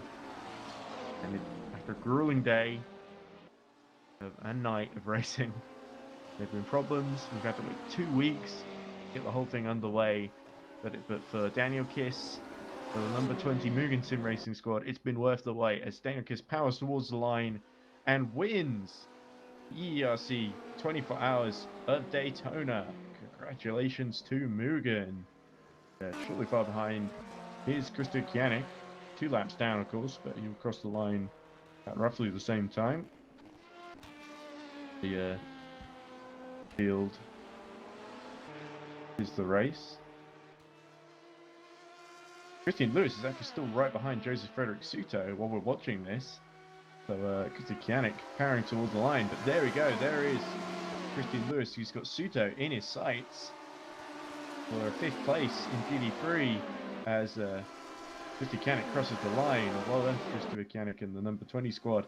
But here we go, towards the line. Can Christine Lewis get through into 5th position? No, not quite. Oh, just too late there for Christine Lewis. And they just miss out on 5th position and end in a fiery wreck there. Look at that. What a big crash to end on. But there we go, some little excitement towards the end there. Josh Poe in there, he will take 3rd. Senior Force Polonia, the 99 squad. So they won't keep their championship lead, but they stay in the hunt. A couple of points, I think, behind, or very close at least, to the 21 squad, who I believe are now the championship leaders. Yannick. But other great performances today as well. So let's have a look actually at the final results. For the whole field, in fact. Let's look at LMP2 first. There we go. So it is Daniel Kiss that wins. The number 20, the 21, Kara Kristianik. takes second, so 1-2 for Mugen. FC Force Pulling third. Patrick Lukacs and the DAC Hackers team will take fourth after a decent recovery. That's some great pace by them. Just go nuts by Luffy Lunatics in the back. I did predict they'd be happy with 11th. It seems that they are. and some others joining in too. Catalistola taking a great fifth place. Well, I think that's their best result for Friend of Bond Racing in LMP2. In 138 car takes fifth position after a really solid drive. Tamas Rist, I would have hoped for fourth. They were running fourth for quite a while until they hit trouble, but they have to settle for sixth in the end. Number 23 Heimdall Racing Squad. 717 Deniashenko and RSS Unison Racing Squad. Disappointing, but still valuable points that could make the difference come the end when it comes to retaining their title. Lovenak, a big disappointment, could have had that fourth position, dropped out with just under 15 minutes left to go. End up stationary in the pit lane, but still came 8th, still bagged a few points in the end. Chris Gitsov finishes 9th for Iris. But a bit of a disappointment after they finished 2nd last time out at the 4 Hours of NOLA in New Orleans. And David Gerber rounds out the top 10, getting a few points in the other number 95 squad, not to be confused with DAC Hackers, but a decent result for David Gerber, I think. And we look on the next page. The other stragglers, Oliver Diamond in 11th, as we saw. Tom Dillon for Reading Game Studios, 12th. Then we've got Mate Varga in the 66 machine. Gabriel Scheffler failed to finish, I think, or did finish, but was very far down. And then Jessica Pelletier, who did join us earlier, and the commentary had a bad connection, and really didn't make it very far in this restart, unfortunately, for the number 85 squad. So that's LMP2. ED3, Gabahutsi takes victory again for Mugen, but the two Mugen cars split this time by the number 73, driven by Giuseppe Pastor, and the other Pastor drivers, as well as Zimmerman. So well done to them, but also Mugen, of course, for probably the bigger achievement. Martin Miletai finishing 3rd. The other Mugen, the 88 car. Jeff Close finishes 4th in the number 7. Joseph Frederick Suto just holding on from Christian Lewis at the very end there. It was very tight. Suto was in real trouble near the end there, but was just able to hold on to 5th spot in the number 3. Lewis missing out in the 35. Alex Tunbridge for DDoS, a disappointing 7th.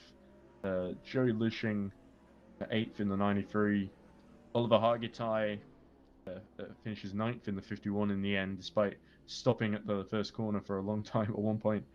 And then Levente Vazican rounds out the top 10 in the number 5. It's great to see top 10 finishes in both classes, actually, because we didn't get that at Le Mans, or at I don't think we got that at Road America either.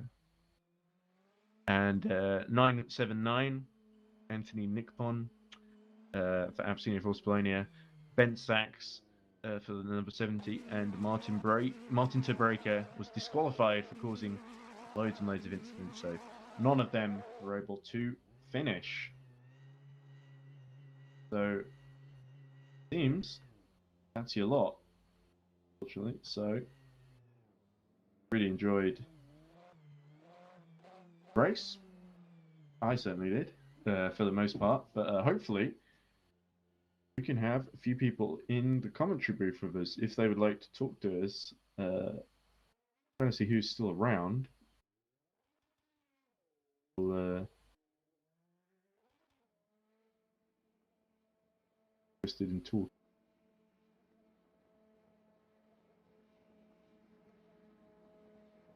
It'll be interesting to hear from Chris Tompkins, actually, and the RS team. The Ultimate Motorsport, sorry.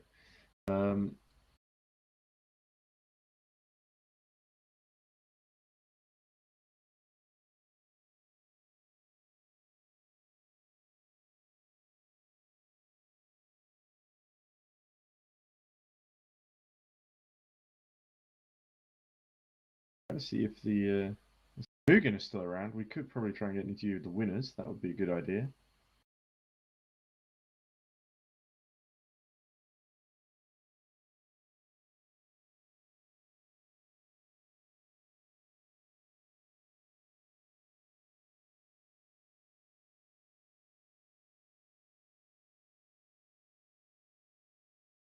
I wanted to drag them in because I'm quite very receptive to that.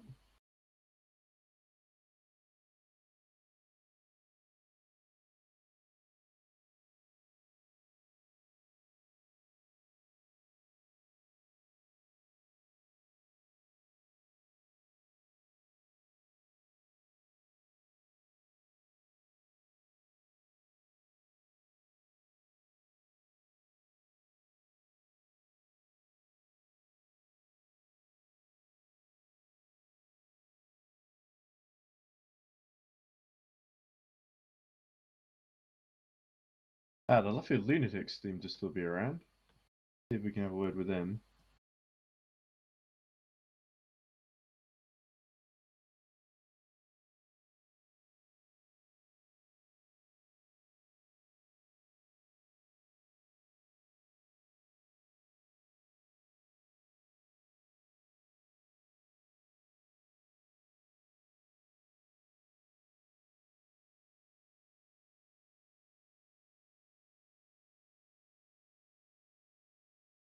All right. Get both of the two of the Luffield Lunatics to join us in the book, so I'll drag them both in and see how they feel about it.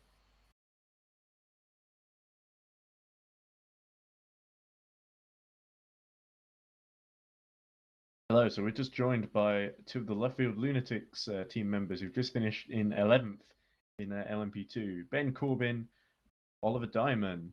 Oliver Diamond, who, of course, just done the last stint, so I imagine he's a little bit tired. But, Yeah. Ben can probably talk to us. So, Ben, describe that to you, because obviously we spoke to you at Le Mans when the Yeah, GT3 definitely. team finished in a runner-up, and now you finish 11th in a very competitive LMP2 field at the end of a grueling 24 hours at Daytona. So, how are you guys feeling? Yeah, we had a pretty difficult race with regards to some issues on hardware side, some brake pedal issues, and a couple of screen freezes. But other than that, we did our best. Everyone's very quick in this class, so trying to keep up with the pace was a bit of a challenge.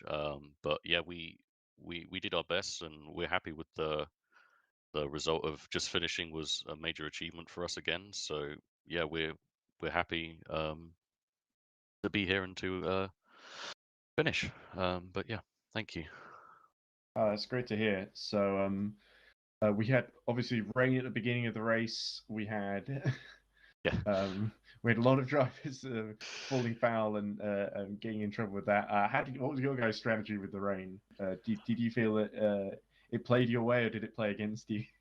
Um, we were pretty confident with our rain driving standards.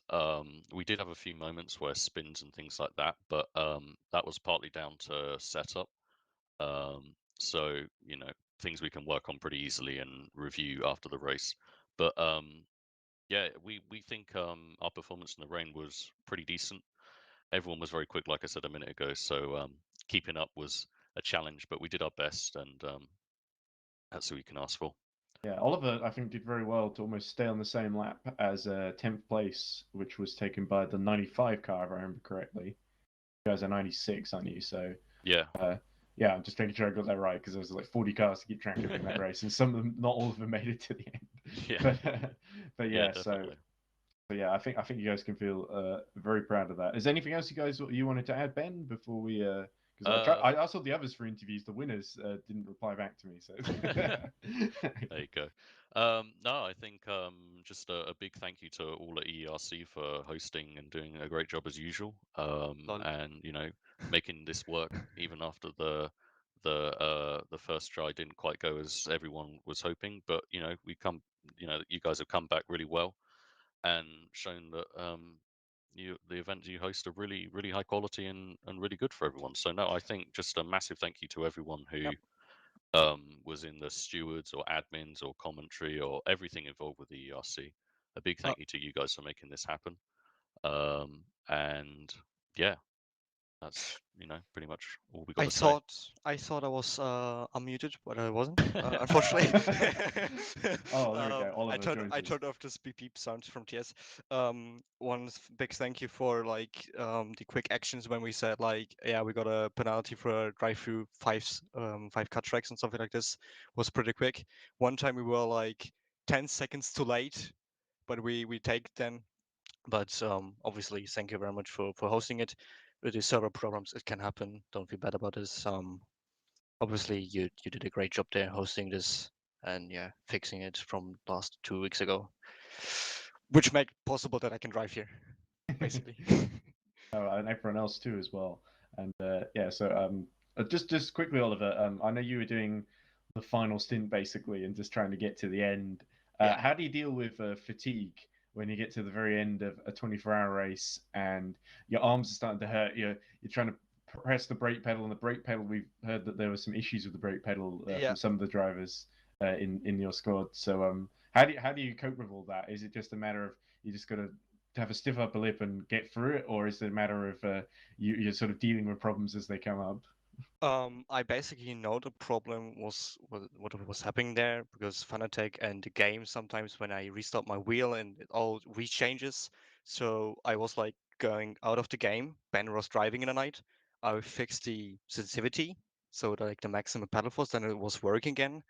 But to the end of the race, it's like obviously you try to push yourself. Oh, just 20 seconds to P10, you push and push and push, and you get a big freeze and like end up on the wall. Like, no, well, thanks. This is like then a big oof moment for me personally, but I just try to finish it because this is obviously what we want to finish a race. And at this moment, it's like hard to motivate yourself, but at the end, I'm happy. Oh, that's great to hear, guys. Right, I don't have anyone else who's replied back to request the interview. I guess maybe they're all muted TeamSpeak notifications. So I might just see if the reigning champions want to speak to us. RSS Unison, but thanks, guys, and we'll hope to see you again in a couple of weeks' time for the 12 hours of Suzuka. Yeah, definitely. That would be, I think that's on the 4th of April. If I remember. March, Isn't before March. Sebring? Oh no, it isn't before Sebring. Sorry, Sebring's first. You're right. Sebring, Actually, Sebring. it's the 1,000 meters. 1,000 meters. That'd be a short race, wouldn't it? That one. That was a week just track racing.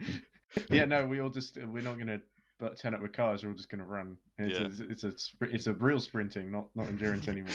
Yeah. It's about 1,000 kilometers, obviously, of Sebring. Yeah. Yeah.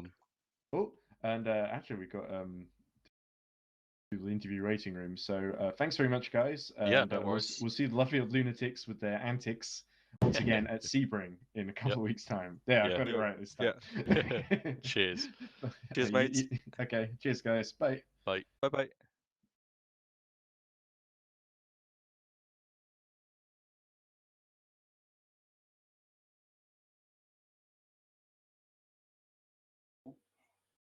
And there we go. We're just joined by Chris Tompkins and Christian Lewis of the team of you guys again. Sorry, there's so many teams. My name. Alton 35. It's Alton, yes. Alton. So I know it's been a lot of management and a lot of interesting situations going on in that race, but a very dramatic finish, first of all, between Christian and Joseph. But nearly caught him at the end. Could you describe exactly what happened there? Because we saw Christian was catching him, and then suddenly he was right with him just as on the final lap. I passed him on the run to the bus stop. I got past him, hit my normal braking point just after the 2, and he just ran straight into the back of me. Oh dear! It forced me wide. I had to sort of get back at damage, so I had a bit of off-kilter steering as well. I managed to get back onto him, but obviously the damage was too much. It was slowing my top speed down, so I just couldn't get him in time. Is that why you went full speed at the end and destroyed the car in a fiery wreck? Pretty much, I was very disgruntled by the incident. Yeah, fair enough, I guess. Maybe Joseph Frederick Suto, if he's still around, we might be able to get a Second He's opinion. apologised for it. Oh, he's apologised. Okay. Well, He said sorry. He was having his own issues. yeah, I guess so. The team got penalised in the end, so we still keep the Oh, position. they did get penalised, so it's fifth for Alton in the end. But anyway, so that was very dramatic. It's nice to thanks for clearing that up for us, Christian.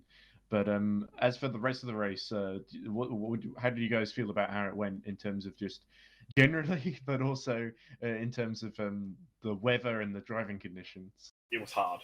Yeah, it was. It looked like everyone found it a little bit difficult. Some of it more than others, and we did see Mr. Martin Brake being disqualified at the end. We had problems. Generally, it was around the restart. The track was a bit green, so we were a bit slow there. We were having problems as well, losing time to cars that were quite a few laps down, trying to race us the entire time. And I think one guy actually did hit us straight up the back into turn 5.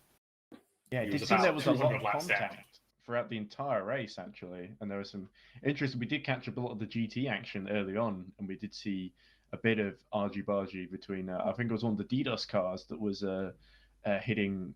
Yeah, it was hitting the pole sitter actually. Actually, pushed the pole sitter out of the way at one point quite early in the race, and I think they avoided penalty and then decided it was a racing incident. But there was some quite dramatic contact at very many points in the race because it was such a difficult circuit to lap GT cars on as they're on P2, and I think we all knew that coming in. It was going to end up that way, but yeah, it did end up being very interesting at points, and with the weather as well. So guys, do you have anything else you want to add about the race, or because I think I'm pretty much ready to wrap up? But there was a few moments, nothing major. It just felt good to just pull in the gap that I did. I think when we pitted, we were about 1:40 behind them, and they were close to lapping us. And we managed to pull it all the way back throughout the stint. So pulling back a lap in like an hour because they were struggling. You could tell they were struggling. yeah, It's a good feeling. Good feeling catching someone. Although I feel very sorry for Royal Blue Racing dropping out very close to 4th place in LMP2 at the end, and having to watching the others to stream by them, and then end up 8th in the end. I think that was a upsetting feeling. I didn't see what happened to them. Did they get disconnected, or because we just cut to them and they were by the side of the track, and then they were in the pit lane? I'm unsure. I didn't really hear anything about them, so. Okay, I'm sure it will I think eventually. Clip said that they needed an MDQ, and we got that sorted, but I don't remember anything about another disconnect after that. Okay, well, it wasn't clear exactly what happened. It could have had a failure, and just because they're blowing up the engine, I guess. That would explain why they end up in the pit lane, but very unfortunate if so. But anyway, a final question I have that comes to mind, at least off the top of my head, is about the championship now, because it's really turning into a fight between Abyssinia Force Polonia, AFP, who dominated in NOLA the first round, and now Mugen, who dominated here in both classes. So, who's your money on, guys, out of those two, or do you think someone else is going to come in and start dominating? You guys are going to dominate both classes. No. Are also going to enter an LMP2 suddenly. I'm not going to say. I'm not going to say. That's not our decision to make. Okay, I don't fair know. enough. It'll be close. That's all I'll say. It'll be close. Very interesting. Close. Certainly, It depends on Abyssinia track. Force Polonia will be smiling a bit from their defeat today, finishing in 3rd in LMP2 and failing to finish in GD3 with both cars. So they'll be looking to get revenge next time out at Sebring for the 1,000 kilometers. That's on, I believe, 6th of March. Where I got the dates right. I'm pretty sure it's 6th I of March. believe it's about then. That sounds about right. Yep, So 6th of March. let's go with that. So that's when we're going to see everyone next. But if you guys have any final thoughts that you want anyone watching to hear, or should we close off? Anything? I can't think of anything. I think that's No. I'd just like to say a big thank you for everyone to turning up. Big thank you for you, Ed, for commentating. Big thank you to everyone who helped. You know, this wouldn't be possible without people giving up their time to organise all this. So, thank you. No worries. It was good fun, and I'm sorry for nearly fainting this morning when I tried to get up way Hey, too don't early. worry about that. Don't worry about that. Just about survived, so I think I did okay with commentary. But anyway, thanks to you for you too for watching and listening, and we'll see you next time. So until Super March, have fun and take care.